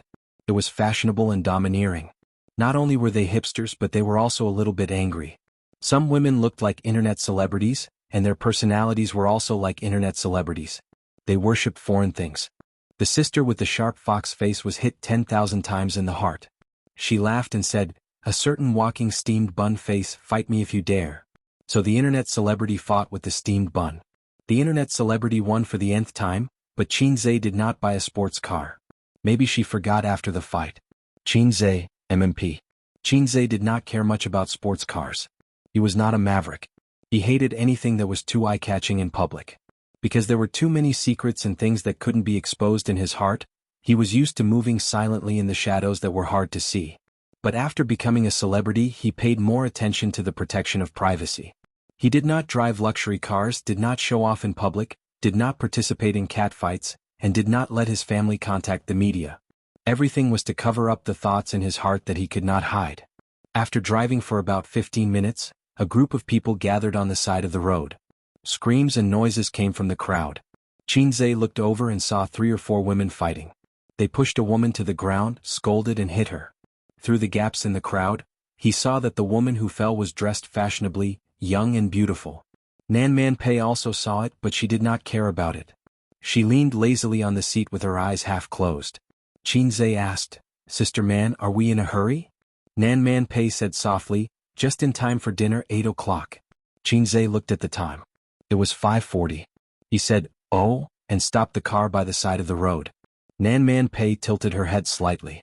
Her dark and bright eyes stared at him calmly with some doubts. Qinzhe explained, "If we are not in a hurry, let's watch for a while before we go. I think they are about to take off their clothes." As he spoke, he turned on the video recording function and pointed the camera out of the window. Nan Man Pei's mouth twitched a few times. She seemed to want to teach this fellow a lesson, but she thought of something and held back. In a place like Shanghai, one would notice a phenomenon. Small things were casual, but big things were urgent. If you called the police for petty theft, the police would be slow to respond. If you said that you were robbed in a certain place, the police would respond quickly. The urban enforcement officers, who could be seen everywhere in small cities, could not be seen in Shanghai. In the bustling crowd, the urban enforcement officers were not important. Therefore, the quarrel between the women could not be effectively stopped for a long time. This gave the majority of the men a chance to enjoy the benefits. Sure enough, they started to take off their clothes. It was not known when it started, but women fighting and taking off their clothes had become the same as gangsters fighting and reporting. It had become a necessary process. There was no supervision, and it was all about self-awareness. It was 100 times more serious than the relevant departments. After watching for more than 10 minutes, Nan Man Pei was speechless. She suppressed her anger and asked, "Is it good?" Qinzhe said, "It's good. I have only seen it on the internet before. Today I can see it in person. It is not a wasted trip." Nan Man Pei said lightly, "Qinzhe, let me ask you a question." Qinzhe said, "Sister Man, you are not from Shanghai. Don't speak in a Shanghai tone. I want you to say a few words in northeastern Chinese such as, 'Oh my God.'" Nan Man Pei said, "When it comes to this kind of thing, there are more men than women watching. Why did no one go up to stop the fight? Why did they let the woman be stripped naked and humiliated?" Qinzhe made an orchid gesture with his fingers. "This is a man's specialty in Allahu. Don't be too excited." Nan Man Pei suddenly wanted to hit him, but she was no match for him. Qinzhe said seriously, "Usually when it comes to this kind of thing, all the men will beat up the mistress. Why should others interfere? When women are fierce, they are very difficult to deal with. What if you go up to stop the fight and they hit you too? It's not that men don't hit women, but generally men will not hit women in front of so many people. If I am harassed by a woman on the street, I will take a detour and not care about it. If a woman touches you in private, 90% of the men will slap her, and 10% of them are cowards." As soon as he said this, Qinzhe was slapped in the face. Slap. It was not the same as the word, slap. It was a literal slap in the face. Qinzhe's face gradually stiffened. Slowly, he turned his head and looked at her. She was not on guard at all, and she did not have a trace of hesitation. "Can I take back what I said just now? Or change it slightly? 9% are cowards and the last 1% are real gentlemen. For example, me." Nan Man Pei shook her hand. "Oh, you are quite thick-skinned." After that, she turned her face and put her white and beautiful left face close to him. "Do you want a big slap?" Qinzhe was angry. "If a tiger does not show its power, do you think I am happy? I will King, take out an 18-centimeter large artifact and slap you.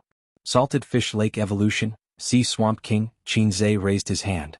Salted Fish Lake Evolution, Sea Swamp King? Evolution failed. Qinzhe put down his hand and snorted. I am too lazy to plan with a woman like you. Nan Manpei was not angry at all. Her white face raised a charming smile unique to a young woman. Tisk, coward. Suyu is right. Okay, I'm a coward, okay? Qinzhe put away his phone and was ready to start the car. Nan Manpei said, Qinzhe. He ignored her. Nan Manpei raised her voice in anger. Qinzhe. Just say it. Nan Manpei pursed her lips and said, I haven't asked that question yet. Qinzhe looked at her. If these women outside, the one lying on the ground is called Suyu, and the two standing are called Qin Bao Bao and Wang Zijin, what will you choose? Nan Manpei smiled. Qinzhe's eyes widened. What a powerful woman. She said a more fatal question than, who should I save first if your mother and I fall into the water at the same time? My sister will not do this and Wang Zijin will not do this, Qinzhe said. How do you know? A woman's heart should never be measured by common sense. No means no. With their upbringing and character they will not do such a thing. Why don't you tell me what I should do if they fight with me in the future? I may think about it. Then what will you do? Nan Manpei crossed her arms and dragged her plump 32D breasts. Shake your body, smile with the air of a bastard and frighten them with your unique charm. Slap. It was another slap, but it was much lighter than the previous one. Nan Manpei smiled, but her eyes flashed with cold light. Will it kill you to talk seriously? I am not Suyu and I am not your sister who can be easily coaxed with a few words, nor am I Wang Zijin who looks smart but is actually stupid in some aspects. Qinzhe said angrily, Then you are my woman? What are you worrying about? Nan Manpei smiled. Do you want to be my man? Qinzhe. The noise outside the car window continued and it was very lively. In the car, Nan Manpei said in a half-joking and half-serious tone, I am very rich. If you hook up with me, I dare not say that you will struggle less for 10 years. After all, you make money too fast. 5 years is enough. So you and I are like sisters. If you get together with me, isn't it exciting? Don't all men like this? I was married, yes, but that was many years ago. I can't compare to Suyu. She gave you her virginity. Compared to those unmarried girls who have countless ex-boyfriends, I am much cleaner, right? And I won't have children. Being a mistress or a lover is the only choice. I don't have to worry about having illegitimate children outside. Anyway, I have been single for so many years. I am used to it and have never thought about marriage. Isn't it quite comfortable to be alone? Suyu is much more clingy than me. Now she wants to drive Wang Zijin away and be the empress. Don't you think it is too much? She doesn't even look at her own status. She is not loved by her grandmother and uncle. How can she be compared to the daughter of the Wang family? Chapter 536. This kind of woman is stupid, a fool who lacks love. She would be so touched by a little warmth from others that she is willing to give everything. At least you have a little conscience and gave her most of the company's shares. If she meets a more scheming and cold-hearted man, I can see her ending with nothing. Sister Man is much smarter than her. You are single and I am also single. I will inevitably be lonely. If you want to find me, just come. I won't ask you for anything and I won't ask you to take responsibility. Even if you get married in the future and want to continue the relationship, it's fine. If you want to break up, it's also fine. I can help you with your career far more than Suyu. My experience in bed. Well, I shouldn't be as good as Suyu. But don't you men like to conquer strong women? Qinzhe was sweating profusely. Sister Man, let's talk nicely. Nan Manpei smiled and said, I'm serious, I'm not joking. You are such an excellent man and young. I have been in Shanghai for 10 years, and I have never seen such an interesting and excellent man like you. Or are you a straight man who only wants virgins? Tisk, it's not like you are picking a wife. Why do you care if she is a virgin or not? Qinzhe was completely dumbfounded. Did Sister Man take drugs today? Otherwise, how could he explain her nonsense? A woman like her who independently supported such a large industry was inevitably stressed and out of breath. It was very likely that she took some drugs to relax. Qinzhe scratched his head. If I say that I hate dating and one-night stands, will you say that I am pretentious? Nan Manpei said seriously, no, because as far as I know, you have no other woman except Suyu. So I like you. I have seen a lot of men who are richer than you, and there are even more who are not as rich as you. Which man doesn't have a woman on his left and right? He has a few college students as his mistresses, white-collar women, and he goes out to eat snacks on weekends when he is free. Qinzhe said, I have a good appetite. I have a bad stomach since I was a child. Sister Man, I may have something to do tonight and can't go to Chongming. You can go by yourself. Can you drive? Or I will call the company's driver. As he spoke, he unbuckled his seat belt. At this moment, an auxiliary police officer came over from outside the car window and slapped a ticket. The middle-aged auxiliary policeman slammed on the window. Do you know that you've parked illegally? How long has it been? Look at how long it's been parked here. Hurry up and drive away. She scolded in a low voice, little red guy. Only then did Qinzhe realize that the chaos had stopped. The 3 police officers were evacuating the crowd while detaining the perpetrators and victims. There was no parking space by the roadside, so it didn't matter if they stopped for a while. Qinzhe stopped for about 10 minutes. Nan Man Pei raised his eyebrows and said, "Still not leaving?" Qinzhe had no choice but to open the window and pull the ticket in. He threw it under the windshield and stepped on the accelerator. The car sped away. The auxiliary police officer caught a glimpse of Nan Man Pei's face and was stunned. At this time he recalled Qinzhe's appearance and felt that he looked very familiar, but he couldn't remember where he had seen him before. If he had looked at it carefully just now, he would have probably remembered it. Fortunately, the uncle did not have obsessive-compulsive disorder. Otherwise, he would have to think about it before he slept tonight. Just like Qinzhe, who had obsessive-compulsive perfectionism. Occasionally, in the middle of the night, his thoughts would wander and he would suddenly feel that he couldn't remember anything. He tossed and turned and couldn't fall asleep. It was very annoying. He scolded himself 10,000 times in his heart. He should have gone to bed earlier. What nonsense was he thinking about? The car drove onto the Yangtze River Bridge and completely bid farewell to the serious traffic jam. However, the car was not fast. After all, there was a lot of traffic. There were also more trucks. He got a driver's license in his senior high school exams, but in fact, he didn't have much driving experience and didn't exchange for advanced driving proficiency. He was most afraid of running into trucks. Every time he drove side by side with a truck, he would feel nervous. The reputation of the high-speed killer was like thunder in his ears. Rear-end with an ordinary car. The winner was Reuben. Friction with a big truck. The next one was Brother Snake. It was over. The scenery under the Yangtze River Bridge eased Qinzhe's nervousness very well. Having lived in Shanghai for 24 years, it was Qinzhe's first time crossing the Yangtze River Bridge. He had never been to Chongming, so of course he had never been to the Yangtze River Bridge. For the locals of Shanghai, there was actually nothing fun in Shanghai.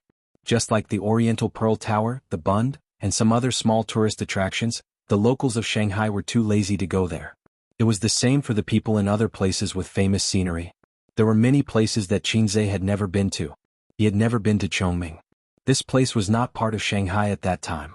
There was also nothing worth visiting. A long time ago, this place was mostly rural and the construction was poor. But now there were many vacation villas here. The scenery was good, the air was good, and the greenery was good. Many people liked to come here for a vacation to pass the weekend. The Yangtze River flowed quietly. Fishing boats were scattered here and there, leaving a rippling course behind. Qinzhe's first impression was that it was big. It was so spacious that it seemed to have no borders. It didn't look like a river but like the sea. His second impression was that the water quality was poor. If he didn't know that this thing was called the Yangtze River, he would have thought that he was looking at the Yellow River. The yellow water was surging and the turbid flow stirred up white bubbles. When I was young, I knew that the Yellow River was yellow. But I thought that the Yangtze River should be a white river. Now I know that it's a yellow river. Qinzhe lamented. Nan Man Pei leaned on the chair and closed his eyes. He said impatiently, "Shut up. Do you believe that I'll throw you into the Huangpu River?" "You've said that many times." Qinzhe muttered. "Just now," Nan Man Pei said faintly, "if you had nodded, we wouldn't be going to Chongming now. You would be in a sack and thrown into the Huangpu River." "Really?" Qinzhe was speechless. "Just now. So what you said just now was just to test me?" Fortunately, I didn't move and wasn't tempted by beauty. After all, I was born in China, grew up under the red flag and tried my best to kill me before I was even born but failed. Sister Man is indeed deeply dissatisfied with me. By the way, Sister Man, if those women on the street were Suyu, Wang Zijin, and my sister, what would I choose? But I said that they wouldn't do that, but you didn't believe me." Qinzhe said, "Then I want to ask you. Back then, when my ex-husband cheated on the daughter of an official, why did you strip her clothes?" Nan Man Pei didn't respond to this question. Qinzhe said, "Oh, I forgot. There was no such tradition at that time." Nan Man Pei seemed to be asleep. At this time it was already dark. The fishing boats at the estuary of the Yangtze River came and went like light boats. The fishing boats were brightly lit. Nan Man Pei didn't sleep. She was looking for her boat. At this time it was about to cross the Yangtze River Bridge. The fishing boat. After breaking through the turbid waves and entering the sea, it gradually drifted away from other boats. Under the cover of darkness, it disappeared from sight. In the cabin there were 7 or 8 men who were not tall, but burly and strong, wearing vests revealing explosive muscles. Some of them had cigarettes in their mouths, some held steel pipes in their hands, and some crossed their arms in front of their chests, laughing and watching the fun. A man in a suit was lying on the ground. His expensive suit was stained with blood. His face and hair were dirty with blood. His face was unrecognizable. It was vaguely seen that he was a gentle middle-aged man. The money is gone, the money is really gone. The man's voice was like a worn-out blower. Every time he said a word, his chest rose and fell violently. Damn, this son of a bitch is really fast. In 2 days the money disappeared. I can't find it. A man with a scar on his face spat out a mouthful of phlegm and beat him with a steel pipe. The man was beaten until he let out a hoarse wail, like a desperate wild dog. I washed the money away from the underground money house. AO Men has a special place to do this, River Crab, so I don't use the real name, don't say I made a mistake. Blood with white foam flowed out of the man's mouth. He said with difficulty, I owe a lot of money. If I don't pay it back I will be killed. The scarred man kicked him. Where is the rest of the money? Zhen Yoshin laughed. Brother, do you want a cigarette first? The scarred man snorted and took the cigarette from one of his men and lit it for him. Zhen Yoshin said, that's right. After paying back 40 million, I still have more than 200 million. It is enough for me to make a comeback. If not, I can still do well overseas.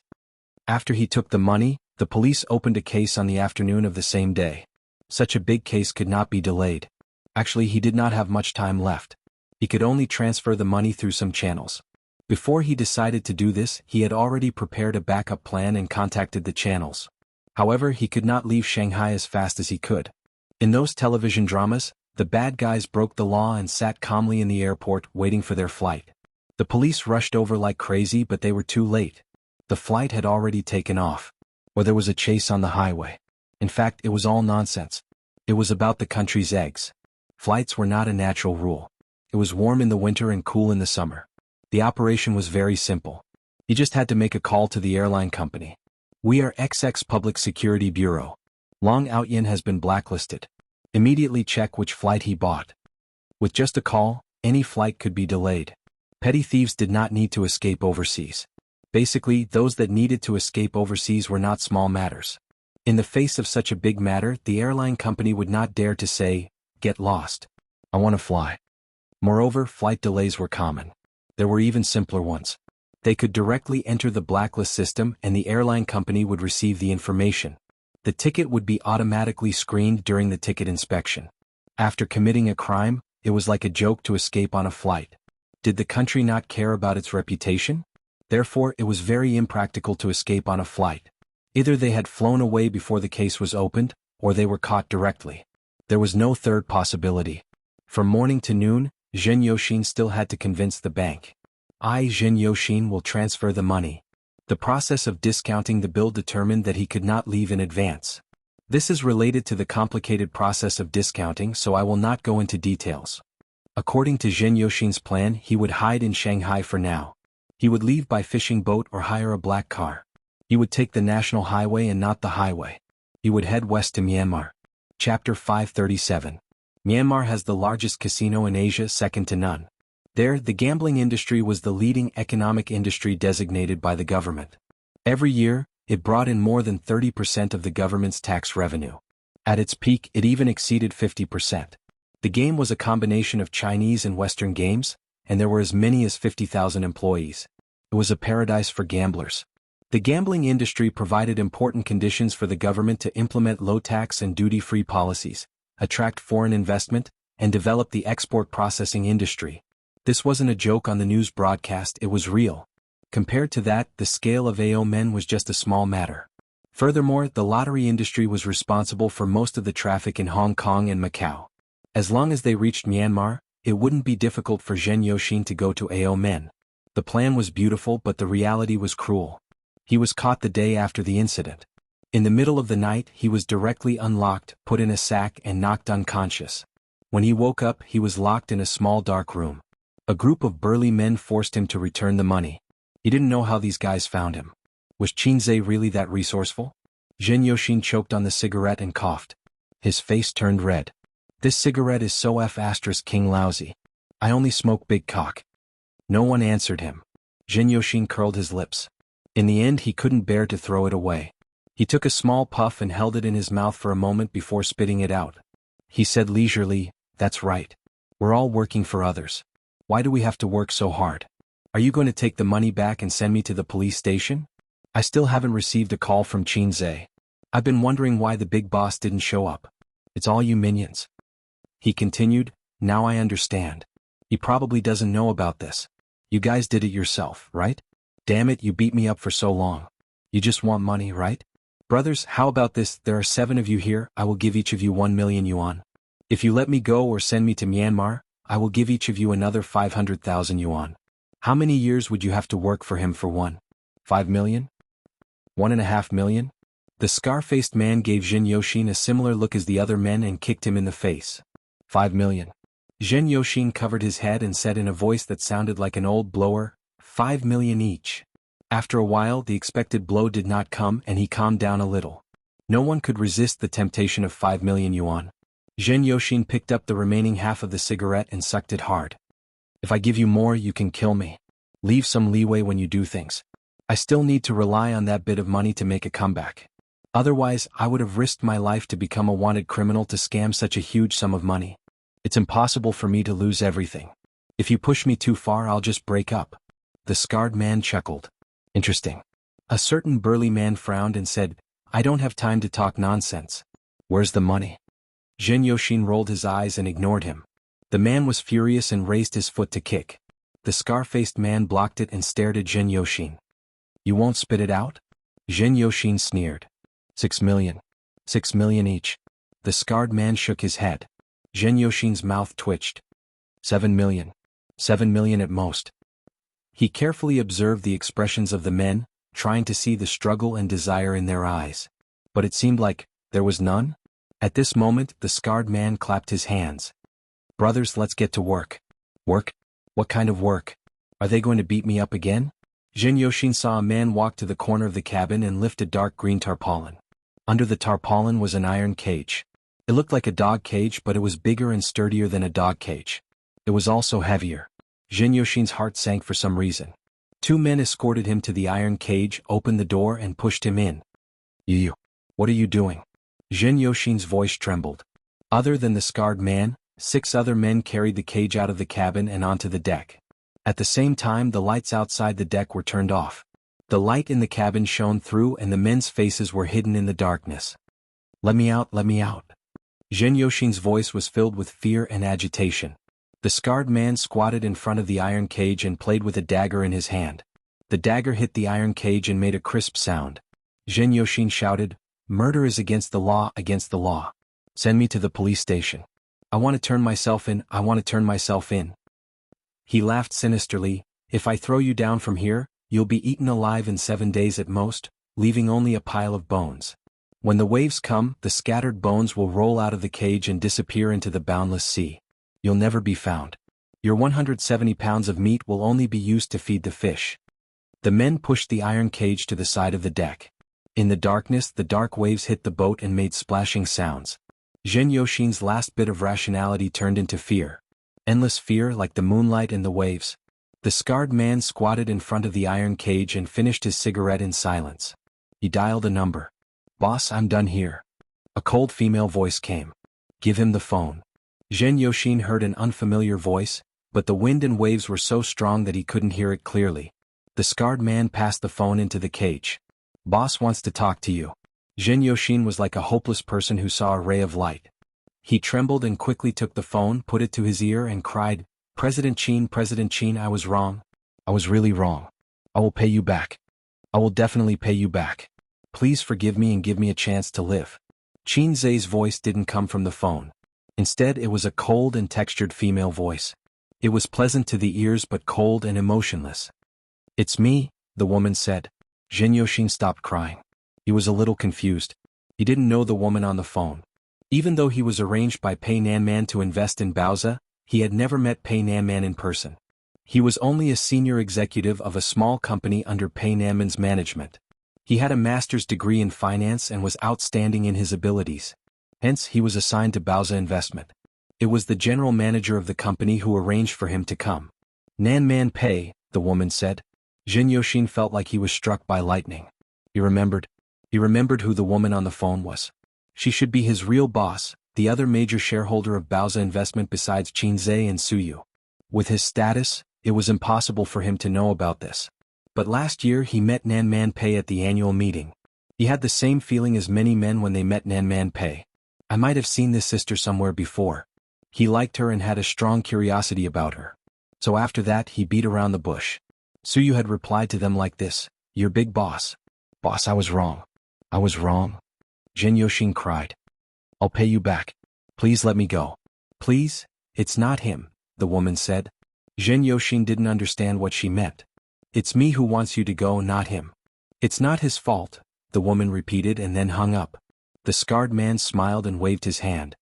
"Push him down." Under the cover of darkness, the iron cage was moved out of the deck inch by inch and slid into the deep abyss.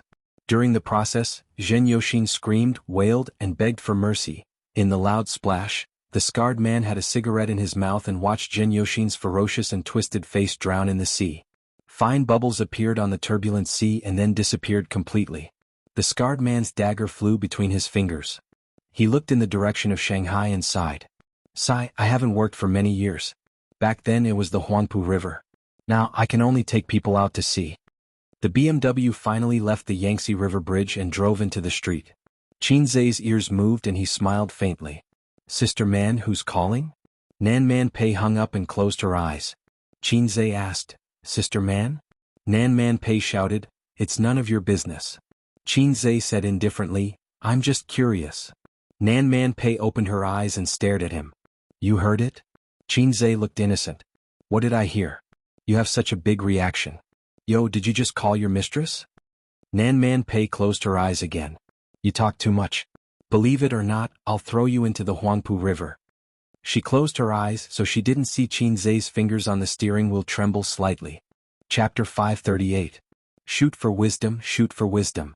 RBQ RBQ. Along the way, Qinzhe became silent and occasionally glanced at Nanman Pei. She was lying on the semi-reclined seat, resting with her eyes closed. Her facial features were three-dimensional and very beautiful. She should be 31 years old this year. She was mature, elegant, and fierce. Young men with little social experience would probably feel a sense of pressure when facing her. When Qinzhe first saw her by the Huangpu River, he felt that kind of pressure. She was like the female head teacher in high school. He couldn't help but want to bow his head. At that time, he felt that such a woman could only be matched by a successful, elegant, handsome man in his early 30s. Qinzhe couldn't help but imagine the budding Nanman Pei. She was more pure with a pair of rippling eyes. When she saw the roses in the corner of the wall, the corners of her mouth would rise with a brilliant and pure smile. In her era she might even have 2 braids. His ideal literary girl with a sense of the time should be someone like Nanman Pei in his imagination, and definitely not a walking Bun Wang Zijin. The female student uniform of the Republic of China period. Blue shirt, black skirt, a pair of embroidered shoes and 2 braids. It would be best if she could hold a book in her arms. Suyu, his sister, and Wang Zijin couldn't do it. The modern atmosphere was too strong. The only one who could make Qinzhe fantasize was a big sister, like Nanman Pei. Although she was born in the era where the Confucian shirt and skirt had long been a thing of the past, lost in the long river of history. If it could be like Japan, where girls would wear Han Chinese clothes on a certain festival, it would definitely be a rare scene. Chongming had a lot of rural tourism and it was very well done. There was also a forest park with excellent scenery. There were also countless fun entertainment facilities. When they arrived at the hotel, it was almost 8 o'clock. Qinzhe and Nanman Pei stopped the car and got out. He stood in the night and looked around. He didn't see any super luxury cars. However, he left behind a few economy cars with unusual license plates. The destination was a very grand hotel that covered a very large area. In addition to providing accommodation, it could also be used for company tours, meetings, and other activities. A white ferry stopped at the entrance and the staff greeted, "Please get on." Dinner was held on the 2nd floor. The dome was high, and small lights decorated the ceiling like stars, clustered around a huge crystal chandelier in the middle. The large private room on the second floor was not spacious, but it was exquisitely decorated with 3 tables. The adults sat at one table while the children and women sat at 2 tables. The Lee family wasn't the only family that came to the forest park to play. There were a few other families that were of high status and had good relationships with each other. Using the words of ancient times to describe it, they were friends of aristocratic families. In modern terms, political alliance. Nan Man Pei said that old Madame Lee had recovered and wanted to go out for a walk. This was one of the reasons. But this time they came out to play, not just to relax. You could think of it as reminiscing between friends. However, those who were qualified to sit were not ordinary people. At the table on the left, in addition to Li Donglai and Pei Ziki, there were a few boys and girls that Qin Zhe was familiar with, but he didn't know their names. He knew at least 2 of them, the little fangirl Qin Qingyuan, and the sister I Have Milk Sickness by Guo Wei. There were also a few boys who appeared at Pei Ziki's birthday party. However, Yang Lingdong, who had been pursuing Qin Qingyuan, was not there. He or his family was not qualified to be here. Qin Qingyuan's mother was in business. Her father was in the government, but his position was not high. The real boss was Qin Qingyuan's grandfather. Bai Guowei took a sip of juice and whispered, "Donglai, let's drive out tonight. What's so fun about Chongming? We can't even find a bar." Half of the young people at the table were underage. Juice and coconut juice were the standard. Although they had learned to smoke and drink, no one dared to drink, not even beer. No one dared to smoke. As soon as Bai Guowei finished speaking, her sister knocked her on the head and said, "Don't you dare sneak out." Li Donglai said, "Qinggu and I agreed that we won't go to bars before our sophomore year. But we can play cards together at night to satisfy our cravings. Don't come if you don't have enough money." Bai Guowei's sister, Bai Fong, laughed and said, "You're not allowed to go to bars, but you're allowed to play cards? This brother Qin of yours must be a retard. You're the retarded one." Bai Guowei, Li Donglai, and Pei Ziki were in the middle, but Qin Qingyuan heard it clearly and retorted faintly, "Little girl, who are you talking about?" Bai Fong glared at her. "It doesn't matter who I'm talking about. It'll be awkward for whoever answers." Qin Qingyuan ate her meat expressionlessly. Qin Qingyuan and Bai Fong knew each other, but they were not very close. Bai Fong had seen Qin Qingyuan a few times.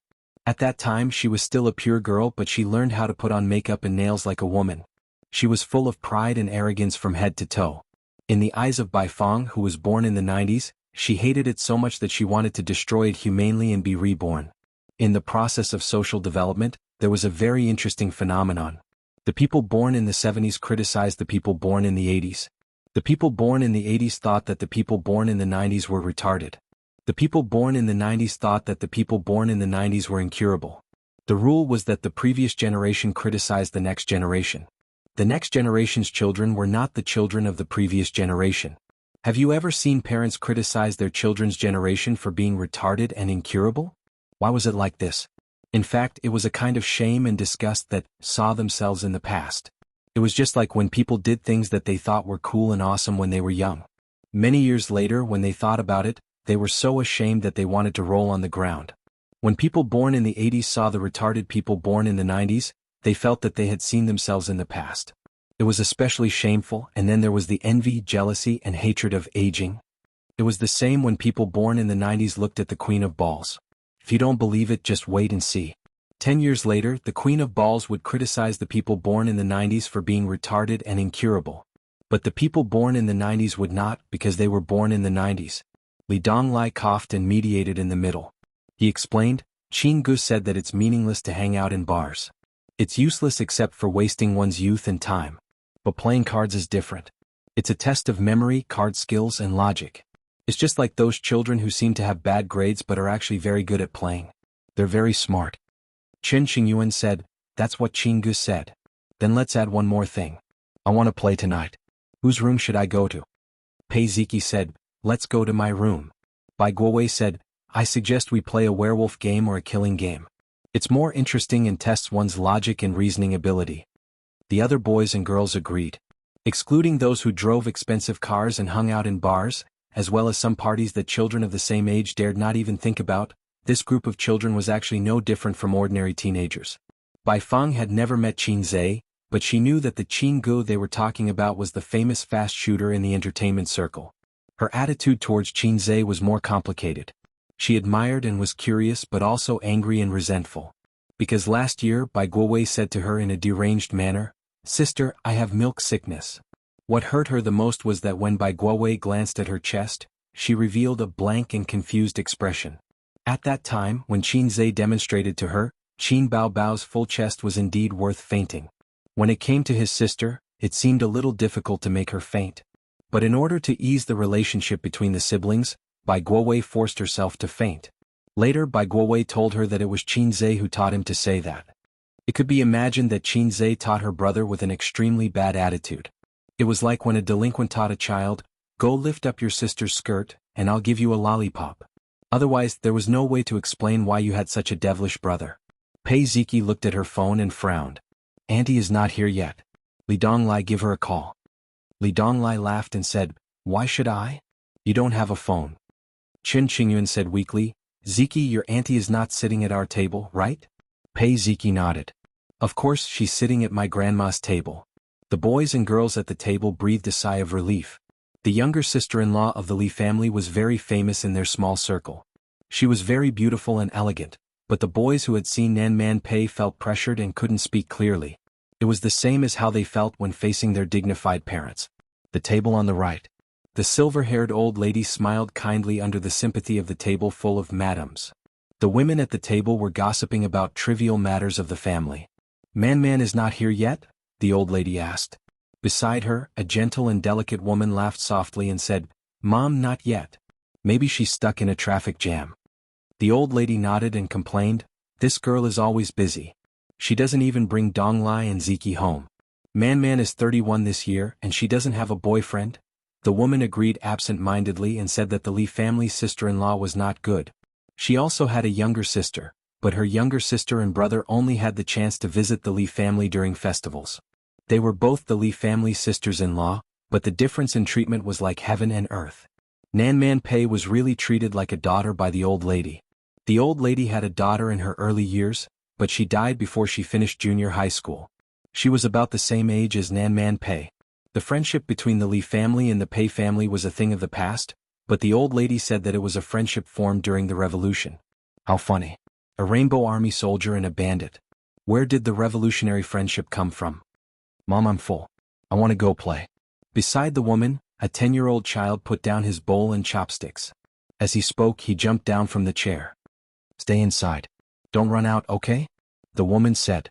Outside the private room, the hotel manager and a dozen waiters were waiting. Naturally, the child would be followed closely when he went out. The child walked around the tables looking left and right. There were no children around his age, so he was very bored. He strolled to Pei Ziki's side and mumbled, "Pei Ziki, I want to eat meat." Pei Ziki turned her head and glanced at him coldly. She ignored him. Bai Feng waved her hand. "Shahao, come here. I'll get some for you." She gave him a piece of sweet and sour pork ribs. "Hey, open your mouth." "Don't use your hands," Bai Feng said. The child had already reached out and grabbed the meat. He didn't eat it. Instead, he slapped Pei Ziki's back and touched her a few times, wiping the grease from his hands on her body. "Little girl, ha." The child stuck out his tongue at his sister. Pei Ziki was furious. She slapped him to the ground with the great monument smashing hand. She learned this move from Qin Zhe. During the tutoring period, Qin Zhe taught Li Donglai fighting skills. He always used the great monument smashing hand to knock down the fierce and aggressive Li Donglai. It was domineering and direct. Pei Ziki watched from the side a few times. She had to admit that it was indeed very cool. At this moment he subconsciously used it. The child fell to the ground and cried loudly. The loud and shrill cry instantly attracted everyone's attention. Numerous gazes fell upon him. Chapter 539. The people who heard the commotion looked over. They looked at the child on the ground, then at Pei Ziki. Their expressions varied. Some were mocking, some were helpless, some were contemplating. The children of the two ex-wives of the Li family did not return home all year round. They lived with their aunt as if there was a huge conflict between them and their father. They were all family friends, so they knew about this. The root of the conflict was the stepmother and the son. There was a show to watch. How, what's wrong? The woman hurried over. She bullied me, sob. The child clutched his mother's sleeve tightly. Snot and tears were running down his face. He looked miserable. The woman frowned and looked at Pei Ziki. The two women, one old and one young, looked at each other silently. The old lady of the Li family stood up shakily. At the main table, a handsome middle-aged man with glasses hurried over to help his mother. The mother and son walked over. The old lady was not old. She was not even 70, but she had just recovered from a long illness. Her body was a little weak. "What's wrong now?" The old lady looked at her granddaughter, then at her daughter-in-law. The woman did not speak. She hugged her son and looked at Pei Ziki with deep hatred. "Grandma, she bullied me." The grandson pointed at Pei Ziki and wailed. The old lady heard and said unhappily, "Ziki, you bullied your brother again." Pei Ziki was not convinced. "He was the one who started it. My clothes were dirted by him." The old lady was even angrier. "You're still a child. How old are you? What kind of sister are you? It's fine if you make a scene at home, but don't you know where you are?" Pei Ziki looked at her father. As usual, the man ignored her coldly. Pei Ziki's eyes reddened. Boys and girls of the same age would look down on other people's family matters. Moreover, it was the Li family's family matter. They had no right to interfere. Perhaps because he had his mother's support, Li Hao, who was young but sensible and hated his half-brothers and sisters since he was young, suddenly broke free from his mother's arms. He clenched his fist and punched Pei Ziki's waist. A 10-year-old child was actually quite strong. He did not know when to stop. Pei Ziki frowned in pain. She slapped him with the back of her hand. The child wailed loudly. It was heart-wrenching. The girl hurriedly hugged her son as tears welled up in her eyes. She looked at the old lady and sobbed, "Mother?" Old Madame Li was furious. The Li family was located in Shanghai. In ancient times they were considered wealthy. Face was the most important thing. The older generation was particular about family harmony and prosperity. Family scandals should not be aired in public.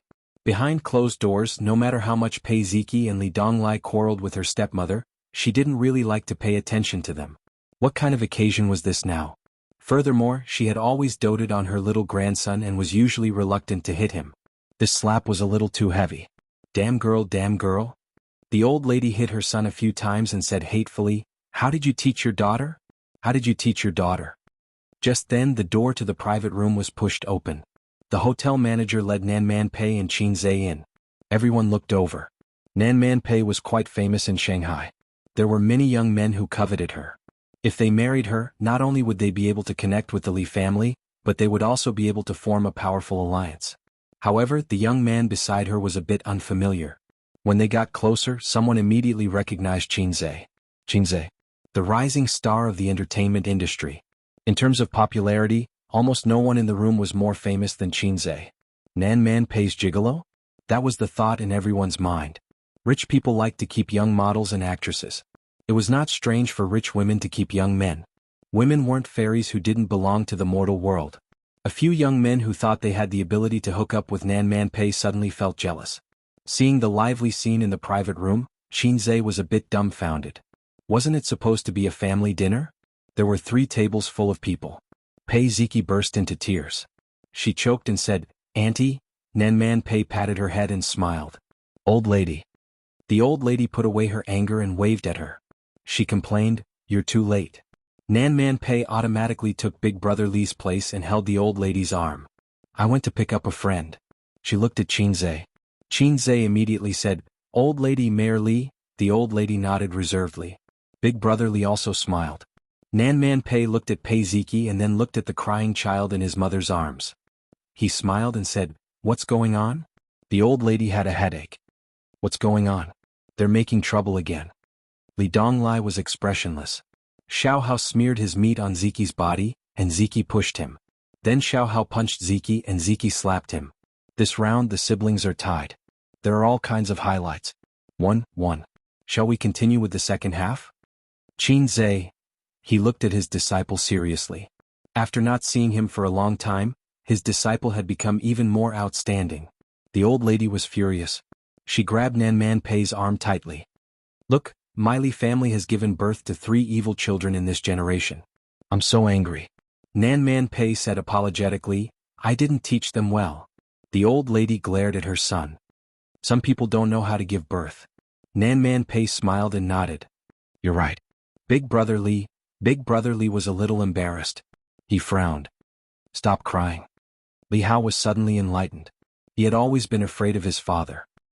He looked at his mother carefully and felt relieved. He didn't care and continued crying. Nan Man Pei saw this and smiled. It's not all brother-in-law's fault. It's the father's fault for not teaching the son well. Isn't there a saying that goes, a loving mother will spoil the son? My sister left early and didn't have time to teach him. But as his mother she can't spoil him too much. He's always causing trouble. He's still young now. What can he do when he grows up? She looked at the woman and said, Sister-in-law, is what I said reasonable? The woman secretly gritted her teeth and forced a smile. It's my fault. Nan Man Pei said unhappily, Ziki, your mother has apologized. What are you doing? The woman, Nan Man Pei said again, Xiao Hao, have you finished your summer homework? Li Hao ignored her. Nan Man Pei turned to the old lady and said, Auntie, education should be done early. Send Xiao Hao back tomorrow. He can come out to play when he finishes his homework. The old lady nodded. That makes sense. Li Hao cried even harder. Qin Zhe looked at Nan Man Pei with admiration. It was said that birds of a feather flock together. Su Yu was Sister Man's best friend. Why didn't she learn her palace skills from Sister Man? Nan Man Pei said, Qin Zhe is Donglai's tutor. Donglai's college entrance examination results are so good this year because of his teaching. The old lady looked at Qin Zhe in surprise and said, He's Donglai's tutor? He's so young? Good. If Donglai had met you earlier, he would have been able to get into Fudan University and Jiaodong University. Qin Zhe smiled modestly. Nan Man Pei was particularly talkative today and interrupted, Why don't you ask him to be Xiao Hao's tutor? Or let sister-in-law ask him for advice on how to teach children to improve their grades. Qin Zhe answered truthfully, There's no good way. If the child cries and doesn't study hard, just beat him up. Li Hao cried even harder. The woman said lightly, You don't have to worry about my family's affairs. Nan Man Pei looked sad and said, Old lady, I'll try not to talk too much in the future and try not to come to Li's house. The old lady frowned and said angrily, How can you say that? Is Man an outsider? The woman defended herself, Mom, that's not what I meant. The old lady said impatiently, Don't just stand there. Take him back. Qin Zhe felt a fiery gaze on him. Looking in the direction of that gaze, he saw a young girl with bright eyes, Chen Qingyuan. She had a delicate oval face and her skin was fair and supple. When he first met her, he remembered that there was still some baby fat on her chin. Chen Qingyuan looked at him silently. She was happy, excited, and tender. Bai Feng saw this scene and curled his lips. This girl was hopeless. Man, my family is full of troublesome people. If only you could come here more often. With you here, no one would dare to make a scene.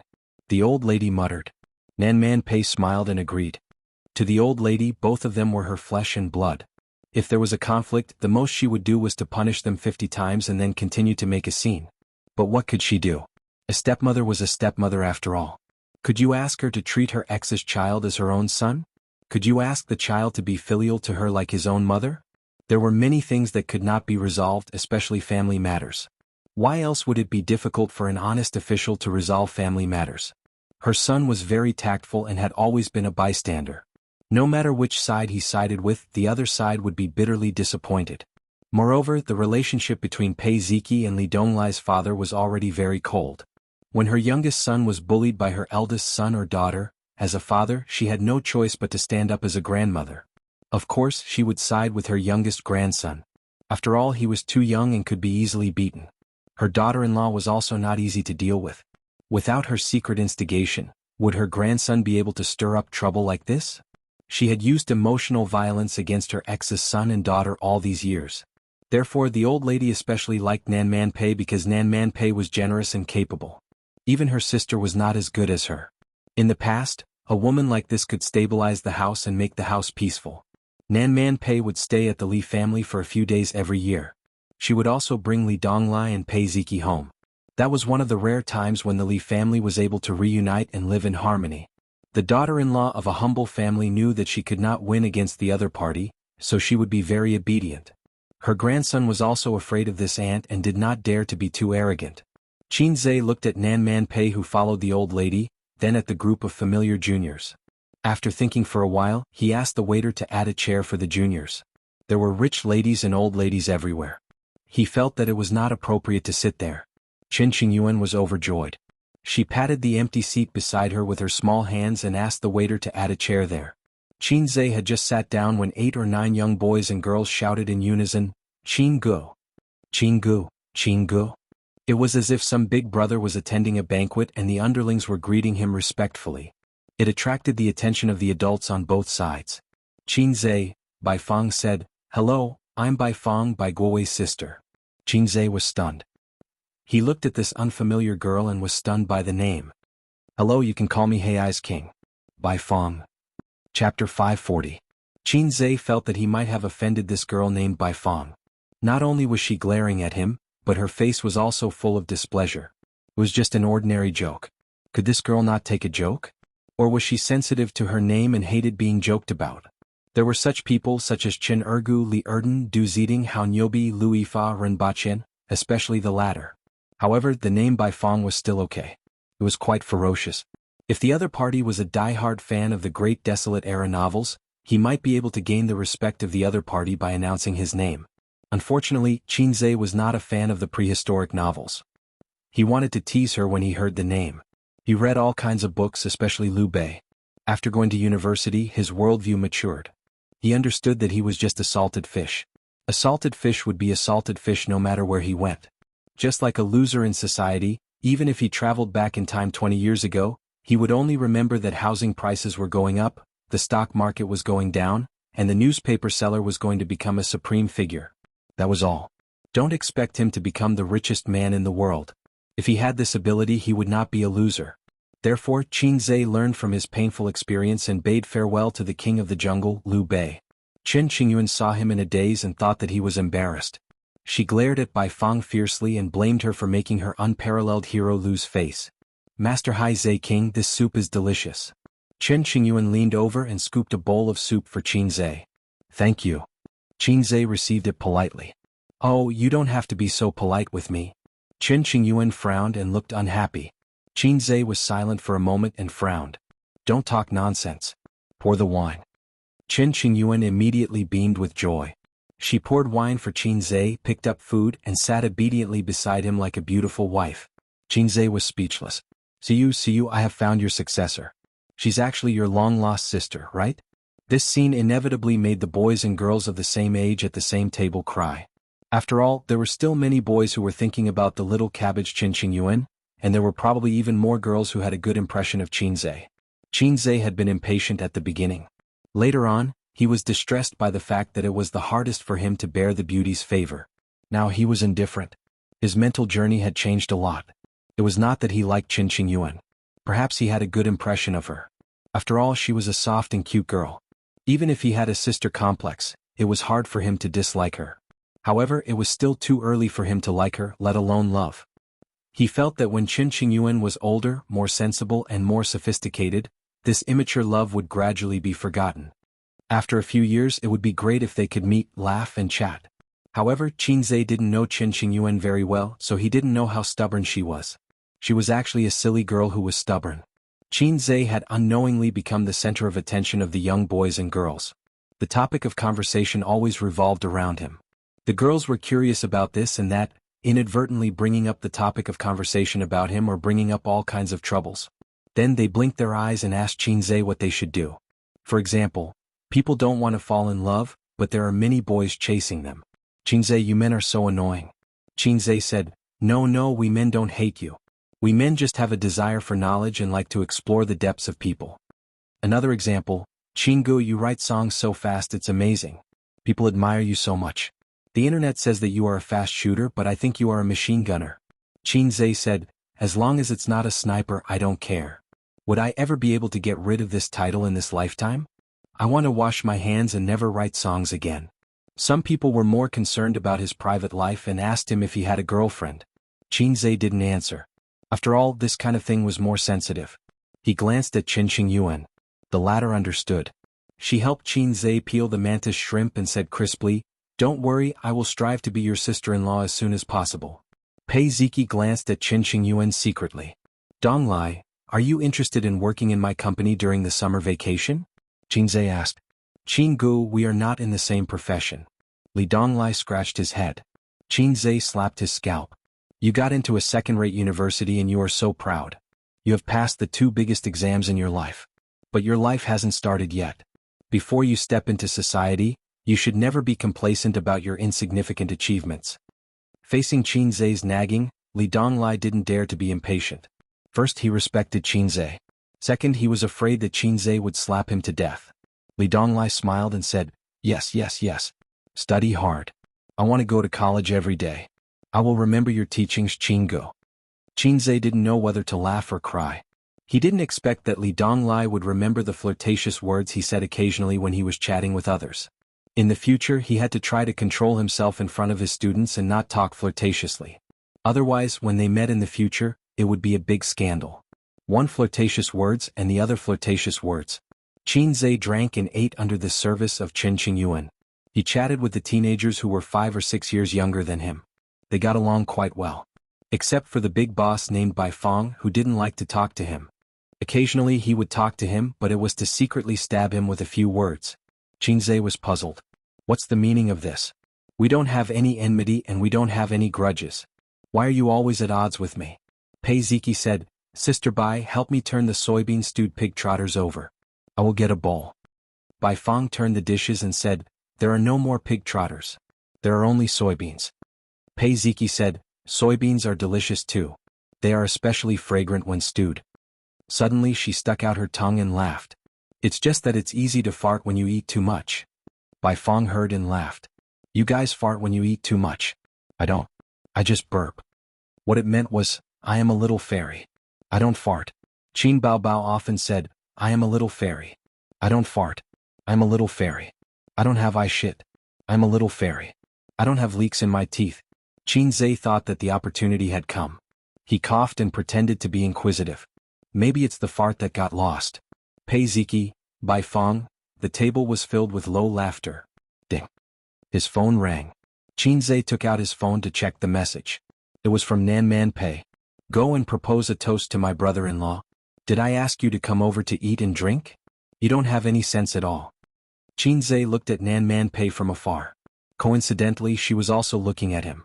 Their eyes met and Queen Bei glared at him. "This will make me look snobbish and arrogant. But since Sister Man said so, I will reluctantly do it," Qinzhe replied. Chen Qingyuan secretly leaned over to take a look. Qinzhe gently lifted her crystal earlobe and laughed. "Where did you learn the bad habit of peeping at such a young age?"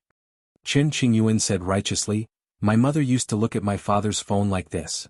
Qinzhe laughed. "Your parents must have a bad relationship." Chen Qingyuan's face darkened. She bit her lip. Qinzhe whispered, "I'm sorry." Chen Qingyuan never got angry with him. She shook her head. "Qinggu is right. My parents have a bad relationship." Qinzhe patted her head like a brother caressing his sister. Then he poured the half-drunk snowball into Chen Qingyuan's glass. "Ask the waiter to change your glass." He poured himself a glass of white snowball, picked it up and walked to the main table. Chen Qingyuan looked at the glass in front of her. It was filled with transparent snowball. She licked her lips. Should she have a sip? No, she was too infatuated. However, she really wanted to drink it. Should she have a sip? At this moment, she caught sight of Pei Ziki's helpless gaze, which was filled with sorrow and hatred for her incompetence. She immediately blushed. She waved her hand and said, "Waiter, change my glass." Pei Ziki curled her lips and said, "Keep it. Secretly put it in your thermos. Quick, when no one is looking." Chen Qingyuan's face turned redder. She stared at her and said guiltily, "Don't talk nonsense." Pei Ziki snorted. "What do you like about him? You're so infatuated. He doesn't even like you. Is it worth it? Is it worth it to be infatuated with him?"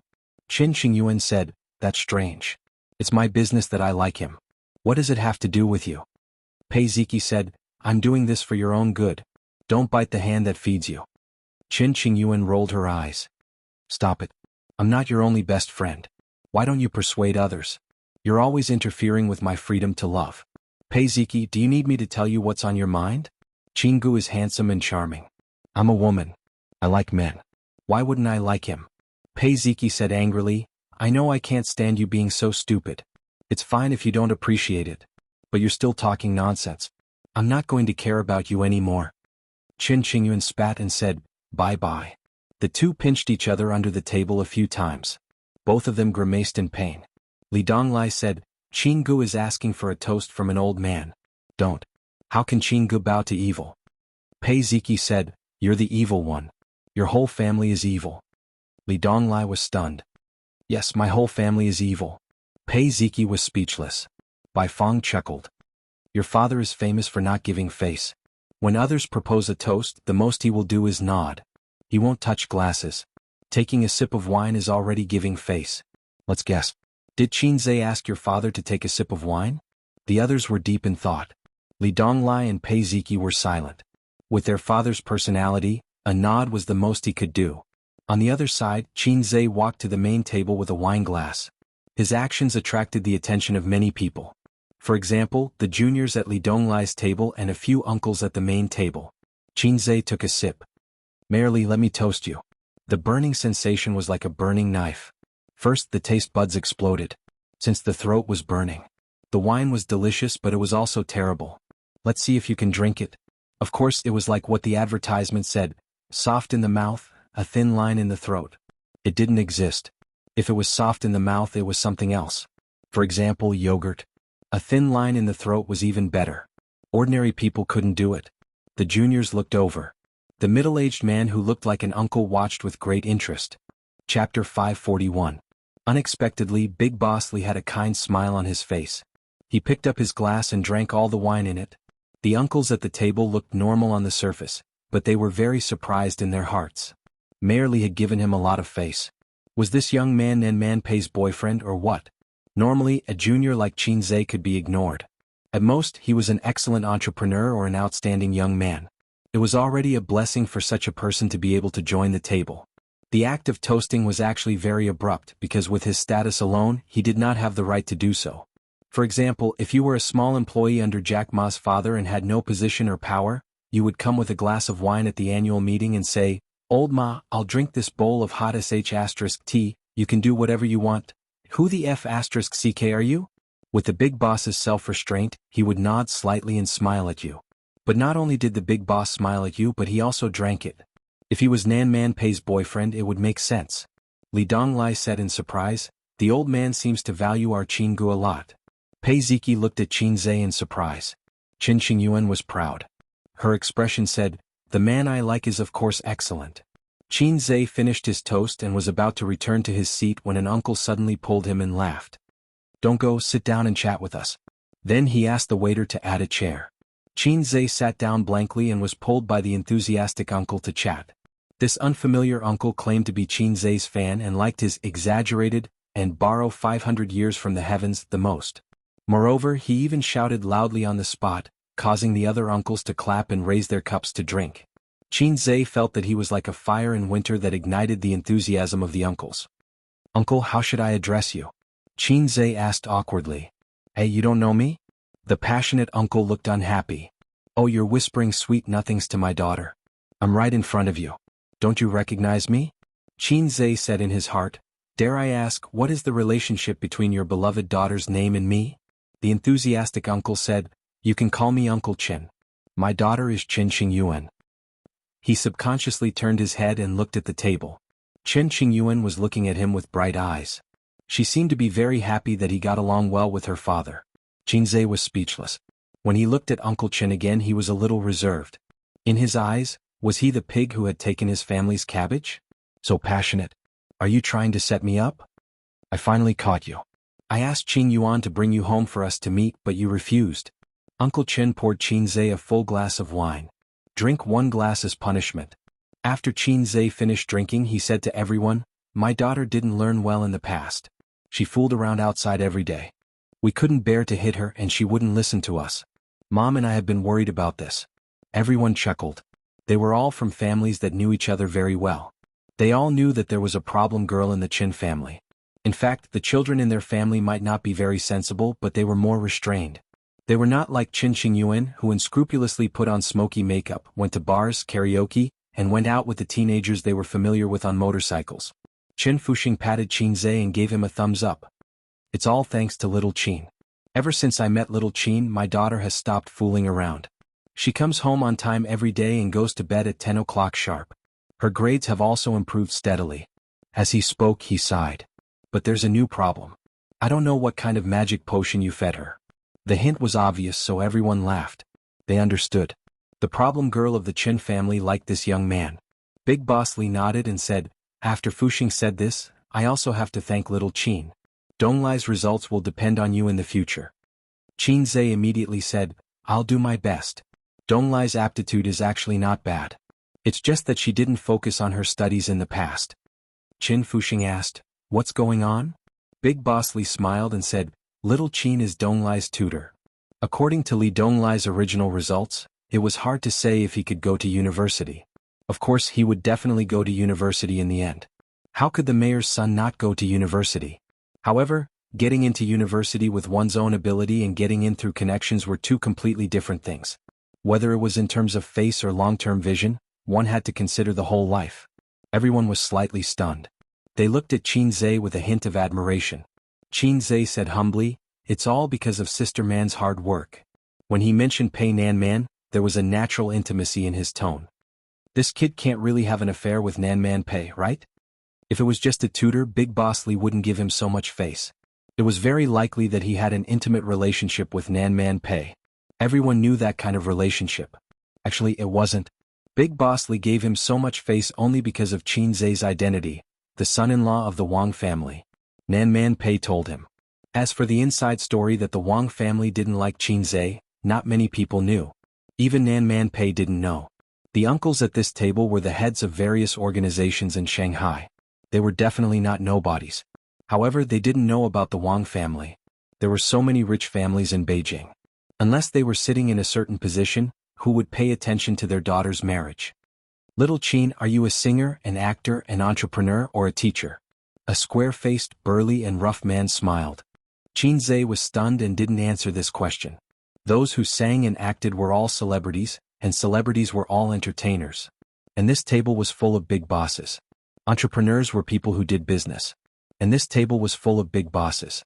Teacher of the people. To hell with teacher of the people. He knew that he was just a tutor, but he still said the words, teacher of the people. Was he mocking him? Qin Zhe was no longer the salted fish he had been in the past. He was able to discern who was speaking with hidden wisdom and who was speaking with sincerity and enthusiasm. For example, Uncle Qin, who might have been taken advantage of by him, actually admired him. Who was this person? His words were sarcastic. Had he offended him? Qin Zhe pondered and said, I'm just a successor of communism. The square-faced man, the uncles at the table were all stunned. Such an answer was very intelligent. The square-faced man smiled insincerely. Little Qin is quite humorous. You're very good at joking. Qin Zhe looked at Big Boss Li in shock and said, Uncle Li, so the country has been joking with us? Such a meaningful question made everyone at the table fall silent. The square-faced man's mouth twitched. Qin Zhe smiled. Who cares if you're the son of a rich family or an official? In front of the successor of communism, you're all scum. That famous person on the internet, the son of the richest man, is called Wang Shizong. At most, he will be the successor of Wanda. I'm the successor of the party and the country. What's there to be proud of with a mere Wanda? It's not low-key at all. I'm the successor of a country. I'm the successor of socialism. Am I proud? Am I showing off everywhere? Idiot. Qin Fuxing laughed and joked. Little Qin, do you have a girlfriend? Qin Zhe answered honestly, yes. Qin Fuxing was a little disappointed. The others looked enlightened. That's right, there was really something going on. Especially the square-faced man, his expression turned ugly. On the other side, old Madame Li asked curiously, Man, which family is this young man from? She felt that Qin Zhe might have an extraordinary identity. Nan Man Pei sat elegantly beside old Madame Li. She smiled more often than before and was gentler. She had restrained her cold and domineering manner. He's my business partner. He runs a few companies. They're not bad and have the potential to be listed. Nan Man Pei said, he's not from any family. He's from an ordinary family. She looked at Qin Zhe's table. At this moment, that guy was taking turns to play in circles. Then he was competing with the square-faced man in drinking, one glass after another. Nan Man Pei didn't expect Qin Zhe to be so good at drinking. She didn't remember seeing him drunk. Of course, they didn't spend much time together. Instead, when he was a tutor, he ate at her house every few days as a tutor and cook. Nan Man Pei liked Qin Zhe's dishes very much, but she never praised him. Old Madame Li frowned. Is he your lover? The group of aunties laughed. Nan Man Pei's face stiffened slightly. She said awkwardly, Old Madam, no, he's a friend. Old Madame Li had an I understand look on her face. She leaned in and whispered, You brought your friend here? Jianghu will drink with him? Nan Man Pei smiled faintly. He really isn't. Old Madame Li said, it's best if he isn't. You're in your 30s and still not willing to get married. Are you still thinking about your ex-husband? Nan Man Pei shook her head. No. Old Madame Li said, well, I don't think so. I'm going to introduce you to someone today. Look, do you see that young man? He's handsome and his family is from Nanjing. His grandfather just retired from the military and he's not married. He's quite a match for you. Nan Man Pei was speechless. She felt like she had been tricked. She followed old Madame Li's gaze but couldn't find the handsome man. That one, the one wearing a camouflage vest and a military green jacket. Old Madame Li pointed to her. Oh, that was a very strong man with a square face. He looked to be in his 30s, but he didn't really fit the word handsome. He was the kind of person that Nan Man Pei would blacklist at a glance. Why would an ugly man marry a wife? Generally speaking, beautiful people wouldn't find a partner who was too average-looking unless it was for money. Nan Man Pei was also a woman. She wasn't a VIP member of the Appearance Association, but she was a little obsessed with looks. Su Yu and Wang Zijin were also obsessed with looks, but their taste wasn't limited to superficial appearance. They valued feelings more. But if you were too ugly, they didn't care about feelings. Qin Baobao was probably the one who didn't care about looks the most. As long as he was good-looking, it was fine. Since puberty, she had decided to hang herself on a somewhat good-looking crooked tree. Those stunning beauties just had to fall head over heels in love with an arrogant but average-looking man. They would never change until death. They were all made up by average-looking writers. It was just like the ancient writers who wrote about beautiful and enchanting fox immortals who liked to entangle with penniless and poor scholars. They were all poor scholars. At this moment, old Madame Li suddenly frowned and trembled as she covered her upper left abdomen. Nan Man Pei was shocked. What's wrong? Old Madame Li showed a pained expression. It hurts a little. Man, help me. Nan Man Pei was shocked and said, you're sick again? I'll call the doctor right away. Then she shouted at the flustered woman, why are you sitting there like a fool? Call your husband over. How old are you? Don't you know how to behave? Chapter 542. Qin Zhe was chatting with Qin Qingyuan's father. Qin Fuxing was actually a little mischievous. He set a trap for Qin Zhe and coaxed him into toasting the elders at the table. And he couldn't use beer, he had to use white wine. Qin Zhe thought to himself, as expected, he still has some opinions about me. Qin Qingyuan's pursuit of Qin Zhe was a hot topic in a certain small circle. Even when chatting with outsiders, when they talked about Qin Zhe, who was a hot topic in the entertainment industry, they would say, in our circle, there's a little girl who likes him very much and wants to throw herself at him, but he doesn't care about her at all. Qin Fuxing only had one daughter and he treasured her dearly. Even if Qin Qingyuan made a fuss, he couldn't bear to hit her. Because of his concern for his daughter, he naturally heard a lot of rumors. Therefore, while he was grateful to Qin Zhe, he also felt resentment. This idiot, my daughter is so cute, but he turns a blind eye to it. Qin Zhe thought to himself, you're not Qin Fuxing, you're a holy paladin. The older the ginger, the spicier it was. Even if there were 10 Qin Zhe at the table, he still wouldn't be a match for the other party. He had no choice but to beat them one by one. Starting from Big Boss Li and a big fat uncle, the fat uncle praised, little Qin, you're good at drinking. You're comparable to me in the past. I like young people like you who can drink and are forthright. I'll drink too. He drank half a glass of white wine and let out a long breath. I'm old and my alcohol tolerance isn't as good as before. When I was in Shenzhen, I could drink 8 ounces per person. This was a very talkative uncle. Qin Zhe thought to himself, uncle used to drink a lot of Cantonese. I'm impressed. He drank another mouthful. Everyone cheered and the scene was very lively. When the circle hit the square-faced guy, he reached out and pressed the rim of the glass. He glanced at Qin Zhe and said leisurely, I like to drink and I'm also a drinker. I admire your alcohol tolerance. At this point he paused. So? Qin Zhe stared at him, waiting for him to continue. It's not easy to drink with me. You have to drink me well before you can continue to circle. The square-faced man laughed. The uncles burst into laughter. This was the advantage of a wine table. It was suitable for bickering. Others might not think that you were insensible and might even kick up a fuss. They wouldn't kick up a fuss. They were all people of status. But if Qin Zhe didn't answer, it would seem too cowardly. Since the square-faced man dared to say so, it proved that he was very confident in his alcohol tolerance. Then he bullied Qin Zhe and drank several glasses of white wine in a row. Qin Zhe smiled modestly. How do you drink it? He straightforwardly accepted the challenge and received a wave of kind applause. Let's drink 1 cup each. We can't go to the toilet during this period. Whoever surrenders first will stop, the square-faced man said. No problem. Qinzhe was like a young boy full of fighting spirit. The square-faced man laughed. Great. He let go of the cup and used his eyes to signal Qinzhe to pour wine for him. Boss, I'll pour wine for you. Qinzhe poured wine for him and himself. The two clinked glasses gently and drank it in one gulp. The white wine was spicy and strong. The two of them sighed at the same time. It was the second cup. When they drank the third cup, the uncles couldn't help but cheer enthusiastically. Pei Ziki pouted and said, Idiot, being coaxed like a monkey. Li Donglai frowned and said, Don't be so arrogant. You're worried about him, aren't you?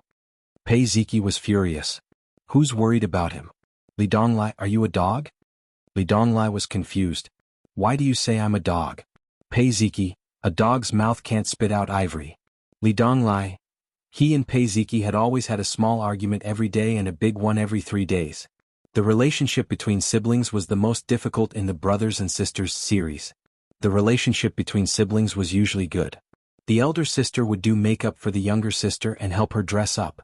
If the elder brother really loved the younger brother, he would bring the younger brother to the big sword and personally open the door to a new world for the younger brother. The relationship between siblings was also easy to manage. The elder sister usually doted on the younger brother more. Occasionally they would even kiss and sob. Just like Qinzhe and Qin Baobao. The relationship between siblings was very tricky. They either had an average relationship or quarreled all day.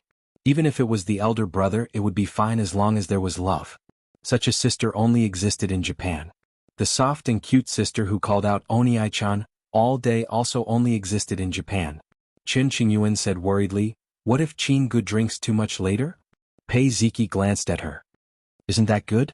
You can sneak into his room and sleep with him. Qin Qingyuan touched her chin and seriously considered the feasibility of this matter.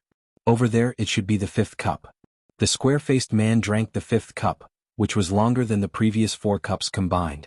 After he endured the nausea and finished drinking, Qinzhe immediately poured wine for him. I'll do it myself. He was tongue-tied. No, I'll do it. Qinzhe insisted on filling his cup. Come, cheers. Qinzhe picked up the cup and drank again. The square-faced man was speechless. His face was red and he looked at Qinzhe unwillingly. If looks could speak, he would say, Why aren't you drunk? Are we drinking the same wine? Seeing that Qinzhe was about to pour wine for him again, he quickly covered the mouth of the cup. I'll do it myself, Qinzhe said righteously. No, I have to do it. The square-faced man said, You don't have to be so polite. Qinzhe said, I'm not being polite. What if you cheat and don't fill it up?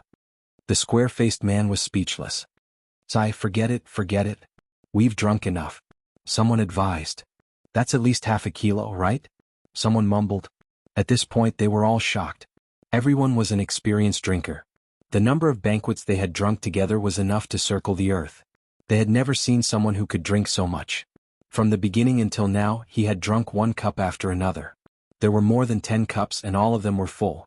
The scariest thing was that his face was not red and he was not out of breath. He did not look like he was going to vomit at all. That was very scary. Qinzhe shook his head and said, Fill it up. I have to drink you up first. There are still a few uncles waiting for me to play circles behind. The square-faced man said, Let's stop here. You can go play circles. Qinzhe said, So you admit defeat? He suddenly stopped talking. Qinzhe said, Fill it up. The square-faced man was speechless. His mind was not very clear now. He thought to himself, Why is this kid so insensible? He looked at Mayor Li in a daze. The mayor pretended to look at the scenery around him. Qinzhe finished his 6th cup and looked at him provocatively. Old Tai, double tap 666. Bah, hurry up and drink, old Tai. We can still drink 1 cup after another. A weakling dares to provoke me? Don't you know that I'm the liver emperor? A real man should put his life on the line and drink directly. The square-faced man probably could not stand his provocative gaze. This time he became a man and drank directly. Then he rushed in the direction of the bathroom. Qinzhe shouted behind him, Come back and continue drinking. Qin Qingyuan's father tugged at Qinzhe's arm and said, Why are you two fighting so fiercely? Qinzhe said in a low voice, He competed with me first. Qin Fuxing said unhappily, Even so, you can't be so stubborn. His family is a big boss in Nanjing. You should be more careful. Qinzhe said, "Thank you, Uncle Qin. I'm not going to Nanjing to earn money. It has nothing to do with me. Also, I didn't offend him. Why did he stab me?" Qin Fuxing was stunned. Yeah, why did he pick a fight? This was a difficult question. Qinzhe thought for a while. Maybe he's jealous of my good looks? Qin Fuxing was speechless. Qinzhe said, "I can't take it anymore. I have to go to the bathroom and vomit. My stomach hurts." His body was extraordinary now. After being tempered and nourished by the times are calling, his stomach felt a little uncomfortable after drinking so much white wine. Ding. Show your divinity 13/15. Help Su Chunfeng relieve her pain and achieve the effect of shocking everyone. 500 points will be rewarded for success. Points will be deducted for failure. Suddenly the system's voice rang in his mind. Qinzhe? What's wrong with this mission? Is there a bug in the system? Why did it give me a mission without warning? Who is Su Chunfeng? Qinzhe said in his mind, "System, you finally got a bug. You lowlife, hurry up and fix it." The system did not ignore him. It replied, "It's not a bug. The system caught your desire to show your divinity in front of people. Since there's a chance now, I'll help you trigger it manually." Qinzhe was speechless. This mission was triggered as if it was a joke. It shocked everyone again. There were 1.4 billion people in China and they did nothing all day. They were either shocked or silent. Right, speaking of which, he had not done the Divinity Show series mission for a long time. The first mission in his life was the Divinity Show series. Then after a year he still had not finished the series of missions. Qinzhe was a little ashamed. Qinzhe said, "Who is Su Chunfeng? Do I know her? Let me see the mission details." The system said, "Su Chunfeng, originally known as Su Chunfeng, is the owner of the devil fruit. She once wreaked havoc in the heavenly palace. Later, she turned over a new leaf and gave birth to 7 children with a snake demon. This is the origin of the Dragon Ball." Qinzhe said, "You're so happy just from being naughty?" At this moment, Pei Ziqi's stepmother hurried over and said, "Honey, Mom's stomach hurts. Maybe it's her old illness." Big Brother Li was shocked. He quickly got up and followed his wife to check. "Mom, how are you?" Li Jianya asked with concern. It hurts here." The old lady pressed her right abdomen. "If it hurts here, it should be pancreatitis again?" Li Jianya frowned. "Quick, call the doctor and send her to the hospital." "I've already called," Nanman Pei said. The right thing to do at this time was to call an ambulance. However, the old lady had a small team to take care of her life, including a private doctor, life assistant, and nutrition consultant. Since the old lady had just fallen ill, the doctor also came over. They were in the hotel room. When the doctor came over to check on the situation, they would send her to the hospital. It was always reassuring to have a professional by her side. "Old lady, do you want to vomit?" Qinzhe came over and asked, but no one paid attention to him. Everyone was nervous and asked about the old lady's well-being. Pei Ziqi and Li Donglai also ran over and stood by the side. No one cared about this kid who was just here to join in the fun. "Old lady, do you want to vomit?" Qinzhe asked again. Still no one paid attention to him.